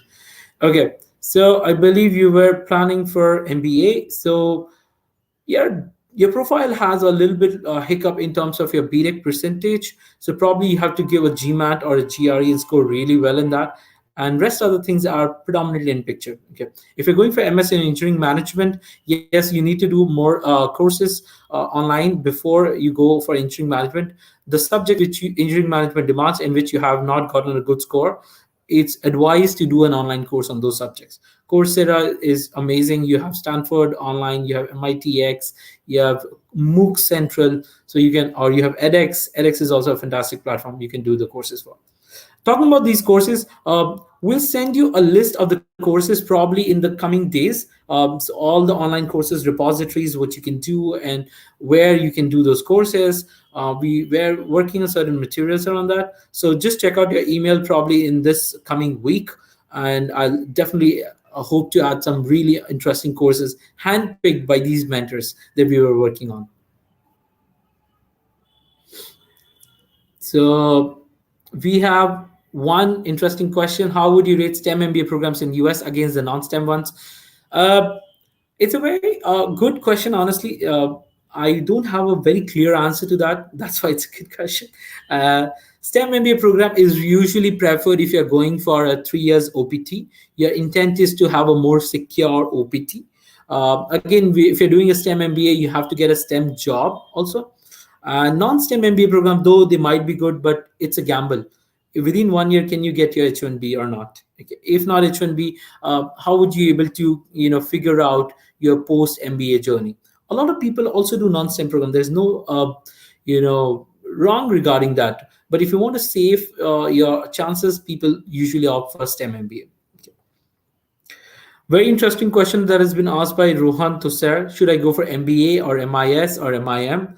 The usual metrics that I guide the students with, 0 to 2 years, MIM or MIS makes sense. 2.5 or 3 years to 10 years, MBA makes sense. That's how you're going to be. And if you're going for MIS, master, 0 to 5 makes sense. Okay. So nothing above 5, honestly, because then it'll become difficult. So we have Karthik, okay, BSc in graduate in physics from Bajaj College of Science, looking for career in astrophysics, having experience of fellowship at Ahmedabad, Bangalore. Okay, no, IIA Bangalore. I'm not sure what that institute is.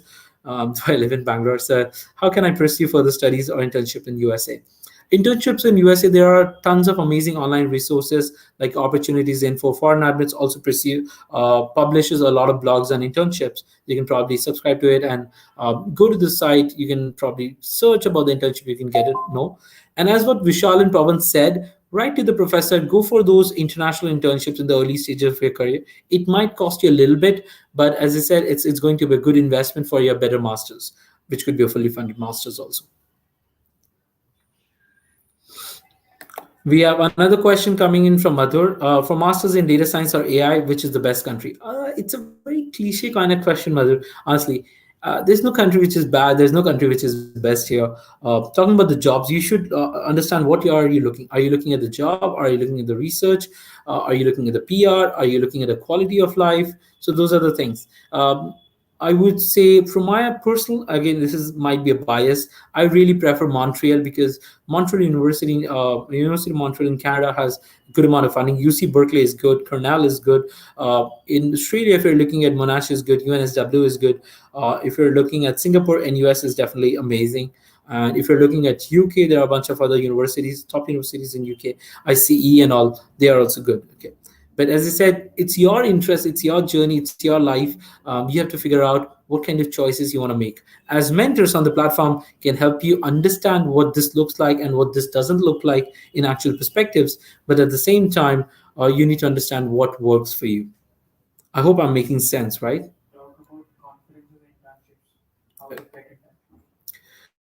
Okay, so let me understand. Anyone, if you have understanding about how to build a profile, if you have any questions about profile building, do write profile building in the comments. And I'm going to talk 10 minutes exactly on what you need to do in building your profile.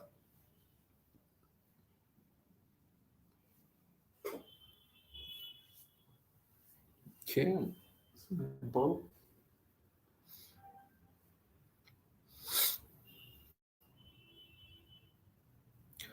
Unfortunately, Kedar, I've not been to US, so it would be really unethical of me to guide about US. But yes, most of the mentors on the platform are from US, so you can probably book a call with the mentors, and they can help you about getting about the CPTs and H1Bs and all. So in foreign admits, what we essentially do, we have a very strong code of ethics on guidance and mentorship. We are not like any other, MGrad and something like a platform, where one guy is guiding about everything and anything. So we usually follow a very strong code of conduct where I will be guiding you about Australia, about civil, petroleum, mining, and geotechnical engineering. And there are different other mentors who's going to guide you about those interesting other fields. Okay, so you can definitely speak to individual mentors for guidance. So yeah, how do you make for a poor undergrad score? Okay, I can take this up for sure because I had like 6.9 to 7.4 as a GPA in undergrad. You need to work hard, my friend. The first thing is, if GPAs are not working out, your overall profile might need to be very strong. I wrote like a couple of publications in my undergrad. You can publish your papers on conference. The best and the easiest way to publish a paper is, if you're doing a project, write it in form of a paper again and just publish it. As simple as that. If you're doing a project honestly, not copying it, it might be worth publishing. So do publish it. If not, at least make your website. A small Google site definitely helps, and you can probably publish about your work there. Connect to the people on ResearchGate. Do certain online courses. Take part in conferences. International conferences are really good. And this year, I would tell you one very interesting thing. You could not have gone to Australia, US, New Zealand, and tons of other countries because of the travel cost. But this year, conferences are online. So the best advantage that you can have attending those conferences, meeting, networking, learning from those people would be far easier and far more cost effective, because all the conferences are online. You can attend any conference on this planet right now. So yes, make use of those conferences, make use of the workshops which are now online, and try to cope up with that, try to grab those opportunities, and that's where you can make your profile current. Okay. So 3 years, chemical engineering CGPA, did 2 internship, Reliance in Gujarat, and startup in digital marketing. How good leadership skills, like captain of basketball, and what a chance of scholarship. So you have a decent profile, I would say. You have an overall built profile. You need to have a good CGPA. I think your CGPA is a little low, but it still matters. Okay, you probably could score better in your IELTS or TOEFL and can score better. Okay, and I think scholarship is definitely one of the byproducts of a good application. The way grad committee is going to look at your application and going to give you a scholarship, if they see a story, if they see the reasoning behind your choices is appropriate, and you can justify what you did, why you did. Okay, and that's where they see a clarity of application. The moment they see the clarity in application, you, my friend, have already won the race. So yes, we have one speaker coming very soon from WorkHub. Yep. So what are the key elements that we can have about CVs? Okay, if you're looking at CV building, again, there are a bunch of online tools that you can use. I'm going to give you a free resource for CV building. Let me just log in to my system.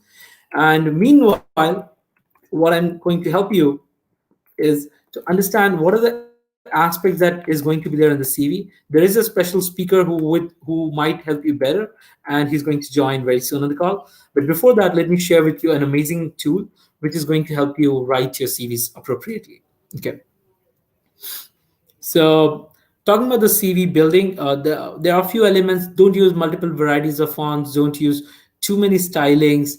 Keep it crisp and clear, and understand from the student recruiter or the job recruiter's perspective that they would have like a minute at max or 40 seconds to review your CV. You need to give appropriate points. You need to give appropriate justifications of what you are doing, what you're and why you're doing, and it has to have some numbers, statistics, and impact. There is a format called star format. You can probably Google that online and learn about how to write your CV in the star format. If you need any help, again, you can always reach out to us, but then you can always Google it also. Okay. Let me see if we can do something.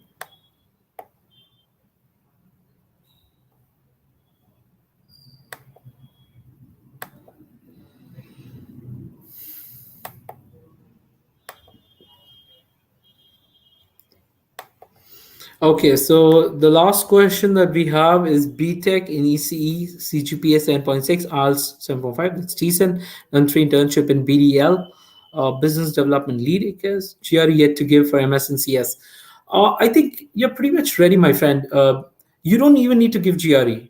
Honestly, there are a good amount of universities that have waived of GRE in the fall 2021 and spring 2022 cycle, and probably might be giving waiver in fall 2022 also.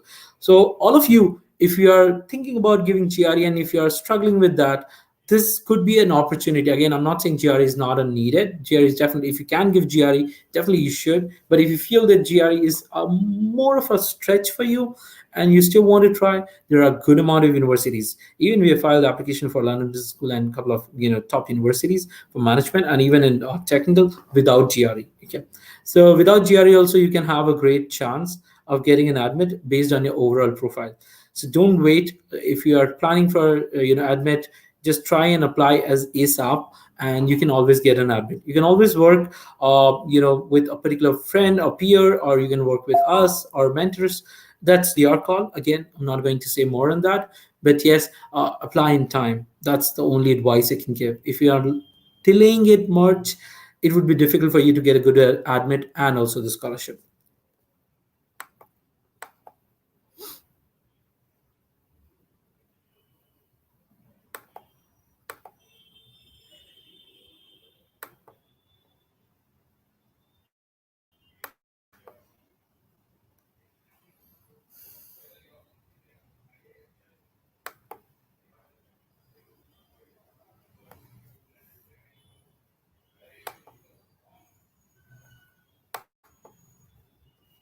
Okay.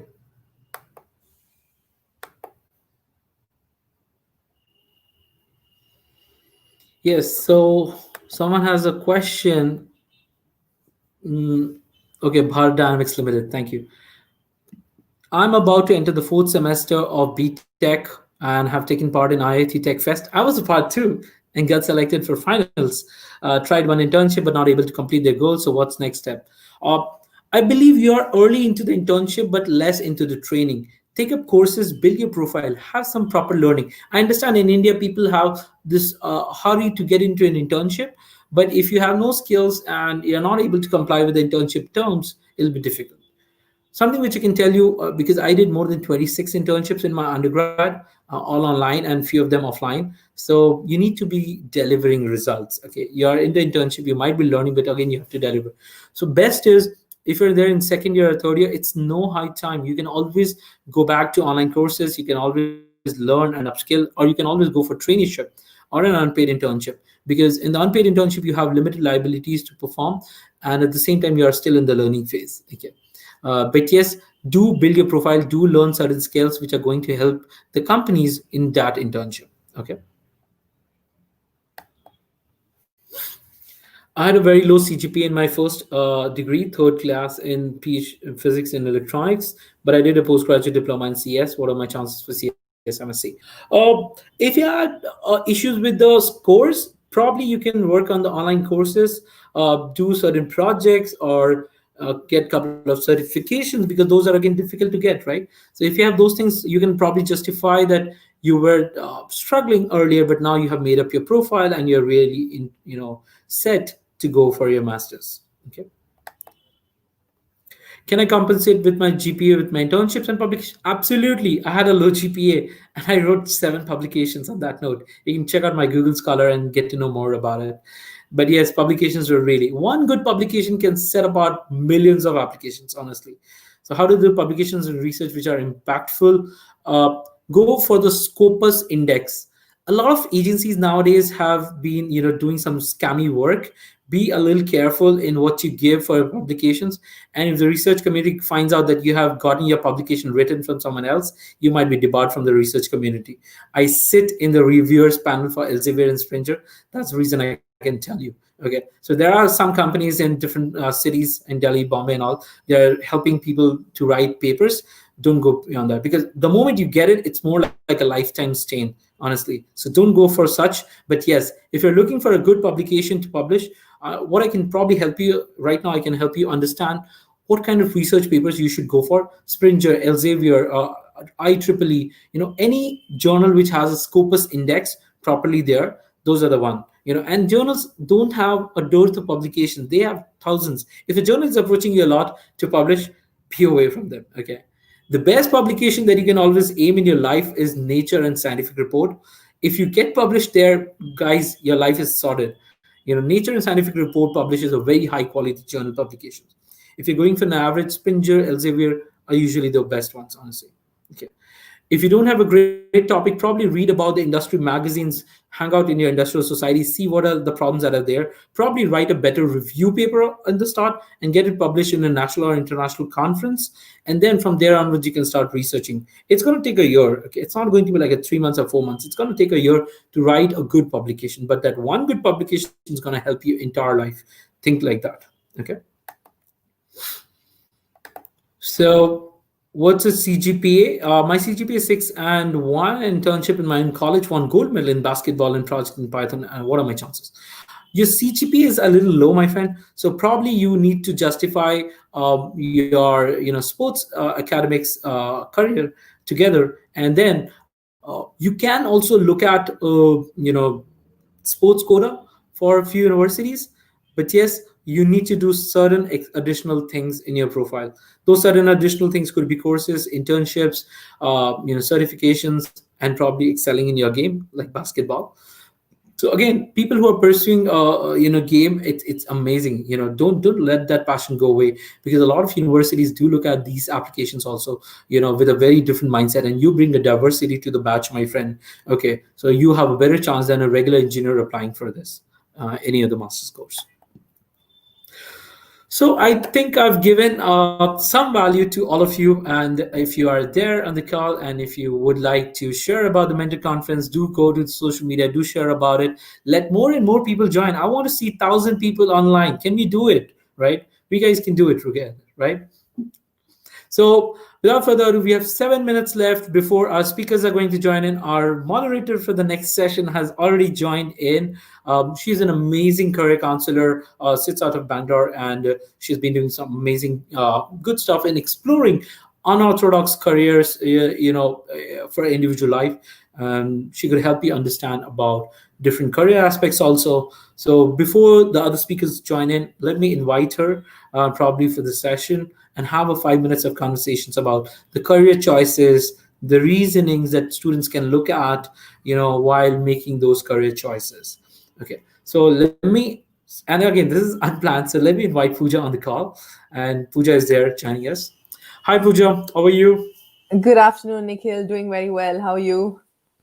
All good, all good. So, are you excited Fantastic for to see all the students. Yeah, yeah, absolutely. I think this is such a fantastic platform for students to really get out there and get a lot of authentic information about various options to study abroad and explore different career prospects. So, really great that you're doing this. So, great to be a part of the show today.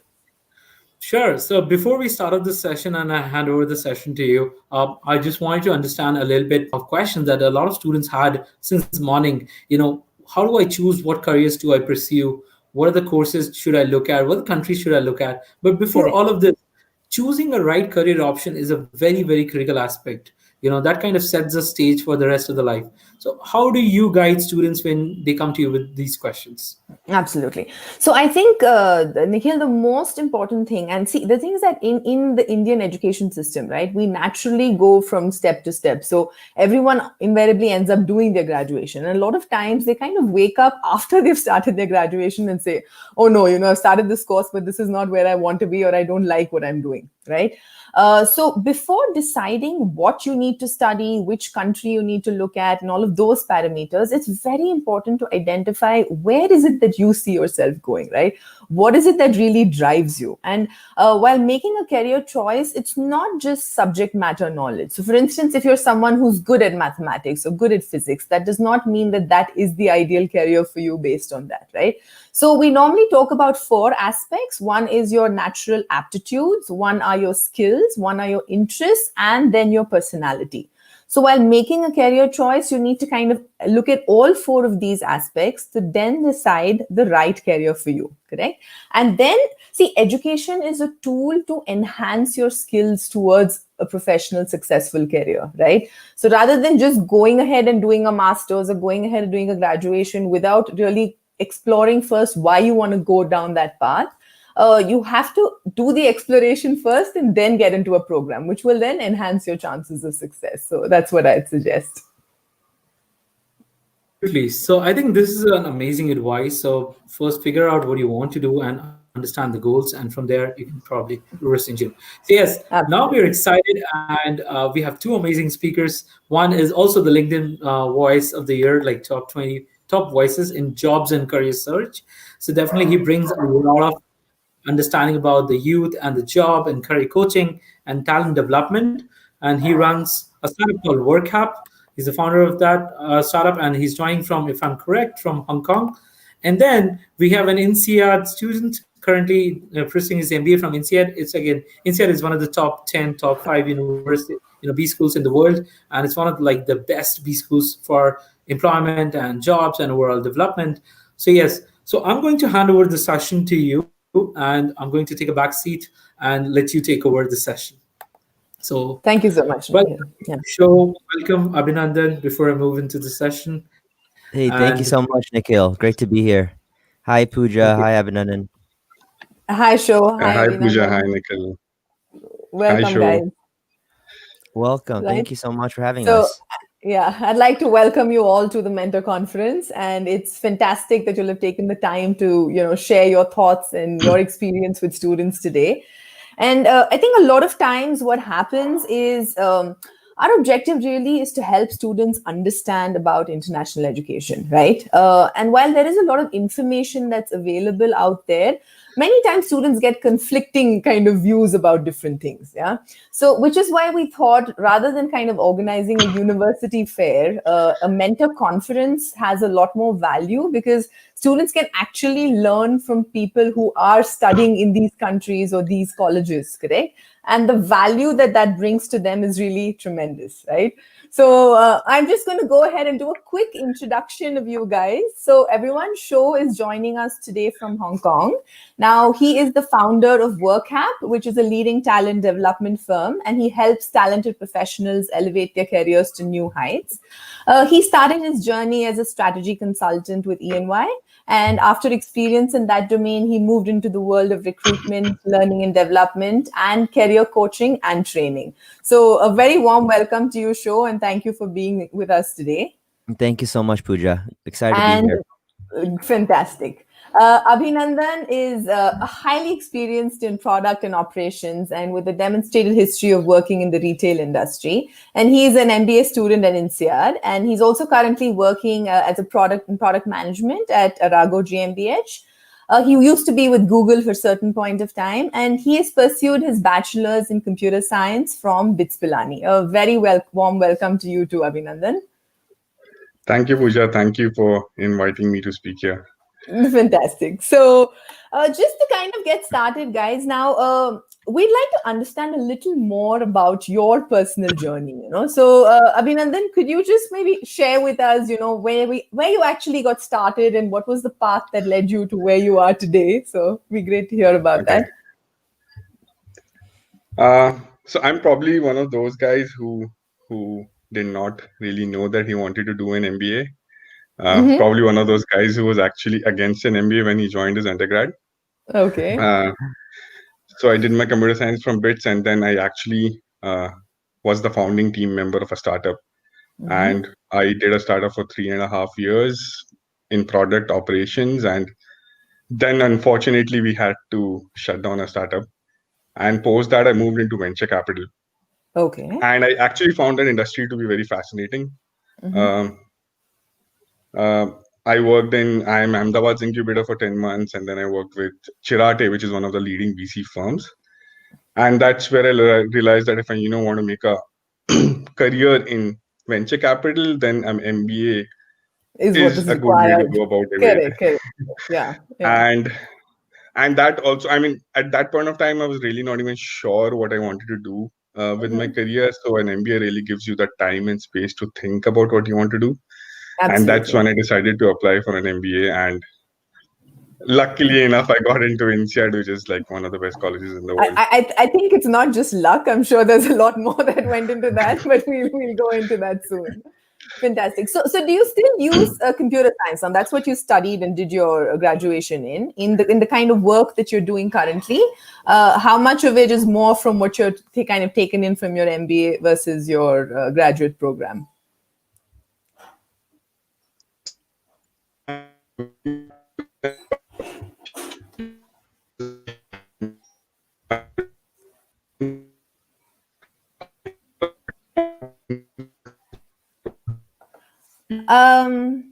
I can't seem to hear you, Abhinandan. Is there a network issue?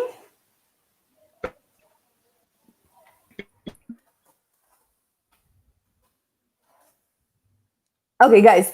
So in the meantime, Ankit, welcome. Thank you for joining us today. Nice to have you be a part of the Mentor Conference. I'm just going to do a quick introduction about Ankit. Now, Ankit is a director at White Hat Junior, and he's previously worked at Oyo and Apple, and he's pursued his MBA from ISB, which is one of the premier B schools in India, and a master's in mechanical engineering from the University of Michigan.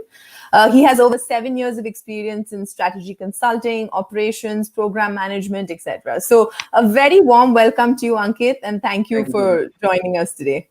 Thank you. Yeah. Sorry, Abhinandan, we lost you for a bit there. So can you go hear ahead. me now? Yeah, we can hear you now. Yeah, so I'm saying that I think one of those few lucky people who got into a core technical product management role, that too with a AI automation company. Okay. So I really sit in the middle of delivery, engineering, and marketing. So these are one of those roles where you actually get to apply both your technical skills, where you are taking requirements from customers and simplifying them down to an architecture that your engineering team can build, while at the same time applying the business angle to see if the features make sense for the customer, and how do you go about defining solutions for marketing as well, so that they can actually launch it into the market. uh, so it's kind of a mix of MBA plus computer science plus Yeah, business. okay. Fantastic. So all of it kind of came together in the role that you're kind of Yeah. looking at currently. Fantastic. So Sho, tell us a little bit about yourself. How has your journey been, and what have you where did you get started, and where did you reach where you are today? Yeah, definitely. Again, thank you so much for having me. It's great to meet Ankit and Abhinandan on Zoom as well. So I had a similar start as Ankit said. I started my career doing strategy consulting. I was working at EY in New York when after I first graduated. I probably knew then that it wasn't for me. I think the money was good, the prestige is good. I think this is where I'm happy to share some of my insights with the viewers and the students watching. I think we know what our dream career is typically inside, but it's like really hard to take that action. So I was with EY for close to 4 years inside, knowing that there was probably something else I should be pursuing. And then finally, I just decided, okay, if I'm not going to do it now, when am I going to do it? And that little voice led me into the world of HR. I've always known I wanted to get into HR, work with people. But again, one of the main things kind of holding me back was, oh, but I have to take a pay cut, or it won't be as prestigious as consulting, or what would my parents or my friends think? There's a lot of like these limiting beliefs that kind of came up. But after I made that transition, I've now been in a lot of different roles, and as you mentioned, I started my own coaching company called WorkCap 2 years ago. So I think that's just the kind of journey that most people have to go through until they find their ideal career, and that's what I preach with my clients at WorkCap. I really want them to find the career not that they think that they should do, but the thing that they really want. So that's kind of our mission here at WorkCap. So thank you again for having me. I think if you kind of go ahead and do what you're expected to do, there's always that little niggling voice at the back of your head, right? Saying, okay, You're this is not absolutely exactly right. where I want to be. So You're how do you then absolutely kind right. of explore and Especially understand? hearing Abhinandan's story about him doing a startup, doing this, and then going to MBA, and now Correct. following that path. That's also very, very interesting as well. Mhm, So I'm really excited to be here with these two speakers and learning about their stories as well. Fantastic. Ankit, over to you now. So you have two master's degrees, one that you got from the University of Michigan, and then you went ahead and did your MBA from ISB too. So can you tell us a bit about your journey, how you got started, and how you kind of got to where you are today? Sure. So it's a mix of what Sho and Abhinandan said. Started off with the cliched Indian mindset of being an engineer. Abhinandan definitely would agree with me, Correct. right? Not from the parent side, but from peers. Everybody wanted to do engineering. So did I, following the herd mentality at that point, right? Again, the second step was going outside. Let's explore a different country, specifically US, which was at that time popular with my peers. I did that. And then, as Sho said, finding yourself, right? And I didn't enjoy engineering at all. I don't know how I stayed there Got through 5 years. Yeah. So then I wanted to do an MBA. Again, it's another cliched move for many engineers, specifically from India. Did that also, came back to India. After that, I really wanted to find something which I really liked. I didn't want to go by whatever anybody told me, okay, let's do that. And then, but still, consulting is again the first choice for any MBA, specifically from top schools such as NCR, where Abhinandan is, and Harvard, MIT, etc. Right? Did that, and then I said it's too much. I have to find something which I like, and that's why I went into OYO. And startup is something which I really like in a business role, and thankfully I'm in a place where I'm managing a business unit, and I think I really like that. So it's a bit of a journey. Started with the cliche, but kind of fitting in where I like the most. Okay. Yeah.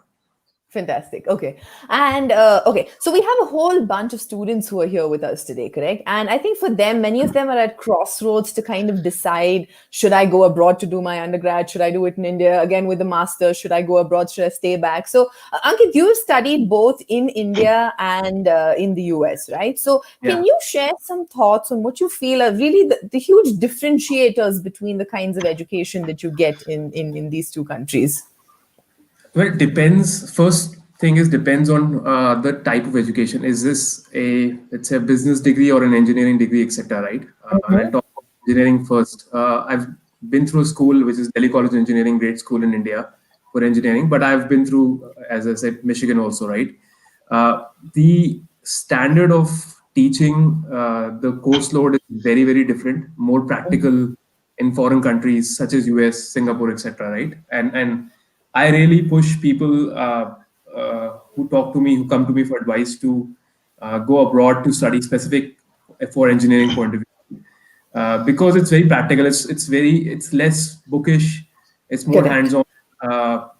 The environment you get with and the diversity actually which you get in those schools is a lot better than probably from a school in India or maybe in somewhere in Southeast Asia, right? So and it's really open. It's the professors are I mean, they're like your friends there. It's not like you come to a class, you have to give attendance, and that's a typical Indian school, right? So Correct. if somebody asks me specifically from Indian point of view, go for a foreign degree, specifically in US or a UK or maybe a Singapore, right? Okay. From a MBA point of view, I went to ISB. I've heard people I have friends in Harvard's, the MITs, etc. Right? I know the experience there is amazing in US, but ISB India also offers a very similar experience, specifically with the teaching faculty we have and the couple of experiential projects we have. So I would say ISB knows no less than those schools.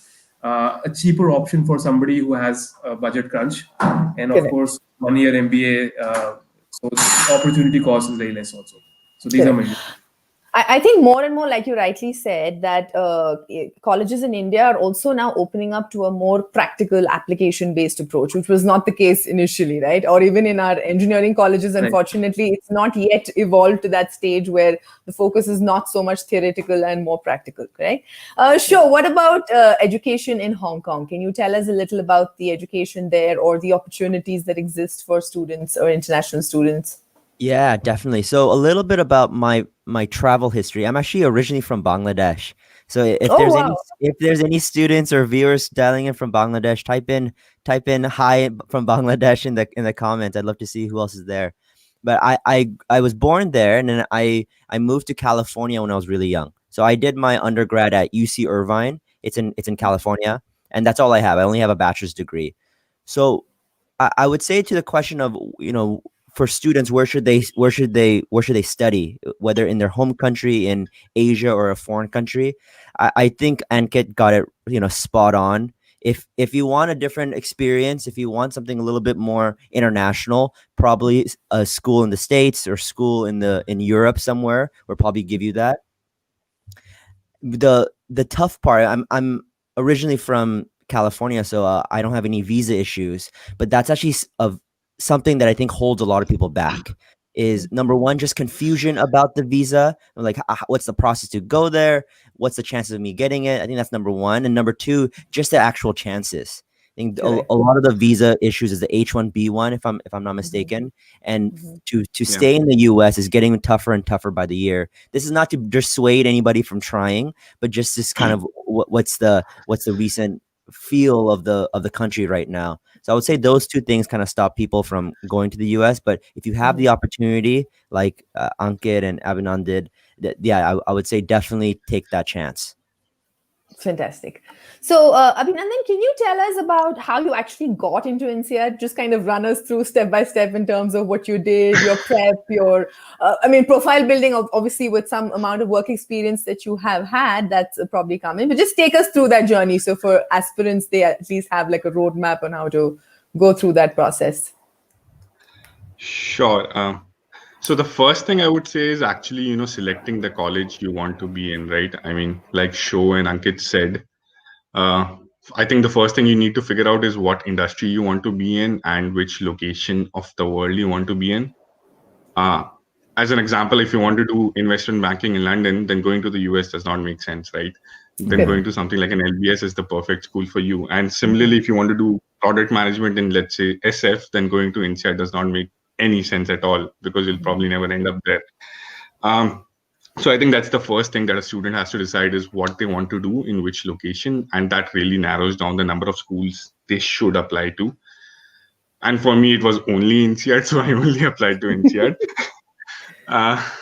Because I had a couple of limitations. I wanted to be in either product or venture capital, and that too in Southeast Asia or India.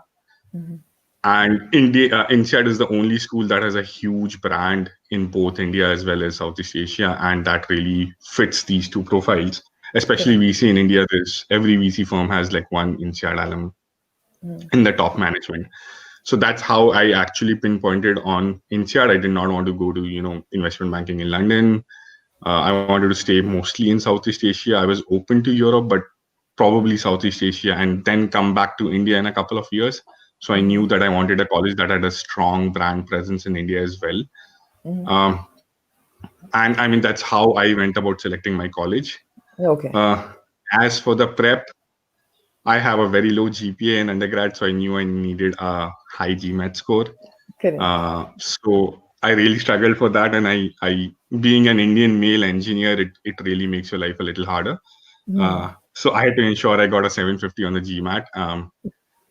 And after that, I think it's really about putting your story across in a way that really makes you different from the candidates. Which again, I'm a little lucky because I have a kind of random profile. And to be honest, once I reached INSEAD, I realized that most of the people in INSEAD are like me, who have completely weird trajectories in life. And Or that's you've where gone you through fit a in certain culturally. journey, right? Before you kind of come into that space. Yeah. I mean, if you look at it, my study group mate, who is like one of my best friends, she's a Harvard literature grad who found out she does not like literature. So she learned coding and became a software developer in Uber. And then she became a product manager in a startup and then came to INSEAD, right? So we have these. So that's one more thing I think you should look at is where you culturally fit in. Because to be honest, if I had gone to a Harvard or a Wharton, I would not have fit with the kind of people that I met in INSEAD. I mean, I really love the guys that are there at INSEAD. So I think that's one thing people neglect a lot is the culture of the school that you're going in, and you should really look for a place where you can fit in with the people. Correct. And how do you think that students are going to be able to kind of get a sense of what a culture could be at various universities? Is that just kind of like going online, doing some research? What would you suggest, like when they're doing their research in terms of identifying schools? So I think once you have given your GMAT, I'm saying that because alums really do not have a lot of time and they filter out candidates on who are serious and who are not. But once you have a sense of where you want to be and you have kind of a score to match that, I would say go to LinkedIn and look at people who have had the same career trajectory as you want to be in, and just message them. A lot of them are very open. I talk to like 7 to 10 candidates every month. And once you talk to them, you really get a feel of, is this the kind of place where you want to be, and is this the kind of people you want to study with? And I mean, according to that, I had shortlisted a couple of colleges. I mean, I really love MIT as well in that sense. Great. Another interesting thing that came up, Abhinandan, when you were talking is that you said you wanted to stay in Southeast Asia or in India. Now, the general trend where you see everywhere is people just want to go to the US, go to UK, just kind of migrate and go out. And I think all of us in this conversation today are all in Asia, correct? So, Sho, Ankit, Abhinandan, any of you all can kind of open this up. What do you really think are the career prospects in India? And it's refreshing to see the change from, the normal trend that people follow. So, Sure, what do you think about, career prospects in the Asian subcontinent? That's so funny that you're saying that, right? We're talking to viewers who want to go to the US and UK, but we're all based in Asia ourselves. So I actually think that's going to be a continued trend as we go into the new decade. I think more talent is actually going to come in Asia. we're already starting to see it here in Hong Kong. A lot of the startups here have talent from the US, have talent from India, have talent from Europe. There's so many, it's so diverse here. So I think that's just we're gonna continue to see that in more and more companies and universities as well. So yeah, that's kind of my take on that. Great. Ankit, what about you? So barring the situation we are in right now, which is the pandemic situation, Which has global all the impact, so it's not partial to any country. yeah, I know. Correct. So besides that, specifically when I was in ISB and looking forward for a job, and even beyond that, there was a lot of opportunities in India, specifically with the startup culture coming in, and even consulting. They're just hiring, or they were hiring like crazy at that time. So I think the opportunity, specifically job with opportunities in terms of India, it's very bright, and I think it will now improve after the pandemic. And I think there will be people who want to come back even from the US, UK, or Singapore and work in India. Probably they have some personal reasons, etc. So for them, I mean, it's a win-win. So you get a good degree, and specifically coming from getting a degree which is well known in NCR, Harvard's, and you come here, people respect that in the companies, and you really get up. Okay, which brings me to an interesting question, Ankit. Now, when you talk about someone studying abroad, correct? There is a large amount of money that's invested, and the general perception is when you continue to work abroad, then there is an ROI, correct? But there is a return on your investment because you're earning that kind of money. What about students who kind of go abroad to study, correct? I'm not picking countries; it can be anywhere because education is expensive wherever you go. But what about students who go abroad and then come back to India? Would you then suggest that they still look at going abroad, or otherwise just study in India? Because like you rightly said, the cost that you're spending on educating yourself here. I can see Abhinandan smiling, or Ankit, whoever wants to take this, please go ahead. So, I mean, definitely get a scholarship if you really want to come back to India. That you get money's worth. But this is what I followed is go there, study, work a few years. I did 6 years almost there. Got my money back or more, come back to India. But there might be people who are, I mean, in their mind, they want to come back to India, and they should definitely think about the expenses if the families and their budgets allow that, definitely. And you are right, the ROI might not be there in terms of money, but the ROI would be there in terms of the brand name. So that is definitely here. Yeah. Would you like to add something, Abhinandan, to that? I mean, I would say, I mean, the first preference for doing a global MBA is to actually get that global mobility and global exposure. So I think most of the people would really want to work abroad for a couple of years before moving back to India, even if your end goal is to come back to India. Like I am probably going to work with this company in Frankfurt for at least 2-3 years before I think of coming back, even though I have offers in India. Correct. But at the same time, I would say that universities know that, you know, Indian students do not, I mean, have the same kind of capital to invest in their studies, and all of them are quite open to giving scholarships. Correct. Yeah. And that range from 50% to 100%. Absolutely. Right? So which brings us to the interesting conversation of scholarships, right? So I think the value of a global MBA or a global education is very clear, because besides the actual amount that you're investing on it, the takeaways are huge, right? It changes your perspective, it changes how you approach things, it changes how you deal with people.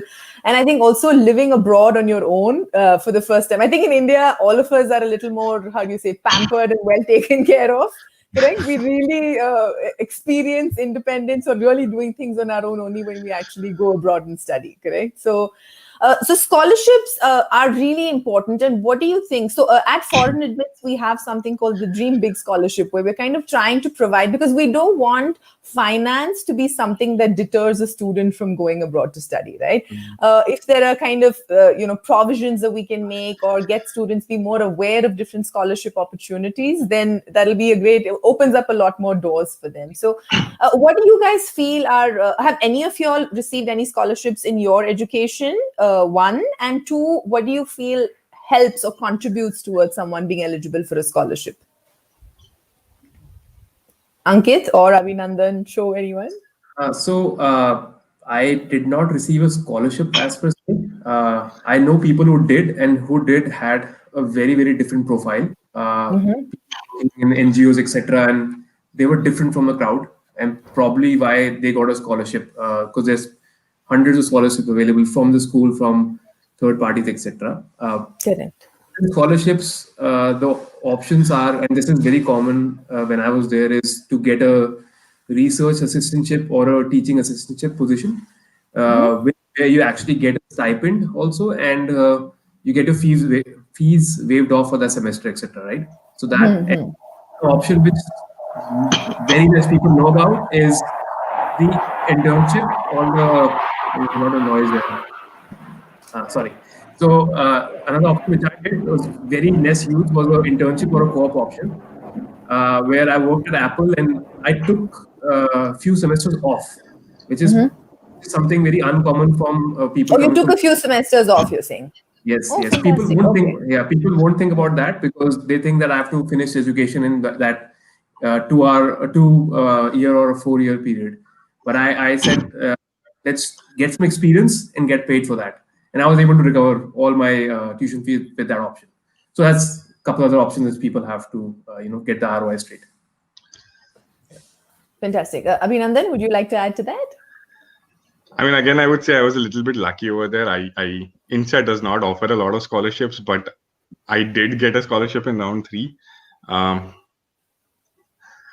But I would say, I mean, schools are opening up a lot to scholarships. Even INSEAD has raised around $300 million recently just as a corpus to give scholarships to students, Correct. especially from developing countries like India, because they understand that there's a lot of talent and that talent needs support.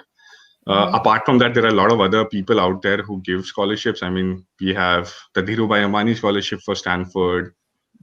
We have, I forgot the name, I think it's Yunus Khan Foundation. We have a scholarship from that. For women, we have Forte Foundation. Forte Foundation gives up to 100% scholarship to women across B schools. So I would say, I mean, if you get into a good school, the money will come either from a loan or a student or a scholarship. I mean, money is never going to be the issue. And I think the ROI is there, right? I mean, if you look at me in this pandemic, I was able to find an internship, I mean, or whatever you want to call it, for 6 months, and I was able to pay like half of my loan. And I have a project in the next 3 months which will finish off the other half of my loan, right? I mean, that's before you even graduate. So, I mean, you can take up projects, you can take up internships, and people are willing to pay big bucks if you're from a from a good school, right? So I think the money is always, you can And you always said get you were the money. able to kind of find a good internship. Finding a good internship, finding a good job. Sure, I think we're going to jump over to you to tell us. So you're the recruitment talent specialist. So can you tell us more about, the job search, post masters or MBA? Well, what is it that makes a resume really stand out? It would be great to hear from you. Yeah, definitely. And I'll just preface this a little bit. My experience is more for people who are looking to pivot. So our other two esteemed speakers, they went through the academic route. They went through MBA or master's program to do that pivot. When clients come to me, they want to make that pivot and maybe not do education, or maybe not wait for a couple of years until they do that. And the fact that Abhinandan got that great internship and got this experience during INSEAD, I mean, that just goes to show, if you're proactive, if you know what you want, anything is possible, especially during a year with the pandemic. So the year that in 2020, if you get an internship, an opportunity there, and you can pay back your loans from school and stuff, that it just goes to show anyone can do it. Us four on this panel, we're not any special than anybody else if you just have the right attitude and the mentality. But I would say I see a question from Robin Singh saying, how should I start my job search or prepare for any job? So I guess the number one thing I'd say is, like, find what you actually want to do. I think the other two speakers were saying that the same kind of approach goes to your education as well. What kind of school do you want to go into? What kind of location? The same kind of tactics apply for your job search. What is it that you really, really want to do? Again, don't think about what others want you to do, but what do you want to do? And it could be HR, it could be marketing, it could be finance. Once you're more clear on that, then you should figure out and find ways to connect with the right people. The big mistake that a lot of people make is they just spam their CV and resume everywhere. They just apply, waiting for someone to bite. But I'm sure if you ask Ankit and Abhinandan how they got their jobs, I'm sure that might have been one of the strategies, but that definitely wasn't the main strategy. So that's what I would say for everybody who's just starting off. Don't do what 99% of the population is doing and just hitting apply. Attend these panels that you are doing right now. Connect with Abhinandan, connect with Ankit offline on LinkedIn. Stay connected with people who are very successful. And once you do that, you'll just see opportunities and doors open up for you. So that's just kind of my take on what you can do to start your job search. Super. So like Show mentioned, Ankit, can you tell us how you went about your job search? So when you kind of joined and you worked with a number of huge brands, so how did you approach that whole process? It's different for different companies. So my first company was Schlumberger in US. That was in US, so there is no placement, but there are career fairs. So that was a pretty conventional approach. In India, post ISB, again, it's like a placement agency. I mean, there are many companies coming on board, and then you get a job. So that's, I mean, slightly easier. But the hard part comes when what Show mentioned is when you're out in the market and then looking for jobs. My first switch was OYO, where I did spam a lot of LinkedIn profiles. That's what I don't do. I did that also, but I did talk to my network. My network was very good in getting a job. But the job I got at that time was actually very lucky. I spammed somebody. I knew that there was a job opening. I spammed them on LinkedIn, sent my and it clicked. In 2 days, I had a job. I was very lucky. The second job at White Hat was purely on my network. I called somebody, is there a job? He was my friend from my MBA school. And he said, yes, there are a couple of positions, let's interview. So I was connected with him. He was my good friend. I talked to him after 3-4 months, and it was straightforward as that. Super. So network plays a very important role. Yeah. Great. And I think that's a fantastic point, because I think for students, when they're at different stages of college, right, they don't realize at that point of time, but networking, guys, is a huge tool that you have to learn to leverage, right? Going out into the world, you're going to see that rather than these cold calls, just approaching someone, if you know someone who is in a particular place, right, the approach and the entrance becomes so much simpler for you. So work on building your relationships right when you're in college. Don't think of it as something that you need to do only once you're in the professional network, right? Start building relationships, reach out to a large number of people and stay, because you never know who is going to be that person who's going to kind of open a door for you really going ahead, you know? So I'm just going to add in there, Pooja. Networking doesn't just end anytime. Like, I'm going to connect with Ankit offline on LinkedIn right now. I'm going to connect with Abhinandan and Pooja offline. It's a way of life. The more you do it, the more opportunities are going to come up. So that's a great way to end it, Pooja. Fantastic.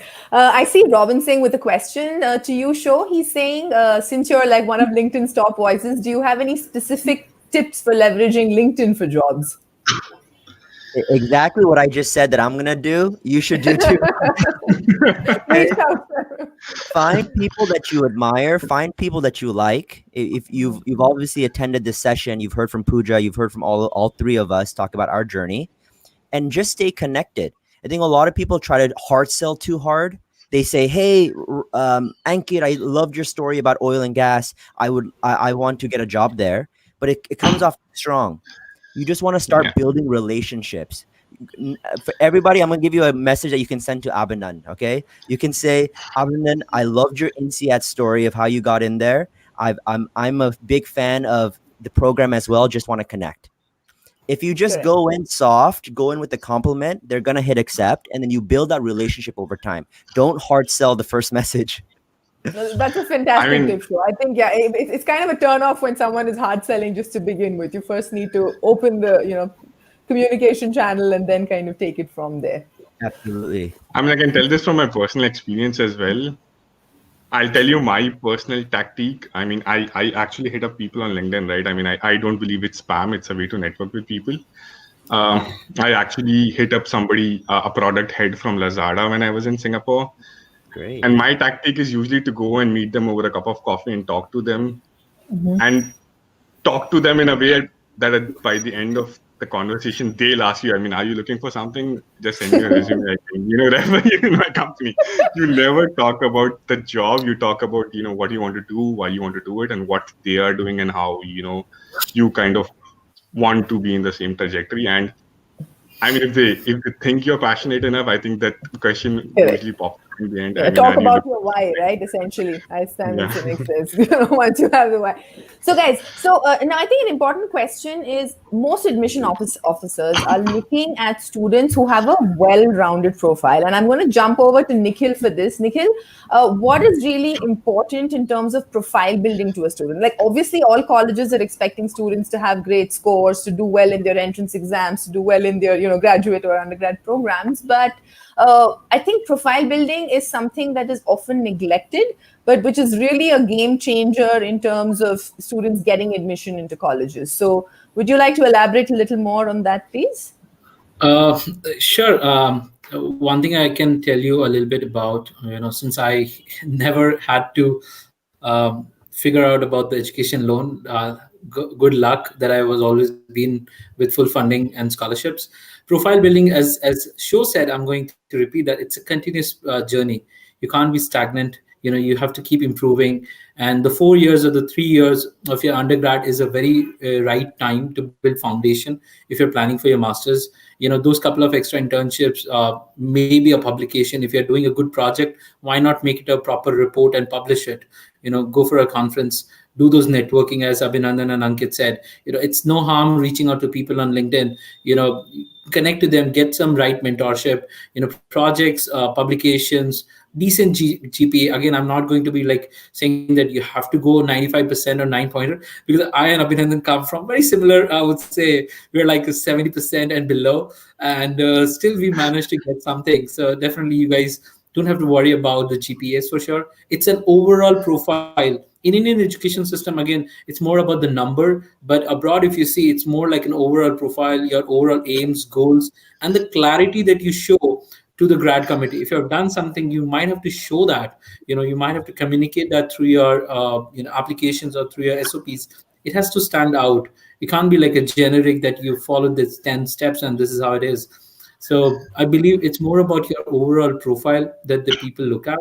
And yeah, so numbers are okay. They would play a role, but they are just an entry barrier. The moment you clear the entry barrier, that's where the real personal game starts.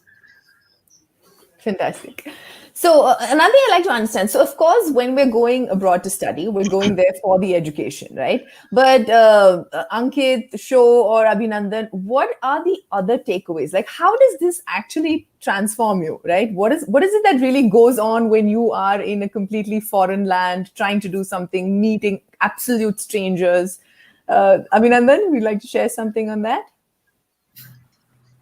I mean, I think, especially for engineers and MBAs, I mean, I'm not sure if Ankit will agree, especially a 1-year MBA is not really about the education, right? I mean, most of the courses that you do, especially if you're coming from a college like, let's say, ITs or BITS, you have some kind of a business background as well. But I think the two big takeaways that you can take from a foreign B school is, one is the cultural immersion you get. I mean, to be honest, we Indians place a lot of focus on raw aptitude, quantitative intelligence. And once you go into a foreign B school, you realize that the qualitative aspect of your personality matters as much as your quantitative aspect. Mm-hmm. And that is what people across the world are much better than us at. And you get to learn a lot from them. And you get to learn about, people from different cultures and how they react. I mean, I used to think that's not a big deal. But every country has kind of their own quirks, which really helps you out in your job as well. I mean, if you look at my study group, I have a Russian McKinsey consultant. I have a German M&A consultant. I have an American Harvard grad turned programmer, product manager, a Chinese female automotive engineer. Wow. And that's the kind of study group I had. I mean, I think the learning I've had from those 4 people is like my MBA. Where are you based right now? Abhinandan? Are you based in Singapore right now? I'm actually flying back to Singapore. I'm in Dubai right now. Wow. That's Okay. it. Oh wow. I completely agree with you, Abhinandan, on that. So I have personally lived in Germany, in the US, in London, in Nigeria, and every single culture has its own Yeah. nuances, right? And only when you're exposed to this do you really understand, and then it makes it so much simpler to kind of deal with people at different levels and different parameters when you have that kind of an understanding. Ankit, what about you? How has your experience been through this? Yeah, I mean, what Abhinandan said, great experience, specifically with understanding their culture. In fact, my social life changed when I moved to US from India. Uh, from that specific type of people, I would say, I'm not saying good or bad, but to a wide variety of people coming from all over the world. And of course all the social events and parties and everything which you do. I mean that also makes a big difference. Specifically that you open up, right? That helped me in my, let's say, public speaking skills as well, and me dealing with people working in a different country. So when I was in Schlumberger, I had my manufacturing centers in Mexico, Ireland, China, and India, right? And I never had a problem speaking with them in terms of lingo or understanding them, right? But if I had worked in India and studied in India, I think I would have had a problem there, right? Because of the way I understood people there, right? So, and everybody is very, very different, as you guys pointed out, and it's very important to understand them. And then when you're working in the corporate culture, you're just yourself and your thought process to what the other person is and where he's coming from. So that's a very big nuance which probably people fail to understand when they go outside, that this is a very differentiating factor. Yeah. Superb. So this is why, we spoke about the return of investment being multiple levels, right? Beyond just the monetary, and this is part of that. Show Bangladesh, the US, and Hong Kong. What are your thoughts on this? Yeah, very, very different, each single one. I mean, I think these guys got it spot on. The people that you meet is going to be more important than the actual, I guess, culture or the environment. That's gonna be there's a great saying that you're the combination of the five people closest to you, and I think that's very, very true. If you look at the panelists, and you could probably guess who their other five really friends are, they're probably all just as ambitious, just as talented, just as caring, not just career related, but from the personality side too. So that the people definitely make an impact. Superb. So, Nikhil, now we have a lot of students here who are looking at kind of going abroad to study, right? Can you just give us a quick step by step, like just for them in their minds to kind of get the clarity on how they can actually begin this process? What are the things they need to look at, right? So, Sure, I'll make it very quick because we have a lot of questions coming up. So, few steps is, if you're planning for a study abroad thing, just figure out why do you need to study abroad. That the first question that you need to answer: do you need to study abroad, or do you need a degree to help you out with your further career options, or do you see in that same career option are you able to grow or not? That's the first thing that you need to have a clarity. For that, you can probably connect to any of these mentors on the panel, and also there are tons of mentors on foreignadmits.com. The second thing that you need to understand, once you've planned this, the ideal time is third year or the pre-final year of your college. That's where you can probably start as an ideal time I'm talking about. So even you have still a year to build your profile, to do a couple of more internships, to do projects, and at the same time you can build your journey. Few things that, as I said, do not go below 60%, as it becomes very difficult. You have to really work hard, just like Abhinav and we did, to bypass all those nuances around the CGPA. But yes, above 60-70%, it's absolutely fine. Focus on the things which you really want to do, and where onwards you can probably start and project your journey for your masters or your MBA.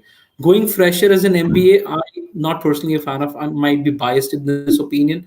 Fresher MBA is kind of a regular culture in India, but it's not preferred anywhere. Most places in the world. If there are multiple diverse courses, you want to switch your field from engineering to management, MIM, MIF, MSBA. There are a lot of niche management masters that you can probably look at, and that would help you. If you're going for a core engineering, that's absolutely fine. Just figure out the kind of countries that you want to go ahead. Just a word of caution: visa definitely plays a good role. If you're looking for a study abroad for a longer period of time, do also look at the visa aspects of those countries, And if you're looking for the course, and again, one again word of caution, don't just be stagnant on the this is an expensive education. Again, the ROI is really high. You have to plan your finances. You might be spending 50,000 or 70,000 or $100,000, but then your job could be on the tune of same More than that 70 to was. $120,000. You can easily recoup that money, understand the ROI perspective, and based on that you can probably go for a good university in a good location, and get your education better. Okay. And last piece, Like Abhinandan said, he's almost paid off his loans already. So yes, that's the reason I could relate to it. And last but not the least, don't just follow what peers are doing, what trends is doing. Focus on what you can do, because even if you're a mechanical engineer and you're a really good mechanical engineer, Tesla or any top company is going to hire you because you're really in love with what you do. And that's something reflects when you're networking with a lot of people. Something which helped me get my full funded PhD, because I was shifting from mining to petroleum with no background in petroleum, because the professor saw that I'm really passionate about this, and you kind of couple of papers that you read, and it just reflects. So be authentic on that note. great. So we have a question from one of our viewers. Rohan says, can I compensate my GPA with an internship or publications? And how to do publications and research papers? Which are the ones that are impactful? And what if I don't have a great topic already? So Okay, let me pick this up, guys. If you're going for research publications, definitely one thing that I can tell you: see if your journal or the conference journal is indexed in the Scopus, Scopus. That if a journal is indexed in Scopus, it might be authentic. Rest other journals do not believe it, because that's how the journal industry has a nasty game going on there. Also, Elsevier, Springer are also good. Nature and Scientific Journal, if you can get it, it's better. How do you find out the topic? Read about the industry, that industry is solving problems. From there you can figure out what topics can you work at. You probably might start with the literature review, and from there onwards you can start working on it. But yes, one good research publication can set the stage for you. And the point is, the GPAs and the rest of the things could be not considered as important than if you have a good publication. I mean, I can add to that. I mean, it really depends on the type of course you are aiming for. I mean, if you're aiming for a master's, a more technical degree like business analytics or engineering, or a PhD, I think a publication would really help you. But if you're targeting for an MBA, I really don't think a publication is the way to go about it. I practically did three things. Four things. One, make sure get a high GMAT score, because that really, I mean, to be honest, every college likes to print a GMAT score on their website, and the higher GMAT scores they have, they can print a higher average. So if you have a plus 30 marks GMAT from the average score that the university has, that's always a plus point, and you'll be in the top 10 percentile of applicants. Second is show that you're more than your GPA, right? Show that you really loved the job you did. Show that you excelled at the job you did, and you really did some good stuff in the past couple of years before you applied for the MBA. And I mean, if you were not good in aptitude, if you're not good in what you do, you would have never achieved that in the first place, right? So you are more than the subjects you have studied in your undergrad. You can really put it through your essays. Third thing is take up subjects that really interest you, right? I mean, if you want to go into product management, take up a product management course, get a A grade, get a top 10% over there, take a paid certificate in whatever project management, and show that this is what I love, and I am studying for it, and I can score an A. It's not like I can't score an A. It's just that maybe I didn't like my undergrad subject, right? Which comes to the fourth point: be honest and write an essay about it. Tell them that you were immature. Tell them maybe you didn't like the subject. Tell them that it was an honest mistake. I was very young, and I'm ready to cover it up in my MBA college, and this is the proof. I mean, write an honest. I wrote an special essay just to tell them that. no, I think that's a great point, Abhinandan, because university officials can spot a fake story very easily, right? A lot of times people think that they have to create, the essay has to look good, it has to have the right elements, you're not supposed to show achievement all the time. but they know when you're just faking it and trying to just put things together, correct? So sometimes a more honest approach will actually, impact you a lot better. So guys, we're going to open up for questions from the audience. If any of you all have any questions, do share. Azhar has a question. Nikhil, do you want to take that? So, how difficult is it to fit into an MBA curriculum after engineering? I think Ankit, you might want to start on this, and then probably we can add. So if you've had some experience after engineering, and that's what Nikhil was saying earlier, no experience MBA is something I'm against. But if you had some experience, it's not that difficult. In fact, probably you would have gone through a very tough curriculum in engineering, some tight exams and all. That would have prepared you from good problem solving in aptitude areas. That would help you in the MBA curriculum. But yes, there would be areas such as, let's say, marketing, more creative areas where you probably had no experience. But that's the beauty of it. You learn from your peers on those areas. So I think it's not that tough. I mean, many people do it. Can be done easily. Interesting. So yes, adding to that, there's a next question that is, how should one change a career path from MBA to engineering or engineering to MBA?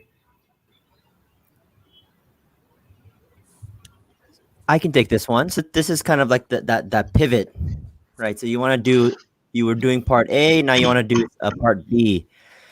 Well, if you want to get an MBA, I would say I think Ankit and Abhinandan, they've detailed pretty clearly on how to do that. So I'll talk more about if you want to do engineering, but let's say you want to do something completely different. Let's say marketing, something that's very, very different, and you don't want to do the MBA. Let's say that route. The key here, guys, is you gotta highlight the story that the hiring manager and the recruiter want to hear. So you don't want to tell I'm an ex-engineer and I'm very analytical and I'm very detailed for a marketing career. So you got to figure out, let's say I'm an ex-engineer, but I want to be a marketer. And you got to know that the company for marketing, they like people who are creative. They like who can write good copy. They like who are maybe good graphic designers, whatever the case might be. So you got to find the transferable skills that you already have and apply that into your future role. So that's usually what I would tell my clients if they were trying to pivot from something to something completely different, and you don't want to go into an MBA or a master's program to do that. You very, very well could and can if you tell the right story. Interesting. So I think most of these questions are predominantly answered by all of you. So just one last thing, and I believe this is covered, like the job search after your grad school. So what is the right time for your job search when you're studying for your MBA or your master's? Okay, take this up. So this works a little differently in India as compared to a foreign B school. So I think Ankit would be more suited to cover the Indian aspect of it. But in foreign B schools, especially European schools, those schools are not really there to spoon feed you. You have some companies who come on campus, but those are like the standard consulting firms and investment banks, right? But if you want to do something different, there'll be nobody to actually, you have a career cell, but you're practically on your own. So we, again, coming back to the first point, from day one, start networking, talk to alums, go out on coffees, figure out what they do in their job. And that's what I did in my internship, right? The person I report to is an inside alum, and I practically did not even have to interview before I got my job because I was already talking to too many people over there. And everybody knew me. So that's what I would say. Ping people on LinkedIn, use the brand name you get from an MBA from day one, go out on coffees with them, try to understand what they're doing. And I think if you kind of portray that you really want to be in that industry, people are more than willing to help you out. It's just about making that personal connect with them rather than going up to them and asking me, hey, can you give me a job? Absolutely. So I think the last question of the session that we have, and it's very interesting, probably it sets the foundation of the session. How do you even know if MBA is the right career program for you?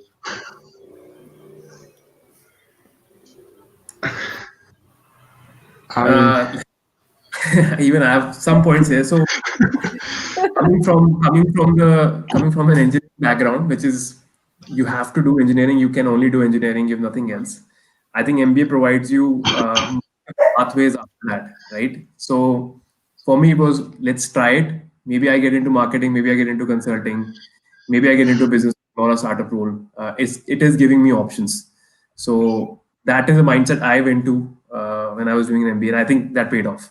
So if you're looking to change careers outside of whatever you're doing right now, anything, I think it will open multiple pathways for you after that.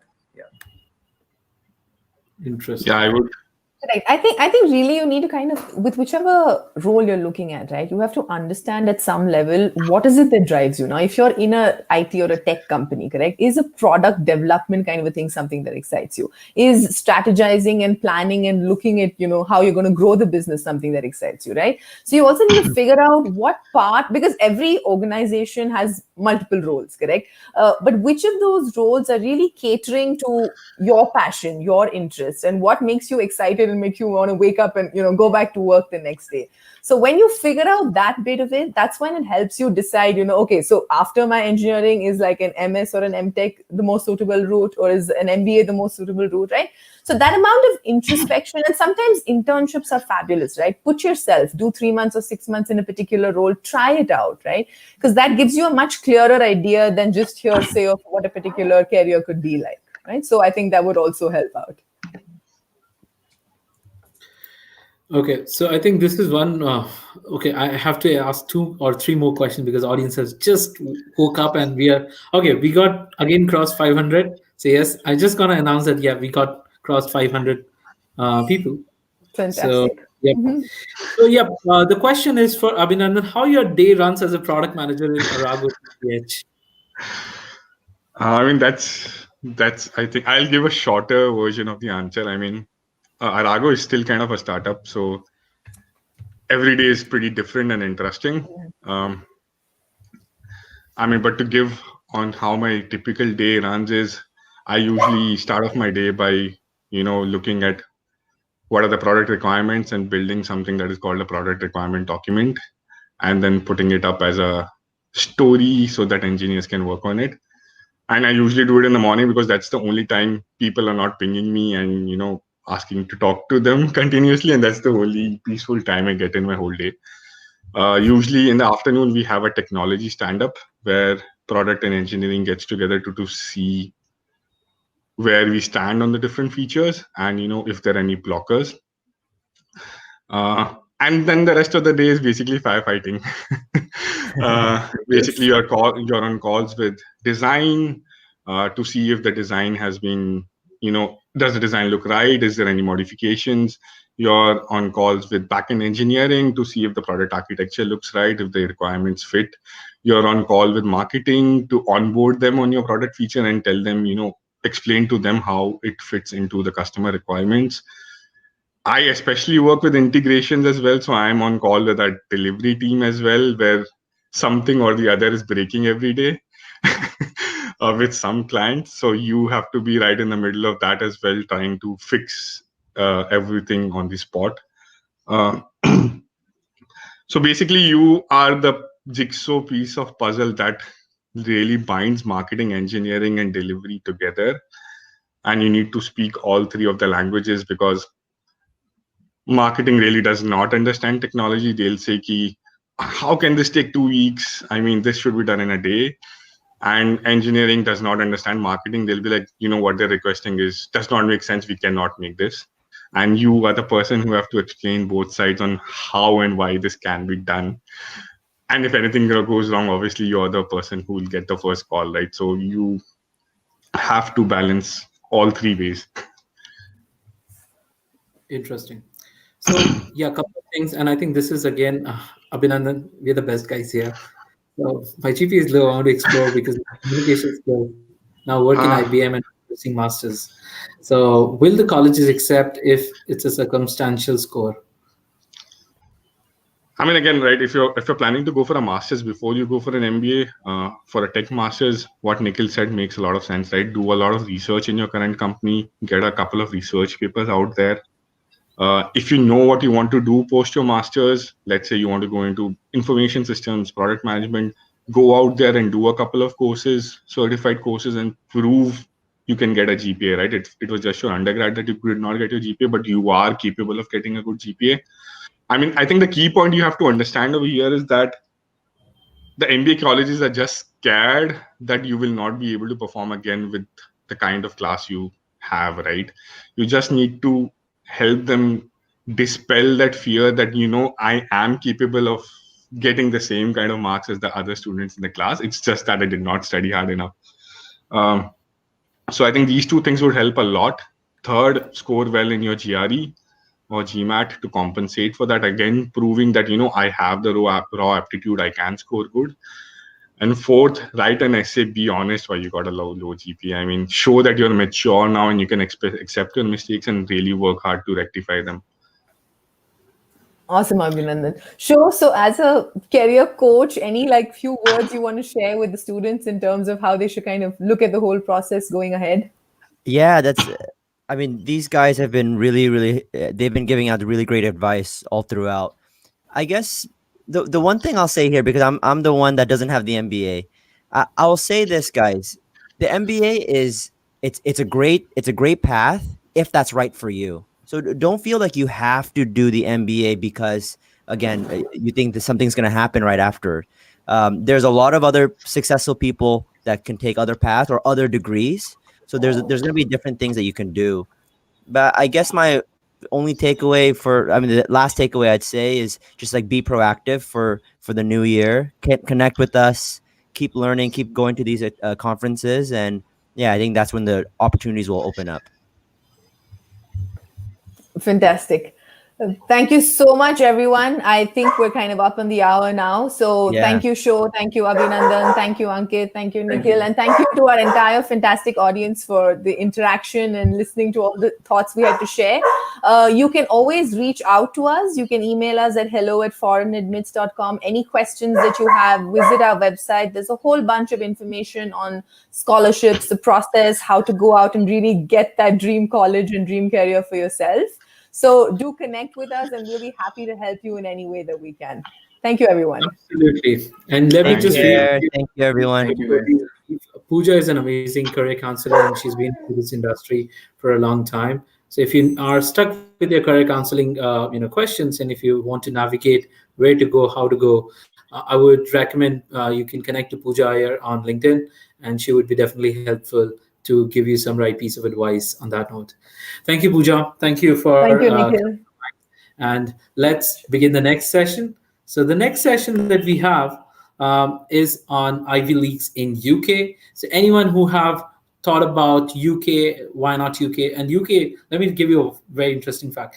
UK has increased their postgraduate work visa for 2 years for students who are planning for their masters. So you definitely have a better postgraduate visa. Earlier, UK did have those, but yes, UK is one of the oldest. Have the oldest universities or these schools where you can always get a high quality education. We have the elite institutions like Oxford, London Business School, Cambridge, and Imperial College of London. So we've gotten some amazing speakers from these schools only. Okay, so we have one speaker from Oxford, we have a couple of speakers from London Business School, then we have one speaker from Imperial College London, and all of these speakers are from diverse backgrounds, and a couple of them are already working in UK. So you would get a more like a 360-degree holistic understanding. And we have an amazing panel moderator who is also a London Business School student. So yes, let me add all the speakers online. But before that, let me share with you one of the very interesting scholarships that we were always talking about. And you guys might want to check it out for the 30 seconds.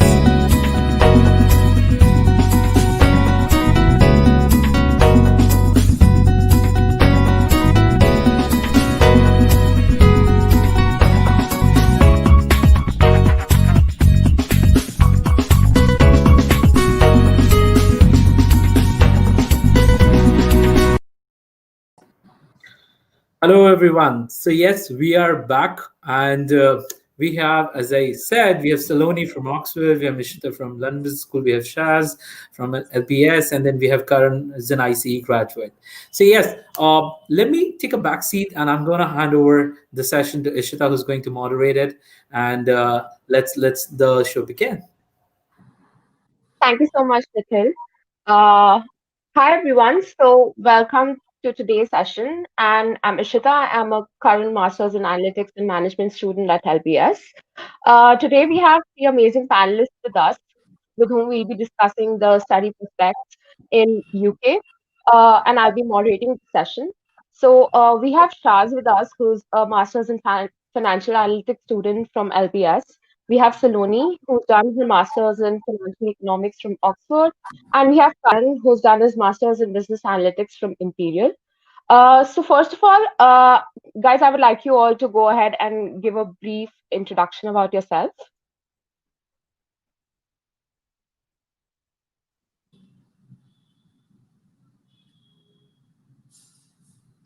Anyone wants to volunteer first? Yeah. Hi everyone, I'm Saloni. As Ishita mentioned, I've done my master's in financial economics from Oxford. Prior to that, I had done my undergrad from Sri Ram College of Commerce, where I did economics honors. So after my master's, I did an internship in London and then came back to India to take up a role at JP Morgan in the investment banking division. So I switched from there, and currently I'm working as an investment analyst at a hedge fund based out of Mumbai. Thank you.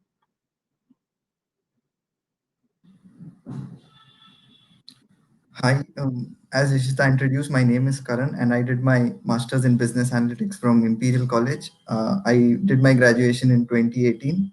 Prior to doing my master's, I went through the standard engineering route where I lost interest after during my final semester and realized that mechanical engineering was not what I wanted to do. And fortunately, I moved into the analytics domain. I worked for a couple of years in India and then decided that I was comfortable with this domain in this field and hence decided to pursue my master's in business analytics.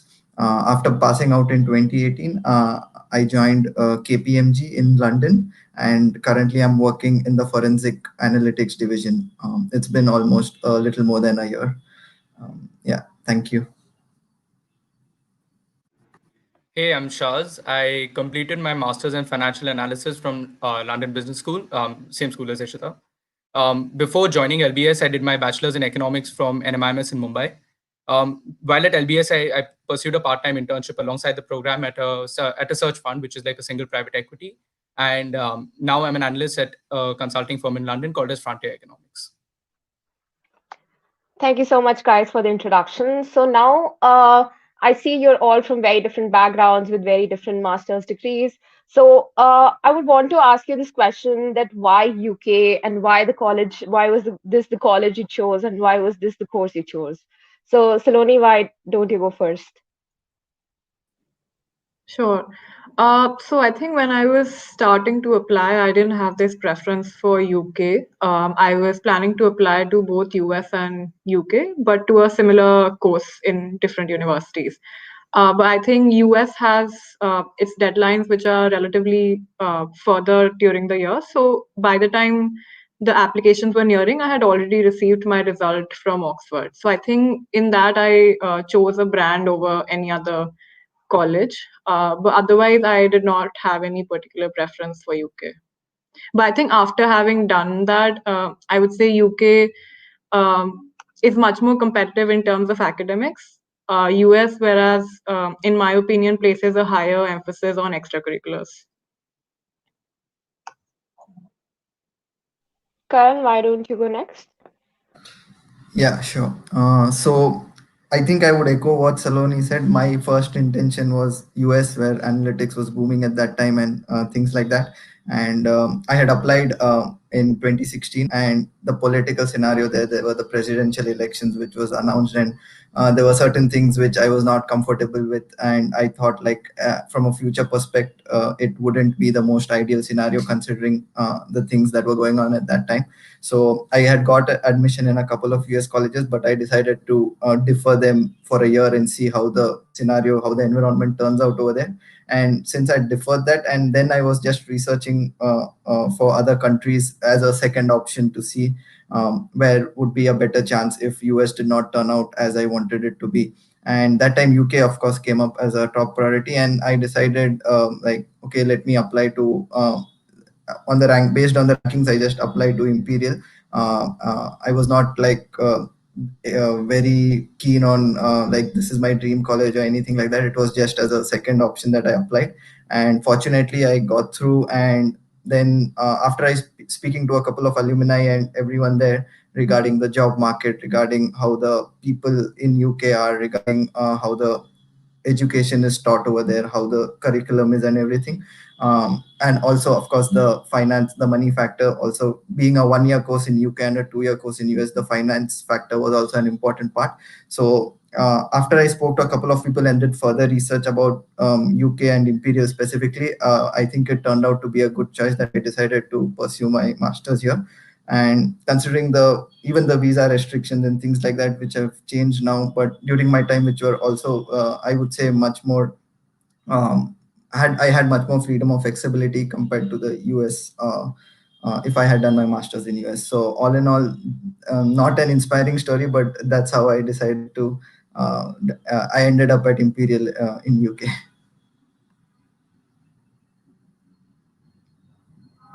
Yeah, the points for me are largely similar. So, because of the timeline, I ended up applying to UK before the US. So, during the time of applications, I was prioritizing finance and economics as my subjects of choice, and I went on applying to LBS and LSE first, before any US colleges. Turned out that I got both of them, so I decided that in terms of my priority list, I did not want to apply to any US colleges. One way, because the rankings were more or less similar compared to the colleges I'd got, and secondly, as Karan mentioned, the cost factor as well, because it was a 1 year course. I even spoke to a few people at LBS before accepting the offer, and I felt that in terms of the entire experience, because of the networking, because of the additional events like the LBCW and all of that stuff, I felt that it would add value to what I wanted to do, compared to my undergrad, where it was largely theoretical. So that was the reason behind my choice. Thank you so much, everyone. It was great to hear your insights on this. So now I'd want to ask you, like, for all the students here who are actually aiming for these colleges, so what do you think makes a great application, and like, how can someone build their profile in this perspective, or to probably get a master's admit from any of the colleges you're in? Saloni, why don't you go first? Sure. I think in terms of application, one needs to have a holistic view when applying. So it's not that you need to focus on, for example, just your GRE score or just your undergrad score to get a good admit. I would say there are two things. One would be that you're good at extracurriculars, good with your academics, good with your essays, and good with your references. So that would be one way to go about it, which is something that I, from the start, having pre-planned everything, focused on.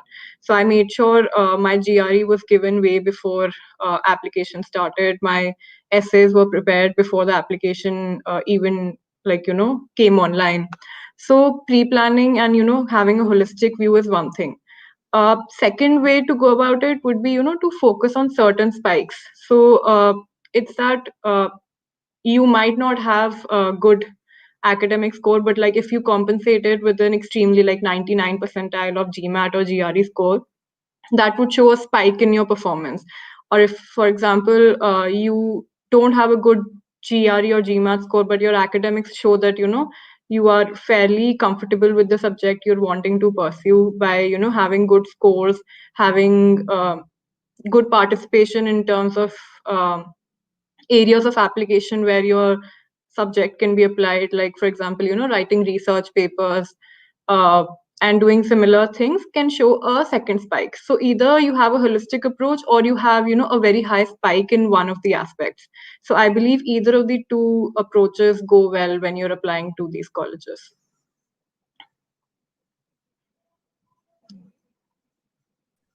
Karan, we'd like to hear from you now.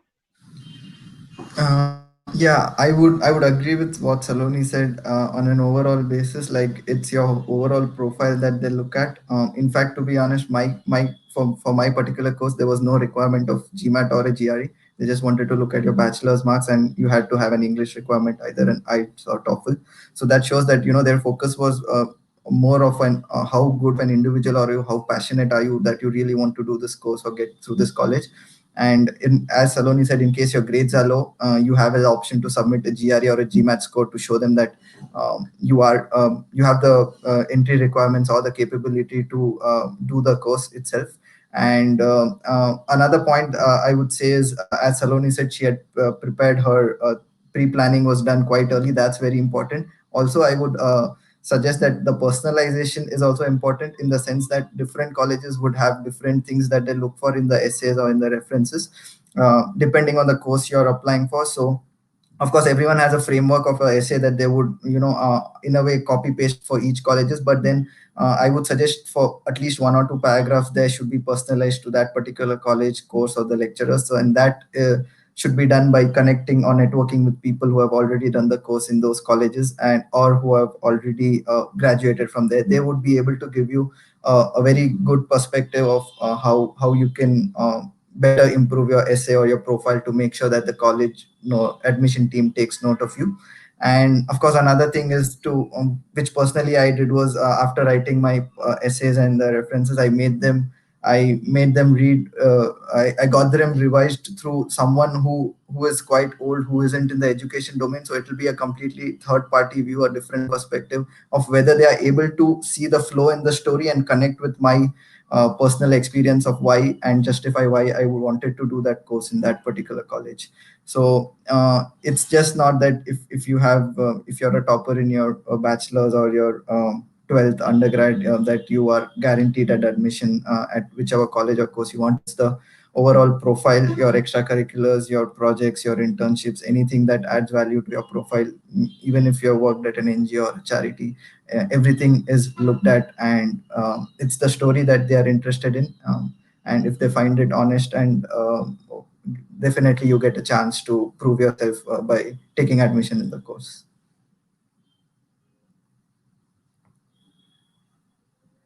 What about you, Shaz? I think, yeah, largely similar. I feel like when it comes to the admission process, there are various factors that are considered. It's not just academics, it's not just internships alone. So when building a profile, obviously your GPA can be offset by your GMAT or your GRE score if you do wish to balance your academics. I think in terms of the other parts of the application for internships, but what I've largely noticed is that the name of the firm doesn't matter. It's more about the experience that you get, because when you reach the interview stage, they want to know how much you've learned from the experience rather than necessarily having interned at a large organization. So for anyone looking to get an internship, focus more on what you learned rather than the brand name, because honestly, the brand name doesn't matter as much. Make sure you have an impact in terms of academics and in your internship, because recommendations will have a large part in your application. So as far as I know, you may need one for your academics, one for your internship. So make sure you have one on either side prepared in advance, and make sure that they know you well, because they will have to write about you in detail. About your extracurriculars and other activities, I would say just do what interests you. Personally, when I started researching a bit about finance, I knew that I had the economic side sorted. So I started doing the CFA course, the FRM course, whatever I could to just learn more about the field, so that when it came to the application, even though I did not have my entire profile tailored towards finance, at least I showed that I had an interest over there, and I could go somewhere from there. And lastly, I think in terms of the essays, I think personally I would find that to be the most important part of the application, because it shows how much you've researched about the college and how much you want to get in. Um, a good, I think a good way to judge whether your essays are up to the mark is where when you have the entire essay ready, remove the college name from it. If you're not able to identify which college it is, it means that it's not specific enough. And I think that is super important when you're applying, because I've seen a lot of my colleagues and a lot of people who have approached, and a lot of them with extremely high scores, with stellar internships, have been rejected because their essays were not specific enough. So I would really emphasize on preparing your essays and doing your research beforehand. Thank you so much. Those were some great insights, and I could totally relate to them since I did my applications last year. So yeah. Okay. Now I feel like a lot of students have this query all the time that, when I'm applying to UK, should I give a GRE or a GMAT, or should I give like a TOEFL or an IELTS?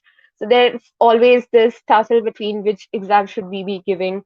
So, what do you think? Like, is there a specific preference in your particular college for a specific exam, or like, what do you think about the scores in general? Could you give us some insights on this, Saloni? Yeah. So I think with respect to GMAT versus GRE, one thing is that you need to, shortlist certain colleges and see whether they're accepting both scores or only just GRE, just GMAT. My reason for going for GRE was that certain schools in the UK and US were only asking for GRE scores for the master's program. GMAT was primarily for an MBA degree. Something like Oxford or LBS would accept both GRE and GMAT, but again, that depends on which colleges you are applying. So make sure you shortlist them in advance of deciding which exam you want to give.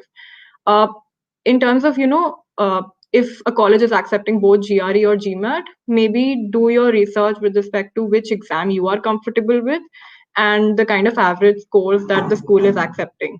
Uh, so, for example, if I were to only apply to Oxford or LBS, I would have chosen between GRE or GMAT on the basis of whether I was more comfortable with quant, which is, I think, harder in GMAT versus verbal, which is harder in GRE. Like, this is just my opinion. There's no standard which says that.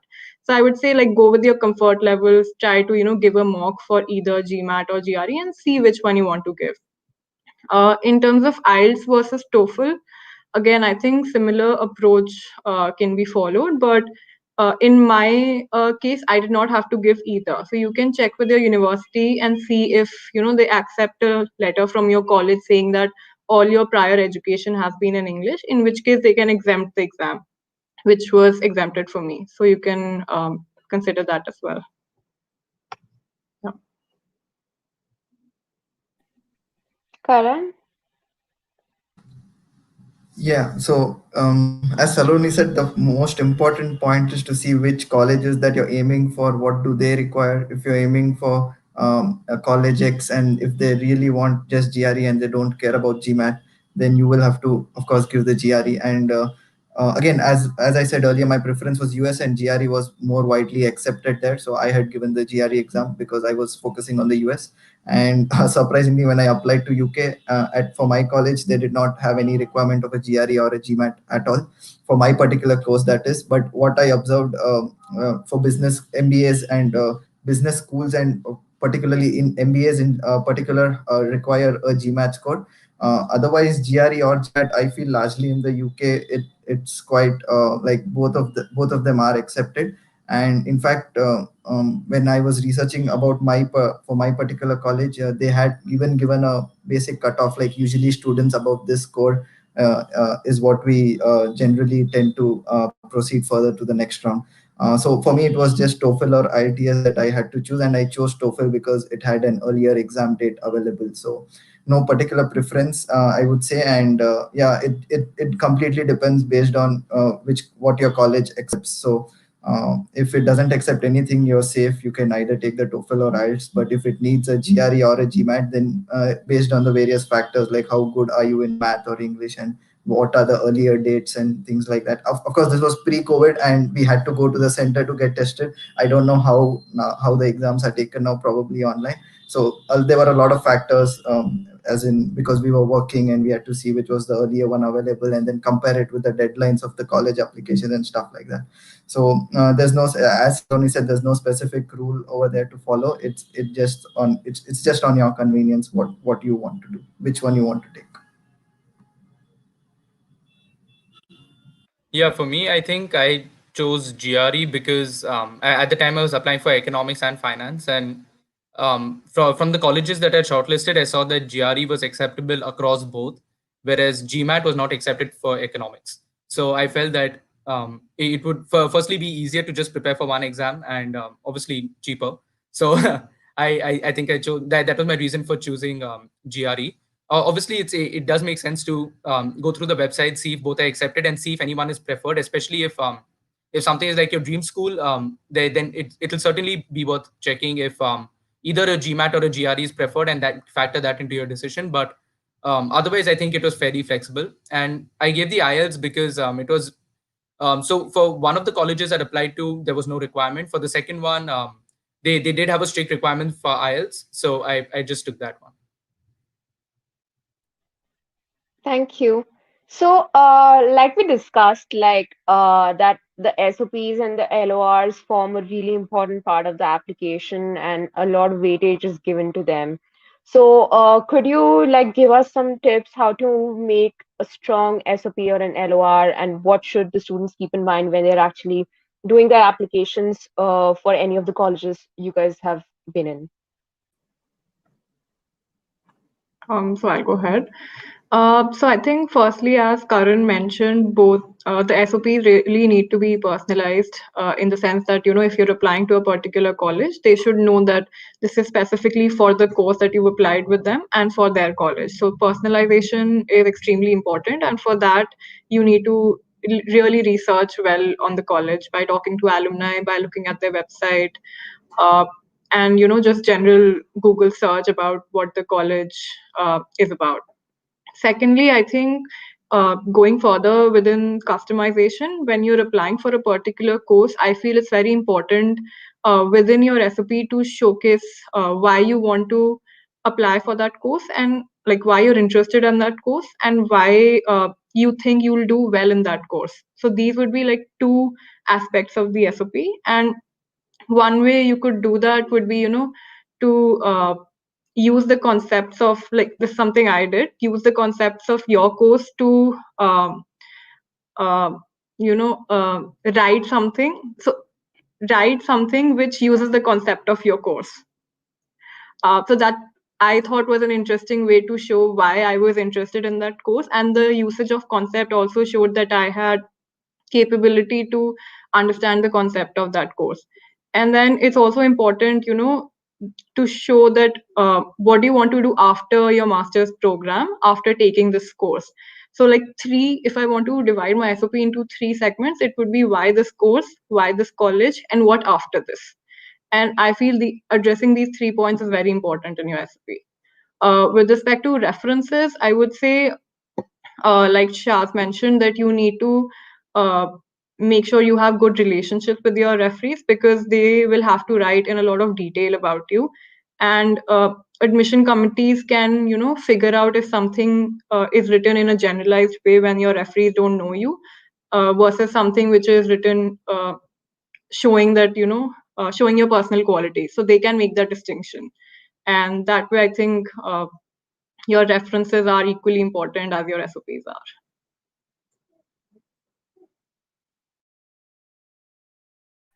Karan?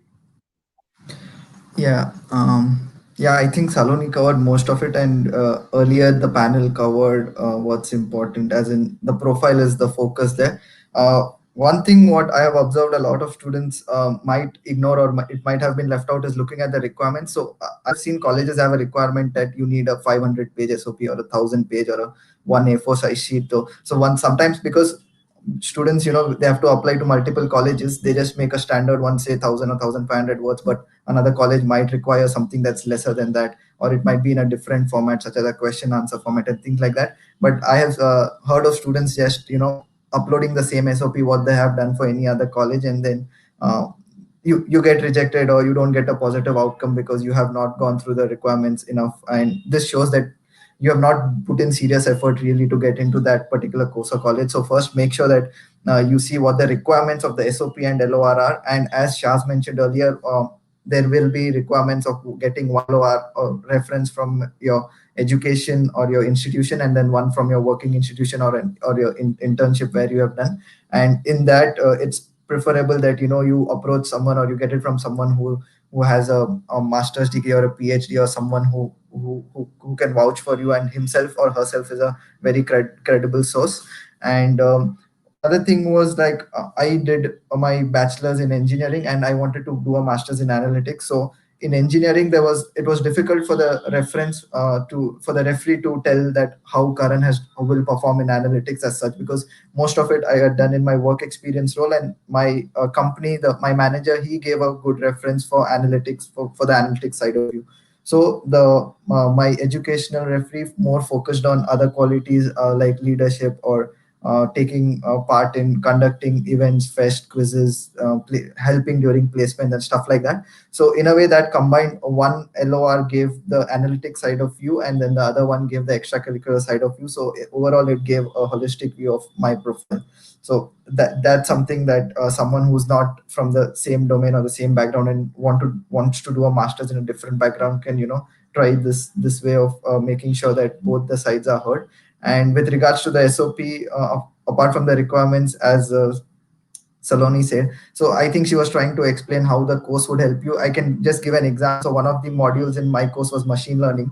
So I took example of that, and the lecturer who was going to take that course and put in a sentence like how this course by this lecturer would help me do this part of analysis in my future job, which I would want to work as a consultant in a big four or whatever that was. So that's what Saloni was trying to say, that try to relate the courses that are being taught in the college and even the lecturers, if you can, to how it's going to help you when you start looking for work or when you are working hands-on on those things. Apart from that, I think Shaz would probably want to add more, because Saloni and me are like telling all the points, given that we are given first preference to speak. Yeah, sure. So I think before personally, I would say before starting to write your essays or your SOP, just check which is required first, because for example, LBS requires essays and not an SOP. So if you go ahead and write the whole thing and then see that it's an essay, it'll kind of not be that great. So in terms of your essays or your SOP, I think one of the most important thing is to keep it structured. It's remember that the person reading your essay is someone who doesn't know you at all. So when you are reading it, you will feel that you've conveyed all the points, but you should have someone else read it as well, so that to someone who doesn't know you or to someone who's not you, you're conveying all the information that you need to. I think for essays or for SOPs, it's always important to think quite a bit before writing it down. This is because a few of the essays, especially like taking the example of LBS, are quite strategic. So they ask you about your plan A or plan B for your career. And when you think about it, people will go for plan A and plan B as extremely optimistic, something that they want. But plan B essentially is a fallback option. So it will kind of show your thought process and how you're thinking about your admission, about your career ahead. With relation to your recommendations, I would say, yeah, as I said before, keep in touch with your referees who you're hoping to approach, because there will be a part where you have to mention the length of time for which they know you, and if you just say a few months, it doesn't really look that great. So you will want to keep in touch with them and show that it's over a long period of time that they're kind of judging you, rather than over 1 month or 2 months or something like that. Again, for essays, keep it well researched, as Karan covered. Talk about a few courses that you feel will help you. Highlighting those will be super important, and think about it in terms of your interviews ahead, because when you step in for an interview, your interviewer will be reading your essays, will be reading your application, everything about you. So whatever you mention in your essays is something that you will get to highlight during the interview, and I think that's super important if you want to steer the interview into your direction, rather than them going into a direction that you do not necessarily know about. So I think the essays, apart from getting admission or apart from conveying a bit of information, is even securing your path ahead in terms of interviews. Thank you so much. Also, I think just adding in here a bit, I feel like it is also very good to add like what are your skill set that you can add to the cohort when you get admission there, and also like if you're in line with the values of the college in general. Like for example, I know LBS has a lot of emphasis on diversity, so how would you blend in with the different cultures is something which they always focus on a lot. So I think, yeah, also trying to make that a part of your application would definitely help a lot. Um, okay, so I feel like, okay, this question has been coming, and a lot of people are very hesitant about the job scene in UK in general. And since you guys have actually applied at a time when we did not have the 2-year work visa, so how do you feel about it? And since now you're all working, so how do you feel about the job scenario in UK in general? And how did your masters actually help you secure a job? Uh, so we'd like to know more about that.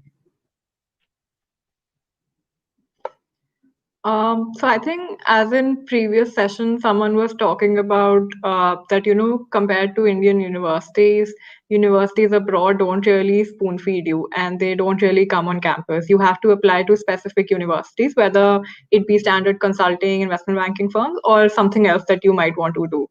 Uh, Other than that, I would say that you need to really have clarity as to what you want to do and start early, because in my experience, when I went to UK in September, there were people who had already submitted their applications when I was just starting. So September to December is usually the ideal timeline which people consider that gives you the highest chance of securing a job. So that pre-planning and early research is very important. And I think in terms of interviews, uh, the only thing that helped me was just practicing with your friends and practicing with your career coaches in your universities. So that practice really helps, because uh, you can mimic the real life situation that would occur during an interview. So that was very important for me.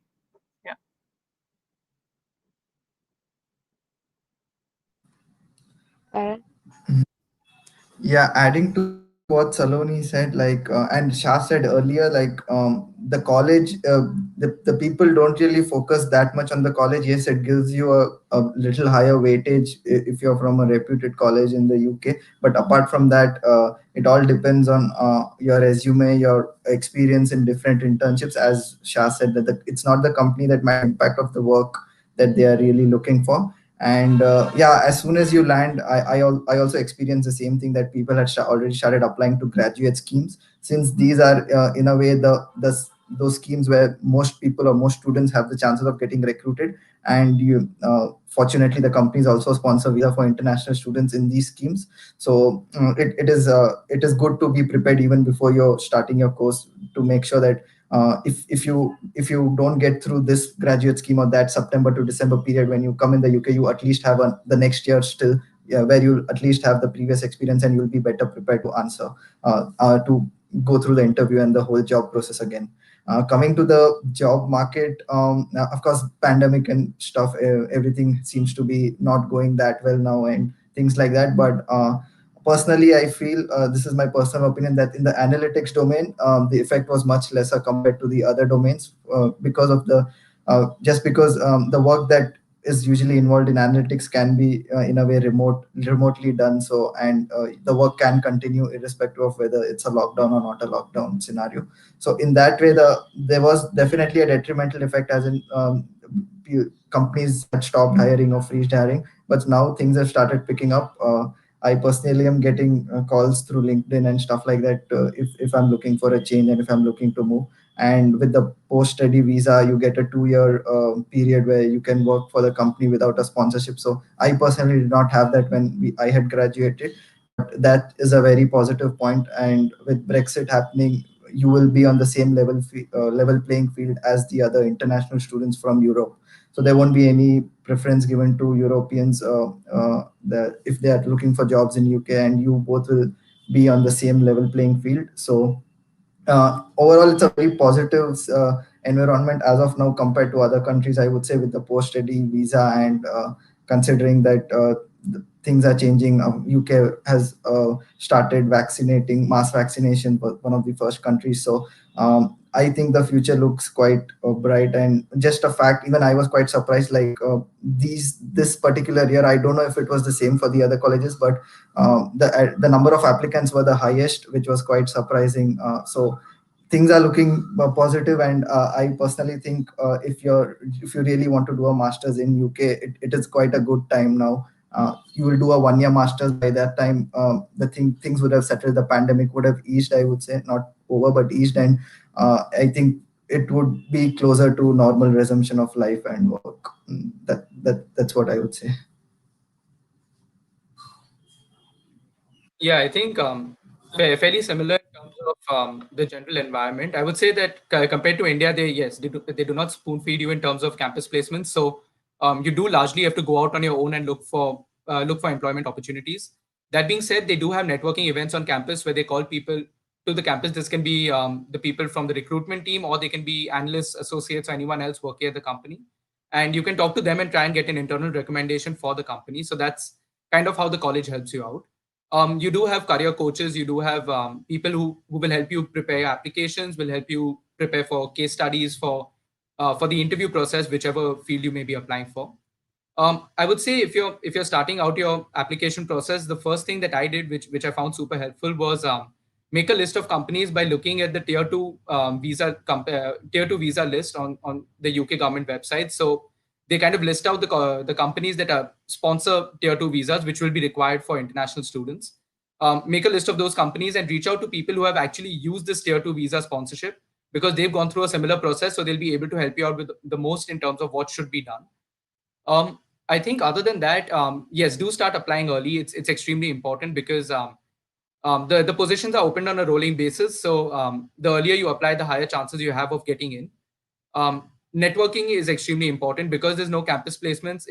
If the companies are not coming onto the campus to talk to you, organize coffee chats, organize a call with them, get to know people within the company, try and be proactive because they really appreciate that.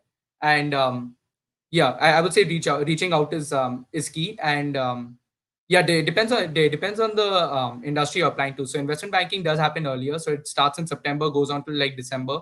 Consulting starts a bit later, and if you're applying for things like fintech, that starts in January, as they recruit earlier to the time you'll be actually joining the company.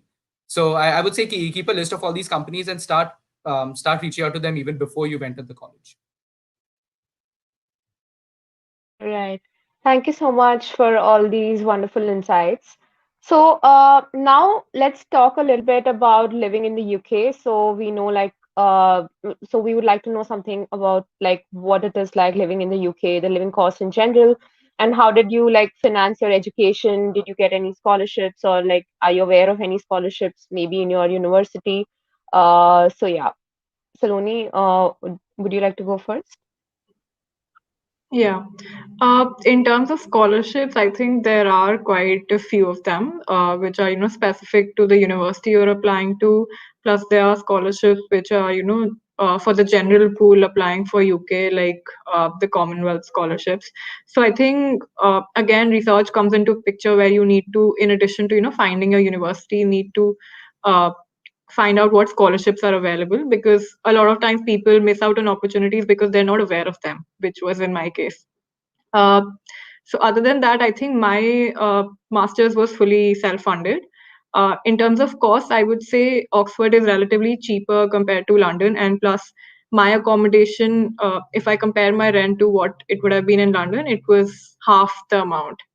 So I think that way it was relatively less expensive, but overall I think, yeah, I mean, London is expensive, so you need to budget out appropriately before you're leaving, or maybe before you're applying to, consider how you're going to finance your one entire year.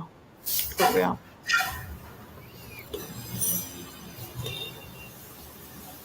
Karan, would you like to go next? Yeah, I had taken an education loan for doing my masters, and the education loan is like there are a lot of companies who would want to give you an education loan, but 3 years back it was more focusing on which college you got, what was your GRE score, what was your work experience, how much do they expect you to earn back, and stuff like that they looked into previously to approve a loan for you. I don't know if things have changed now. And yeah, coming to Saloni's point, the living cost, London is quite expensive, whether it's the rent or whether it's the travel. And these two are the most, I would say, the biggest share of your expenses, the rent and the travel personally. That's what I felt. So if you try to stay a little away from your college, your rent is lesser, but then you have to pay for travel. And if you stay closer to the college, you pay higher rent and you save on travel. that was the scenario. So it is very important. Like you just look at the admission fees and you say, okay, I might have this much loan approved, or I have these much savings and I can afford this particular tuition fee. But almost like at least 30% of it would be your living expenses additionally. This sort of calculation going through my experience.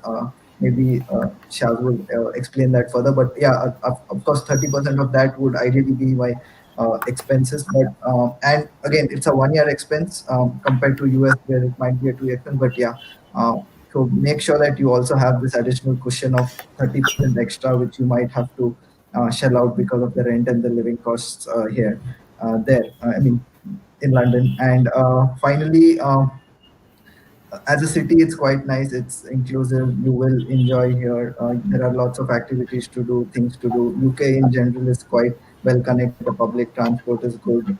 The culture is nice. It's quite diverse and everything. So from that particular point of view, not from a educational but any other apart from educational point of view, whether it's sports, whether it's music or anything that you're interested in, uh, UK or London in particular definitely has something or the other for your tastes. Interesting. So, hi guys.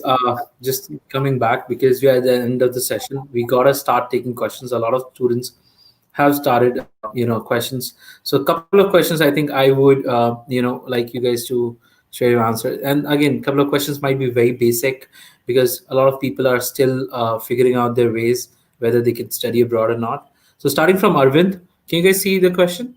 Who's gonna pick the question?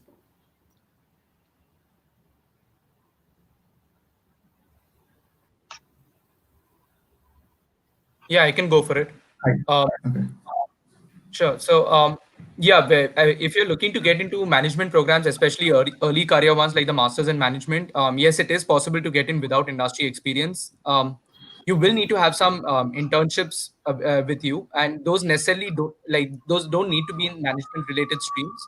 So I know a few people who've done purely engineering related internships and have got into the masters in management program. What you need to talk about is how it will help you out, like how your past experience will help you become better at whatever your career goal is, and talk about why you want to do the masters in management or any other management related degree ahead. But yeah, I don't personally, I don't think it will be that much of a roadblock, especially for early career programs. Interesting.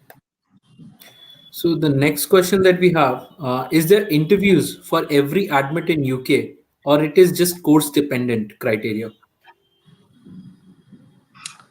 I can take that. Of course, I think others can add more to it, but I think it depends on the course that you're looking for. Usually, personally, I feel of them have a certain kind of interview involved in the sense that it can be a pre-recorded interview, or it can be answering some questions, or it can be, or it can also be a sending them a video and things like that. So it definitely depends from college to college and from course to course. In UK, personally, I haven't seen any face-to-face live interview being done for admissions as of now. Again, I had applied 3 years back, and until now, I have not heard of it. But if Shaz or Saloni have any other thoughts, they can pitch in. I think for Oxford, there is a video interview that you have to go through, but a lot of times it's also based on your profile. So sometimes they might not be sure whether to admit you or not. In that case, at least for 50% of the class, they do take your interview to, be certain that they're selecting the right kind of candidates. So that's the case with Oxford. But again, it depends on the course. This was the case in my course, but in other cases in Oxford, I think interview is a standard practice. So it does happen. Interesting. Yeah, I think interviews. Sorry, I think interviews are compulsory for a few places. So LBS has it as a requirement that every single candidate has to be interviewed before they get an admit. For LSE, I did not have any interviews, so I was admitted on the basis of my SOP. So yeah, it'll broadly depend on different colleges. A few will have pre-recorded video interviews. A few may have in person. I personally had for LBS, I had it with an alumni, but it can even be with the admission committee. Interesting. Just to extend this question, what kind of questions do they ask in the interviews? Like, what is the intent of having the interviews before the admission decision comes out? So, in my experience, the interview was broadly divided into two parts. One was a general interview focusing on why I want to do this subject, why Oxford over other colleges, why UK and not US, and what after this course, what are my plans, what do I intend to do. So this was the general part of the interview, and then going forward, the next part was very much focused on the course that I had chosen. So they picked up one concept, and there was a good 20-25 minutes discussion on one concept where they would keep following up with the questions that they felt that I so those questions were basically follow-ups on my answers. So it was just one concept, but like a more um, drilling on the same concept. Interesting. So what about LBS guys and IC? I think Um, for me, the interview had a lot of behavioral aspects as well. Like how would I actually respond into certain situations, and also like how would I work in a team. So they asked me for scenarios where I had actually worked in a team, or like if maybe someone with me wasn't working very well because we have a study group concept in LBS. So like what would I do in such a scenario?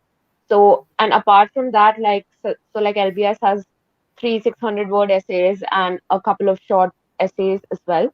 So they actually ask you more about that, like in depth, about your career goals in general and what do you want to do and how is LBS actually going to help you achieve it.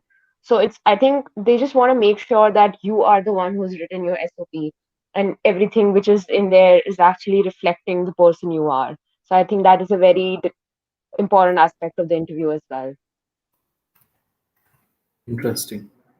So one interesting question, I think it might be a follow-up to what you guys have talked about in the terms of finances, is sorry, I streamed something different. Okay. Yeah, what should be the budget for funding in London? And are there any hostels, or do you guys go for a subletting? What's the usual planning looks like? I can take that. I think so. When I was calculating it, I looked at the fees, which for me was approximately 35,000. In terms of rent, it depends on the accommodation you're taking. So if you're looking at London, you can download Zoopla and Rightmove. That will let you know according to the location where you're staying at what would be the approximate rental prices. For me, it came up to approximately £13,000 a year. And after that, you will have to account for travel and food expenses. So for travel, you can take a student pass where you kind of get, I forgot the percentage, but quite a bit of a discount. So you can take the travel pass, and then food is kind of daily. So I think for that will be around 12,000 a year. So I would budget around 60 to 65,000 pounds a year on aggregate. But again, it will depend on the college fees. It will depend on the other stuff. But surely you can get an approximate. Interesting. So, do you guys also stay in the hostels there, or do you guys like how's the accommodation structure looks like there? So maybe I can take this up. So I stayed on college campus. So the way the structure is that on one floor, uh, you have like 4 or 5 rooms, and all of these rooms are en suite. So and I think Oxford is Oxford provides you with an accommodation which makes sure that your floor doesn't have people from the same course, so that you get to interact with people from different courses as well. So that was quite an interesting part of my accommodation. But apart from that, I think in terms of having food on accommodation in your accommodation or going outside, so there are different campuses where you get there are campuses where you get food on campus, and there are campuses where you do not. So that is something you have to choose before applying, and even that does not give you the confirmation that you will get that particular campus. So it's all, I think, speculative. So you can just choose, but it's not sure that you're going to get it or not. Interesting. So I think we come to the end of the session. Thank you, Saloni. Thank you, Ishita. Thank you, Shaz, and thank you, Karan, for taking our time at this last moment. And cheers to Ishita for leading the panel and moderating it. And I'm seeing, I think, Shaz for the first time. Amazing to see you guys back again. So any questions, if audience you have, you can probably write to us we'll probably pass it on to the mentors to get you certain rewards. And you guys have been a lovely audience, and you guys have been a lovely speaker. And this marks the end of the day one of the mentor conference. Tomorrow we have certain another sessions, another countries being covered, but I'm sure people who have understanding about UK, they are much more clear about how to plan for the education in UK. Thank you guys. Thank you again for joining in. Have a great day. I believe I don't know what exactly the time is, but please have a great day. Thank you, Nikhil. Thank you, Ishita. And nice knowing you, Saloni and Shaz. See you guys. Thank you, likewise. Bye. Thank you. So, guys, this is the end of day one for the mentor conference. What is there in day two? Did I mention day two? Yes, there is day two. And that's the final day of the mentor conference. In the mentor conference, we ensure today you learned about US, you learned about Australia, you learned about New Zealand, you learned about Hong Kong, you learned about Singapore, you learned about even Indian IIMs and ISBs. And then you also learned about UK in London and different parts in the UK. And then you also learned about GRE, right? So tomorrow, the next part is going to be super exciting again. Tomorrow is a much more engaging sessions. You might want to have your notebooks, you might want to have your word pads, because tomorrow is the days of workshops and sessions. So the tomorrow sessions are going to start with Canada, all about Canada. We have an Erasmus Mundus scholar who secured full funding for Canada, studied in University of Toronto also, and he would be the right fit mentor to guide you everything about Canada. Okay. Then we have David, who's going to help you about jobs in Canada and career options. Then we have ETS, TOEFL, India Head coming in. So anything that you need to know about TOEFL, and its TOEFL is also applicable, just equal to any other English language test around the world in all the universities. So he's going to help you how to prepare for TOEFL, what are the tips and tricks. And then there are TOEFL giveaways. Let me tell you, $10 voucher, hundreds of those vouchers are going to be there during the sessions. And whoever is in the session might be getting lucky.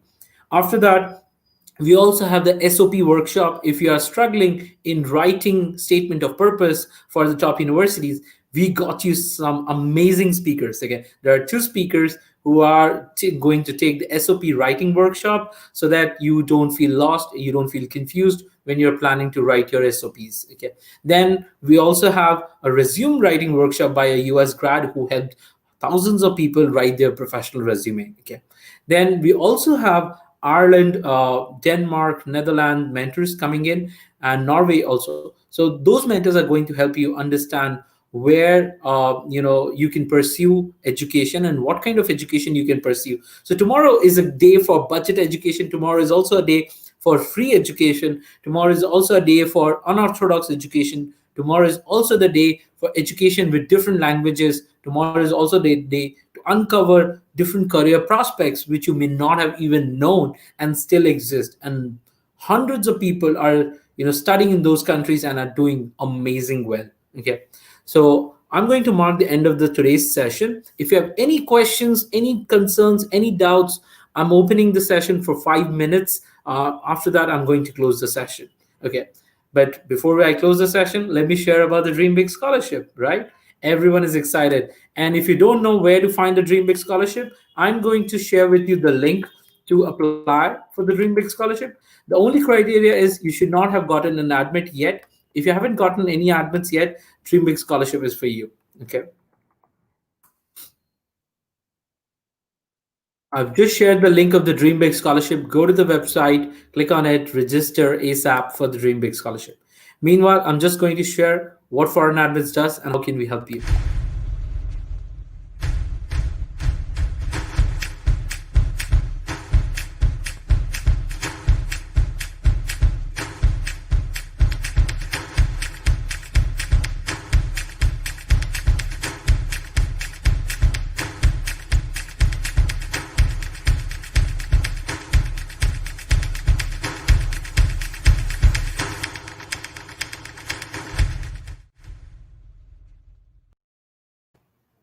Yes, and now the Dream Big Scholarship.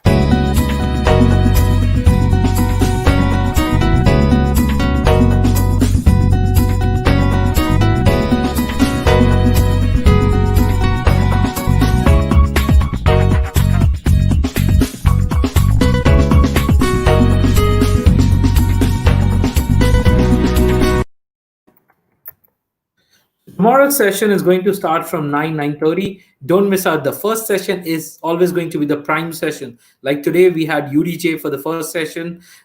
Tomorrow is going to be Saurabh and David who are going to talk about Canada for sure. So tomorrow's session, don't miss out. Be there on time at 9 a.m. so that we're gonna have a lot of conversations tomorrow. And come prepared with all sort of questions that you have for your study abroad. Tomorrow is again another amazing day.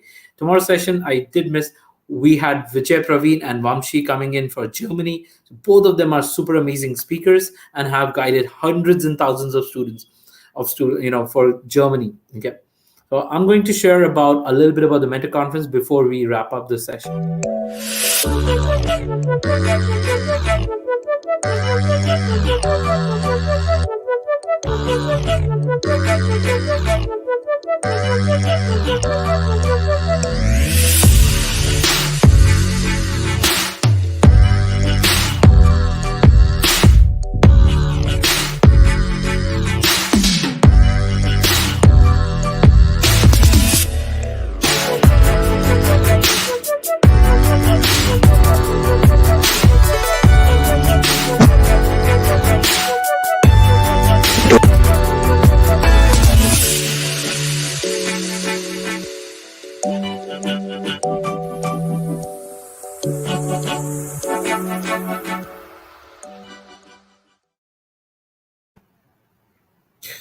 Okay, guys, just sharing one more.